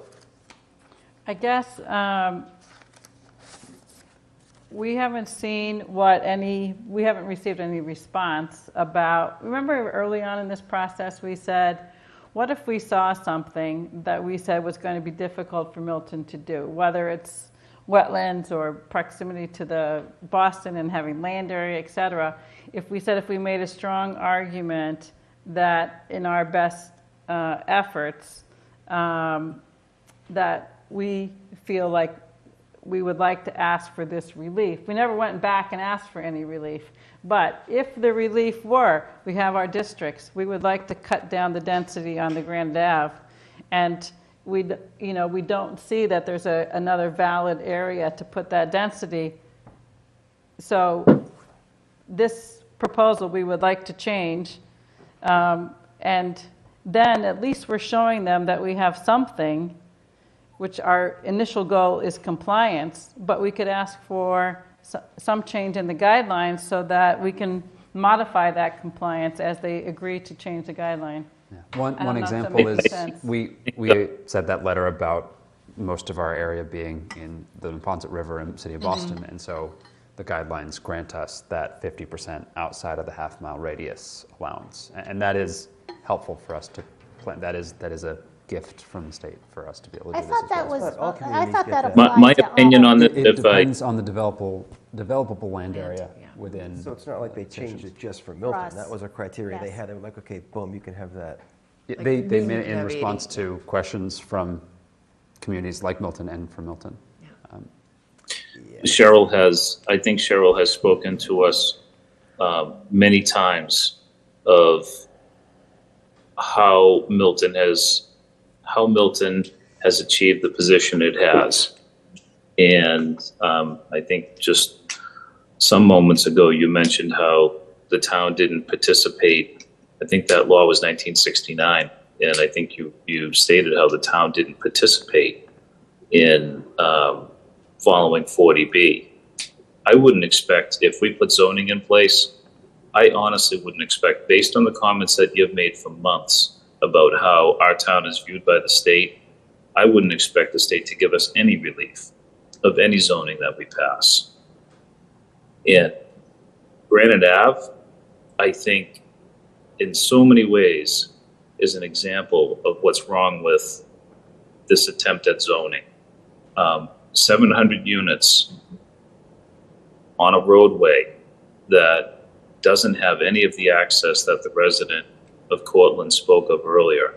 There is nothing you can walk to. You can't reasonably walk to the train, although there is one not too far away. I think the resident is also correct that there'll be a vehicle probably per bedroom. The problems that will create on Granite Ave, in my opinion, are far greater than the potential problems with the state. So, sure, I agree. Both present risk.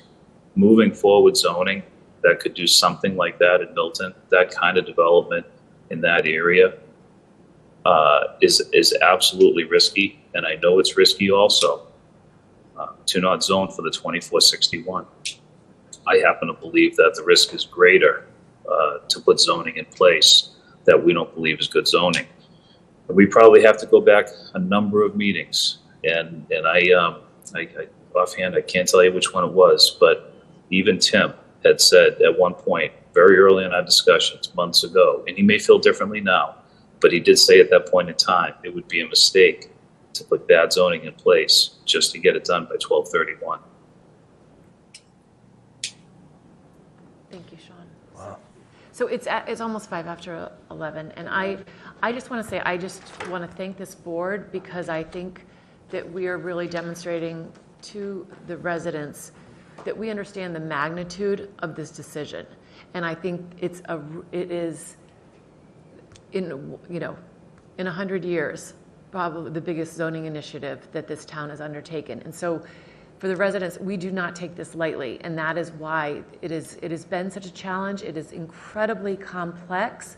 And we have come a long way. I think we've actually made some good progress. I continue to have real concerns with the triplex area, with Granite Avenue, the number of units that we're looking at on Granite Ave. I wish we had more time to fine-tune this. I have concerns with even the number of units in East Milton Square. Would be 3 districts that I would really like to hone in on and work with. I feel like we could do 10%. I feel like we could do that, and with more time, we could get to a 10% number. I just don't see how we put the zoning for the 2,461 without really creating some issues with that. And I would hope that the residents, the select board, the town meeting members would be very cautious when considering this. Maggie, you have done and Cheryl, I just want to thank both of you for really going out on this. And I think because the one thing we don't want to do, I think all of us want to do something. None of us, I don't think anyone on this board is saying, let's just not be compliant, let's just not do anything at all. We are trying to put a good faith effort into doing what is best for the residents. And I understand the guidelines and what we're learning. But I don't think the select board's article is ready. I think there's things that we're still, every week we've improved it, and we continue to do that, and we're doing our best. I would like us to continue to try to work on this, and this will be an ongoing process. Maggie, I appreciate yours. I think there really is an appetite for compromise in our town, in coming to a midpoint, not an all or nothing, but that we do something, at least in that 10% range, which would be putting us in line with most of the other MBTA communities. And we'll know more. We still have not heard back from HLC, and I would hope that we would be treated fairly. I know that maybe the view is that we have not done enough, but a rapid transit classification I just think is wrong. And but I do feel like we should continue doing this and maybe finding an area that is closer to maybe 1,000 units and doing some really good work to create some additional housing and increasing the affordability, because even at that 10% with the 3-family units, we're going to fall slowly behind that 10% number. So I think doing something that would do more affordability, increasing the number of units, would be what my goal is to strive for. And but I respect the select board in what they've decided to go forth with an article, and that will be on the floor of town meeting. But I just, at this point, at this late date, I don't think, I'm not able to support. Yeah, so are you saying that the planning board will not have an article? I think that's my sense, from what I'm hearing. I don't know if we want to have a formal vote on that, that we are not able to provide an article at this point. So my fear is, like for me personally, I believe in compromise as well, and I am afraid, so, you know, as a town meeting member, I would have to vote no to the select board's article. I've said all along that I don't support it. And that is against my feeling of compromise. So that is I think that's a big gamble if the planning board does not put forth something.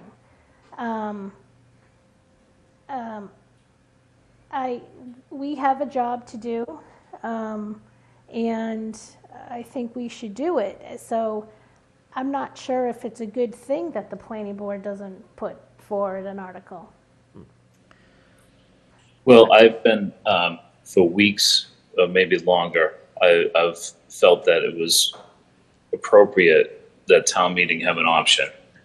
And it's apparent that the one option will be a select board article. That's apparent. And I was hopeful all along, and I've said it probably numerous times, that I could support 10%. And I really felt that this really shouldn't be decided by 10 people, 5 on one board and 5 on another board.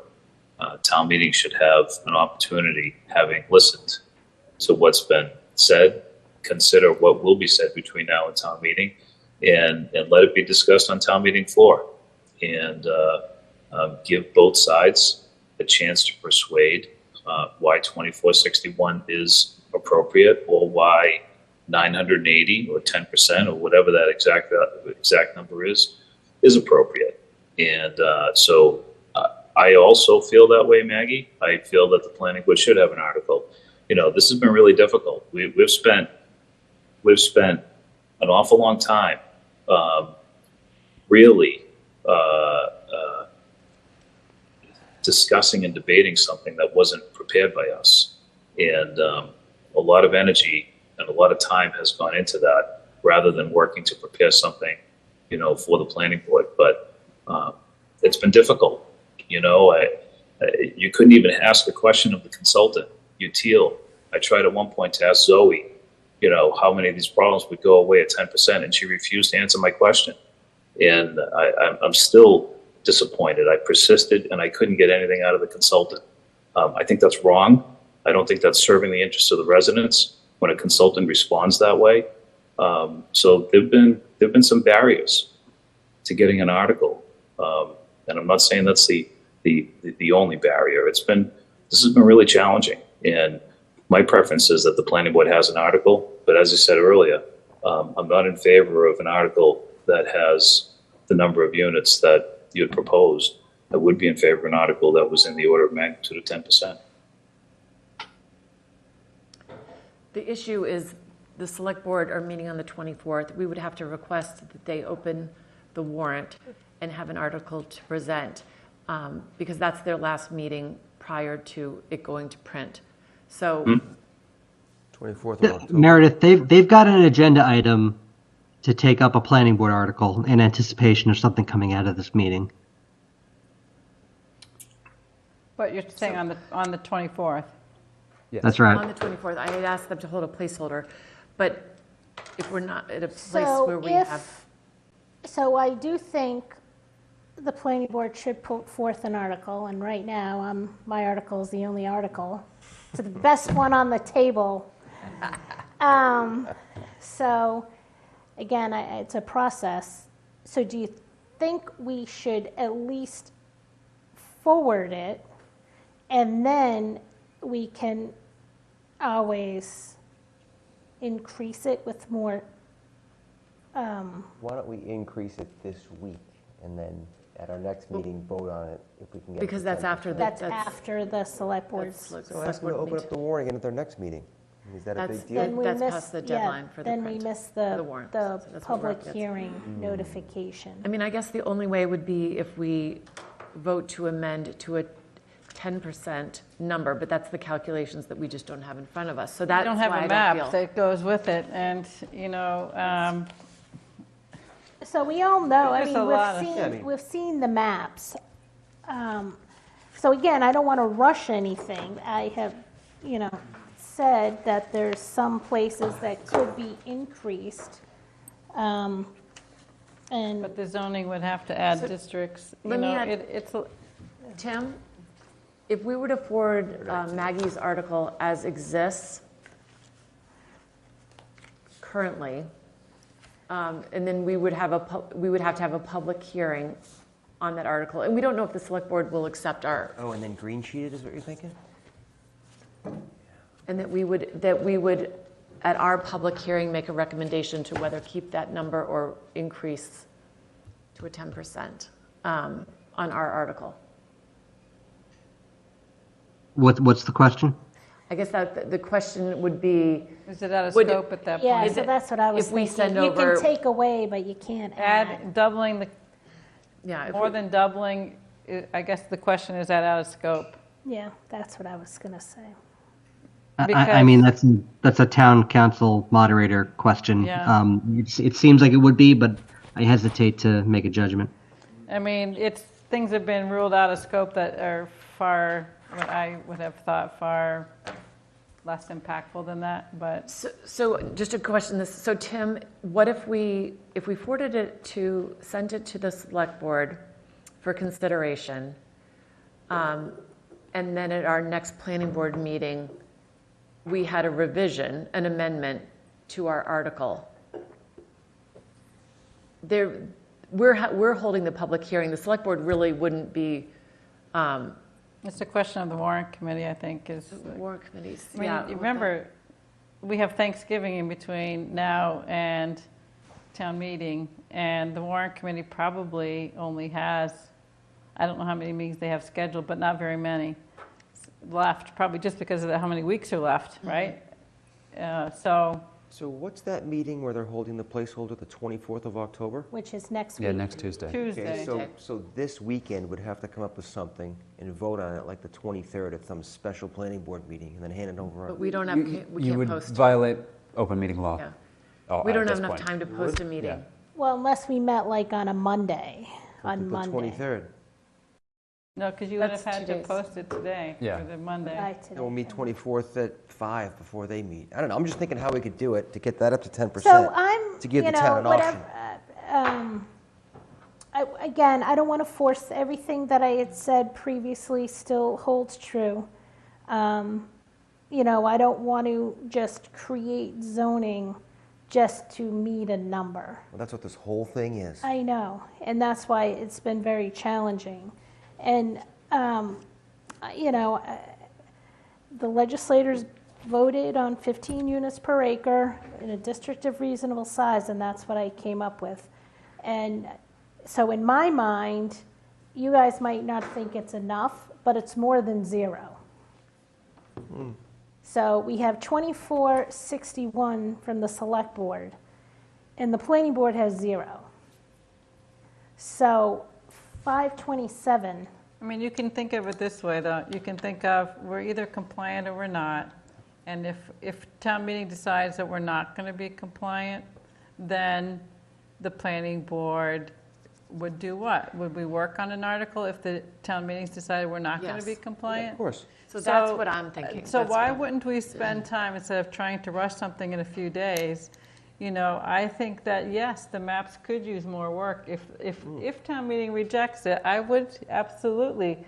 I mean, we're up against the deadline on the maps. You've asked about things on the maps. We all have asked about things on the maps. It takes a lot of work to go back and run the compliance models. That's what I would like to And see. so I'd say let town meeting decide whether they want to be compliant or not. And then if the vote of town meeting is not to support the compliant article, then we go back and keep working. And I don't understand why we need a parallel path to it, because it's either compliant or not compliant. What level of non-compliance is what we're talking about, right? It's not really an alternative. An alternative to compliance is not compliance. And then we would have to go back and ask for some, relief of some sort at that point. Or the AG will just sue us. Or we'll get sued, then we'll know. Yeah, and then while they're suing us, we come up with a plan that we all think is good for the town. And then by the time it gets to litigation, we have a zoning article in place that's actually good for Milton. I actually think That we would be my could, argument. continue to work on the compliant map as well, but Yeah. that's, I think either And then parallel. by then, hopefully, the town of Holden would have, case would have been settled, and maybe Rockport, Because they're not getting sued by the AG, they're getting sued by activist groups. correct. is Yeah, they interesting. have yeah, not but been because sued. it's not, this December 31st deadline hasn't come yet, so we don't know what the AG So will maybe do. January 1st, someone knocks on the door and gives us papers and sues us. But it's going to take a while to go through litigation. While they're doing that, I think we could come up with some good zoning. I mean, I know right now we have bad zoning. So, you know. So does that, that is my feeling, is that I want to keep working on this. I think there's a lot of holes and it's the best that I know Tim has been able to come up with, given, what the work that we've been doing, the consultants have been doing. But I don't think it's something that should be voted on or approved yet. Meredith, what are you suggesting we work on? That we would, let's see what town meeting decides. If they want to accept. You're saying, if that's town meeting, you're saying we're waiting until 12/4. The planning board. Yeah, essentially. And we're doing nothing until then. We have a public hearing. We'll we're have a obligated public to do. hearing on the select realize. boards. Yep. But we're going to put Yes. aside, Yes, please, yes, come. Because I know you're. You've also had hands up in the chat for a long time. Okay. I just wanted to support Maggie's motion because her plan is compliant with the statute, which is the law. The select board's plan is compliance with the guidelines, which are not the law. So you could let the town meeting decide on whether they want to comply with the statute or the guidelines. And I think you should submit both. Thank you. Thank you for that comment. All right, so we have other hands up, you said, Josh? Yeah, Josh. We have Ron Caccini. Ron, if you give your name and address. Welcome, Ron. Hi, Ron Cicchini, 26 Cushing Road. Thanks, Josh. I was actually starting to fall asleep a little bit. So actually, I did have a lot of comments prepared, but I'm just going to shorten it because some of it's already been addressed, and I am kind of tired. But really, so the topic of what I had written was, I called it the bottom line. And I think it's just crucial that town meeting members and the residents of this town know exactly what the bottom line is, that they know what the exact situation is, what they are voting for or voting against, what the cost of compliance versus non-compliance is. Because I think some of the details have kind of gotten lost. And so I just wanted to just highlight those bullet points and not read my entire statement. So I was pleased that, a week or so ago at the community forum that Mr. Zawinski reiterated that the cost of non-compliance is $35,000. And that was mentioned tonight. So I was pleased to hear that, because that kind of gets glossed over, that if we, as it stands right now, if we don't comply, there's a fee of you get hit by not getting certain state money. Yes, there is the threat of lawsuits, but as has been addressed, those come from advocacy groups and not from the AG yet. It's my opinion that the other point I wanted to make is that we, Milton, are just one of 12 of the 177 MBTA communities that has the 2023 deadline. The other 165 have 2024 and 2025, and they have a lot of time. I mean, some of them have started to address these things, but no one has had to address it, I would think, like Milton, or, well, the other 11 besides us. So there's a lot of things that are in motion, as you guys have mentioned. Guidelines are still being changed. I'm of the opinion not to rush into anything too quickly, because I think that once those other 165 communities get on board, you're going to see a lot more lawsuits. I know that besides Rockport was mentioned tonight, that the citizens of Rockport have filed a lawsuit against the AG and the Department of Housing. And I think you're going to see a lot more. Besides our beloved Alex Whiteside, who wrote a great paper on why this is unenforceable and unconstitutional. I think you're going to find a lot of other lawyers coming to the same decision. And so I think that making a decision now is just, it's too quick. I think we could take the $35,000 hit and literally buy ourselves some time. And the other thing I wanted to mention was that in June of this year, so just a few months ago, the MBTA put out a study of the Mattapan line, and it was a ridership study. And for the Milton stop, they calculated there's only a daily 196 riders a day on average get on at the Milton stop. And they didn't have any studies about how many of those are Milton residents, but anecdotally, I asked around, and I did contact the MBTA to see if they actually had any ridership residency data. They did not, but I hear anecdotally that maybe up to half of those people don't live in Milton. So I don't know what the exact number is, but you could say maybe 100 or 150 of them are Milton residents. And so as part of the bottom line, I just kind of want to make it clear that we are going down this road. We're embarking on this for what amounts to maybe only 100 Milton residents. And so I want the town to have a discussion about whether or not we think it's worth it to keep the Milton stop. I mean, I know that sounds a lot of people throw up their arms and think that's crazy, but we're already paying $1.8 million a year we pay $1.8 million a year to the MBTA for that stop. So that's almost $18,000 per rider per year. If you estimate that there's 100 riders a day. And because of those 100 or so riders, we're now being asked to zone for 2461 multifamily units and at untold costs to our infrastructure and everything else. So why shouldn't we at least discuss if it makes sense to keep this trolley? I mean, I know it's quaint and historical and people love it, but that's something that should be discussed. Is it worth it for those 100 riders? And not to disparage or discount those 100 riders, but we could come up with solutions for those people. We could probably create a shuttle system at much less than 1.8 million a year. So those are just ideas. The bottom line, I agree with what's been discussed, that take the hit. If someone wants, if someone actually wants to sue, that would take a while. So don't rush into making a decision by the end of the year. Take your time, do this right, have a town discussion about whether or not we even want to keep the train station, and if so, then I'm all for going gung-ho for reclassification. I think 2461 is a non-starter, and so that's my opinion. So thank you for giving me the time, and I just wanted to mention that in 57 days, it's the 250th anniversary of the Boston Tea Party, and if you remember, those men and women, they rebelled over a tax on tea, and there's tax on paper and some other things, but essentially a tax that is minuscule compared to the taxes that we pay today. And so, Milton was ground zero for the revolution. Sam Adams, John Adams, Abigail Adams, Joseph Warren, they all walked these grounds. And so I just can't help but feel like, we have an obligation almost to them, being Milton residents, to not necessarily just comply just because someone calls something the law.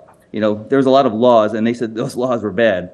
And so I'm not saying let's be a bunch of law breakers, but just this idea that there's a law, there's a lot of bad laws. And so we should be careful about, following something just because someone says it's the law. So in the spirit of the upcoming 250th anniversary, I say let's consider whether or not we really want to, follow that law as it's written right now. And so that's all I have to say. Thank you very much for your time. Thank you so much. And it is almost 11:30, and I do want to let, we would love to hear from as many residents as possible, but next week we will be having a public forum on this, and there will be time to speak on this for residents. So don't feel like if you don't get to speak tonight, you will have opportunity to speak there is a public forum, Tim's public forum on the 1st, but also at the public hearing on the select board's article. There'll be opportunity to speak at both times. So with that, I think we should just end for tonight at 11:30. Well, I just, but I'm sorry. The last thing was, how does we all got this email, I know it came in late and I haven't totally absorbed it yet, about that any approval of this new zoning bylaw exposes us to a civil rights violation because of the Accessibility. they're not accessible, ADA accessible. I think that's going to be a legal question that we'll have to ask town So council. we will have to, so my understanding is from legal counsel is we all have to take a vote to ask him a question because he just does not respond to one of us. All right, so that is. Not even the chair? That, Huh, okay. Well, That's what I think Leah said. we can ask for that information that we would want to find out. yeah. So I would like to know, can we get town council to weigh in on this letter and before we move on? Because maybe if this is true, then who knows? It's highly unlikely to be the case. ADA accessibility at the stations is not strictly relevant to our zoning language, and our zoning is also not tied to the building code. So we'll ask town council, Yeah. but I don't expect that to hold any water.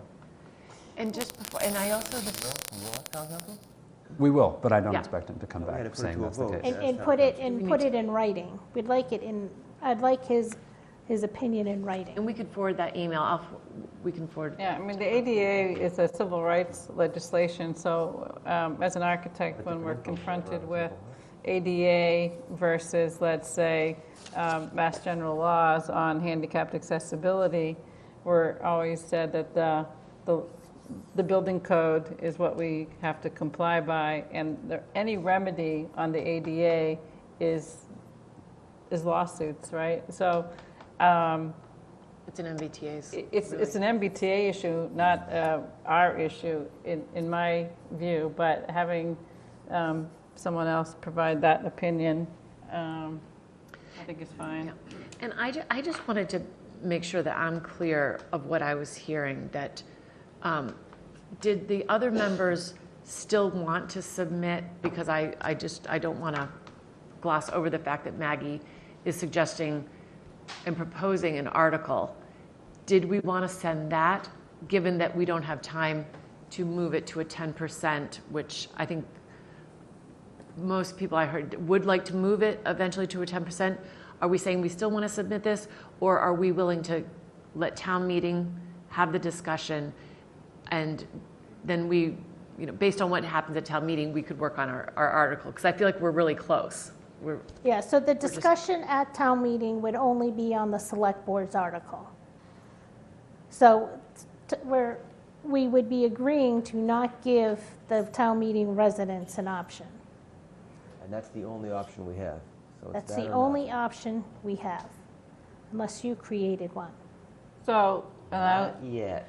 and I would go back to, what is the risk of that? Because it's not compliant anyway. So the town meeting is going to decide to vote for a compliant article or not, or vote not to support a compliant article. What is the different place that puts us in than the town meeting supporting an article that's not compliant? Because you still are going to have the loss of... The law is the issue. That is the law. We heard from town council their opinion about that. We're all ignoring town council's I'm opinion. not ignoring it, I but- just am not on board with them. And as he Well, said... you're the attorney, you're not the attorney that's representing the I town. get it, doesn't mean I have to So they agree are with them. the attorney that's representing the town. But there are So plenty of other attorneys out there that have different So opinions. I guess That's the why question lawsuits happen. is, I'm sorry. I don't know how I don't feel we're ready, and I don't want to go before town meeting without something that is, I think whatever we send, we should have something that's fully ready, and be as close to perfect as we can. I know it won't be absolutely perfect, but I think we should be sending something that we know that we're confident in, and I don't think we're quite there yet. I think it could be really quite confusing for town meeting to have something that's not compliant, and people are going to want to understand, well, why is this submitted and what makes it compliant or not compliant? It's going to be hard enough to understand the compliant article and what makes it compliant and what would trigger it not to be compliant. I mean, we've studied and talked about this at so many meetings, but still, I mean, it's not always reported accurately in the newspaper. People who watch are not completely understanding of it. And so I think it's critical for town meeting to be as clear as possible. You talk about zoning and being happy with it. I mean, presentations at town meeting are important. Having presentations in advance of town meeting are very helpful so people can really digest the zoning. This zoning is still, even the select board article is going to be changed, we think, on Tuesday. So these have been moving targets, and boundaries of districts have changed until quite recently. So it's at a certain point, you have to recognize the ability of members of town meeting to be able to grasp what they're being asked to vote on. I think they can get it. I respectfully disagree. I don't think that this is that complicated. There'd be two articles at town meeting. One would have 25% with a certain number of zone residences. Another would have 10%. Yeah, that's a very, very basic simplification, and I think there's a lot more to it than that. And that the problem is, all we keep talking about is 2461. We already know that the net new units is 1,700 and some. And so everybody says something that we know day one is inaccurate, and we keep repeating the inaccuracies. And that's the problem we're going to have at town meeting, is that people keep repeating the inaccuracies, even people on this board. So First, I'd appreciate it if you don't interrupt me, and I won't interrupt you. I don't think town meeting would struggle to understand this. And yes, I also believe that 2461 is really a net new of somewhere between 17 and 1,800, and 10% might be a net new of 850. So I don't intend to confuse town meeting, but I do believe town meeting deserves to have an option. And I'd prefer to see us have two articles before town meeting. So I have one question, Meredith. Mm-hmm. If we were to commit that Maggie's, and this is just for managing process, if we were to vote to move Maggie's article so it could be considered by the select board on Tuesday with a commitment that we would increase it to 10%, would we then be able to maintain the opportunity to move an article along a pathway so that it could get into the warrant at 10%?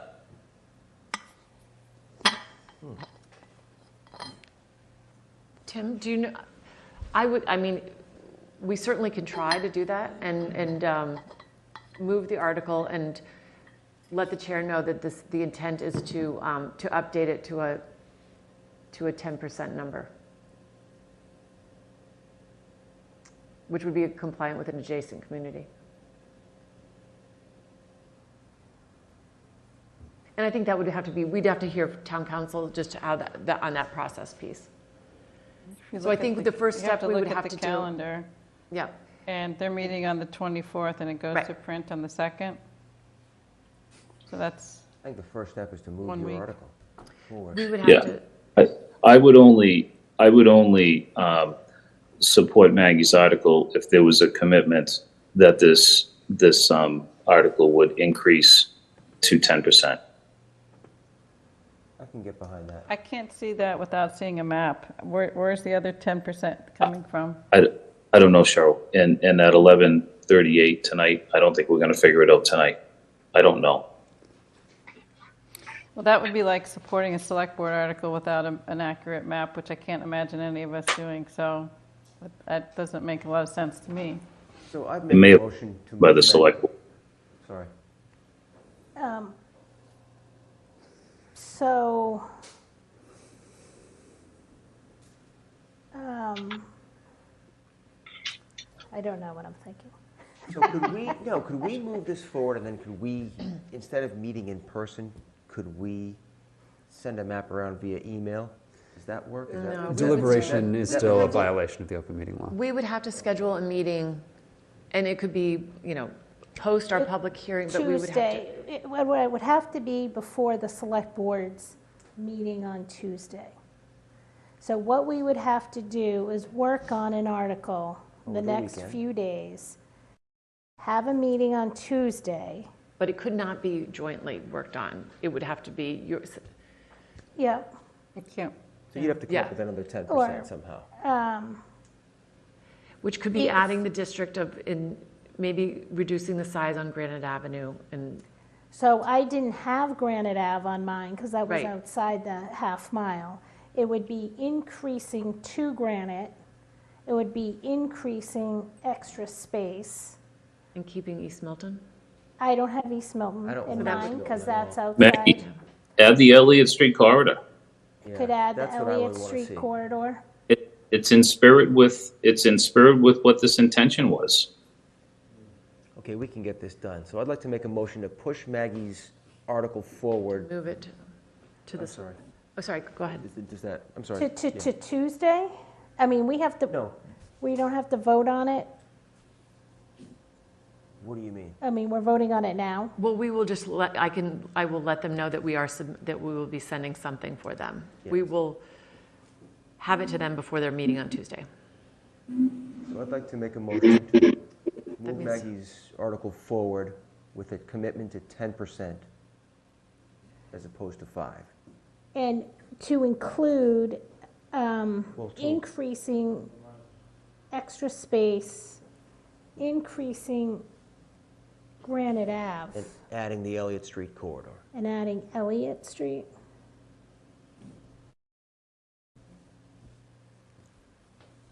And if for some reason I work on this over the weekend, because I do work on weekends, and what if I am unable to get to 10%? Would I notify somebody, Tim, on Is this all Monday? part of my motion? It's a huge on motion. Monday? I would notify We can always Tim cancel Yeah, a we can meeting. withdraw it Yeah, from the we can- agenda. and say for I this was We can not, post a meeting. I was not able to get to 10%. Then maybe I'll take your motion and get to 10%. So we would have to schedule a meeting for like 5 o'clock on Tuesday. Can people make that, I will have to do it by Zoom, which you can do? which I could do. I can do it by Zoom. Yeah, I'm fine on Okay. Tuesday. Okay. Somebody want to second Are my we, motion? are we actually expecting the select board to just say, they'll receive it when their meeting opens, they have nothing in advance? They normally receive a packet, I think, the Friday before their meetings, and so we're asking them to make a decision on something that they receive basically at the start of their meeting? It's to open the warrant and accept the article. But I hear what you're saying is. But They did don't they want to- do that, like, for the land swap?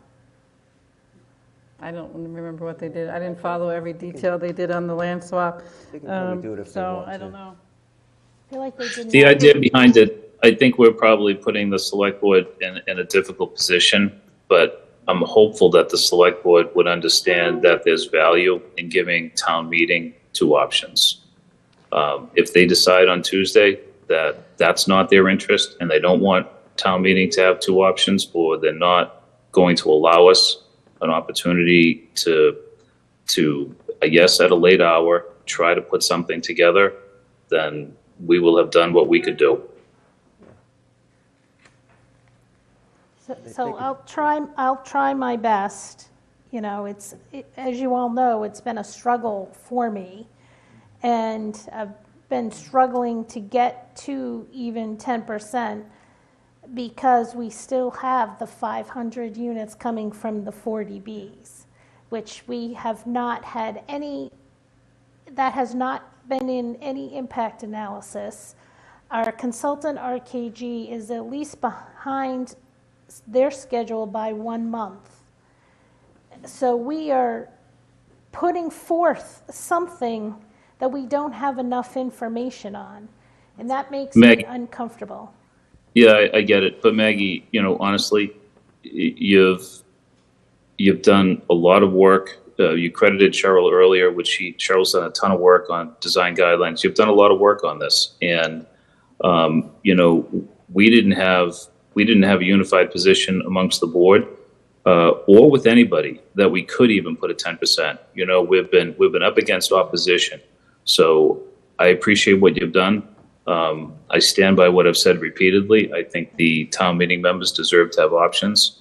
We'll do the best we can, but it's not like we've had the support within this meeting or from anybody else involved, Tim and Josh's department or the consultants, to try to get a 10% model. So we'll do the best we can. If you're not happy with it, you can change the name and call it the Jim Davis article. All right, so then we need to have a motion to move the article forward and to schedule a meeting, post a meeting for Tuesday evening at 5 p.m. I'll make a motion to push the article forward and make a motion to have a meeting at 5 p.m. Two separate motions? One big one. Yeah. Is your motion to include submitting what's currently on the table to the select board now? No. I think we should, I think we should send what we have now. Let's make that, we should have a clear motion. That we should send what we currently have, letting them know that it will likely be amended prior to their meeting and submitted at their meeting, prior to. So I'd like to make a motion to put Maggie's article To send to the select board. And that's it. To request that the warrant be opened. Okay, to request that the warrant will be opened, and we will have a meeting on Monday. Tuesday. Tuesday at 5 p.m. for further discussion. Yes. Okay? To approve of any amendments. I second. To approve of any amendments, okay. I second moving the article forward till Tuesday at 5 and to the select board. And to include any amendments on Tuesday at 5. All right. All right, it's a tight time frame. Okay. Logistically, can that be a fully remote meeting? It sounds like Yeah, you I think- need to be on Zoom, just for our meeting Yes, scheduling. that and can, for I think posting that it whoever tomorrow. can. Call. Okay, great. I think that should be fully remote. That's fine. Okay. So that's a second. Second. All right. Roll call. Sean. Yes. Maggie. Yes. Cheryl. No. Jim. Yes. Myself. Yes. Okay. Motion to adjourn? A motion to adjourn. Yes. All right. Okay. Second. Yep. you. Good night. Thank you. All right. all. Bye, guys. Sean's still on Great. Zoom. Roll call vote. I'm sorry. Sean's still on Zoom, so you have to. Do a Yes. roll Sorry. call. Roll call to adjourn. Sean. Yes. Maggie. Yes. Cheryl. Yes. Jim. Yes. And myself. Yes. Okay. Thank you all. Thanks. Thank you, guys.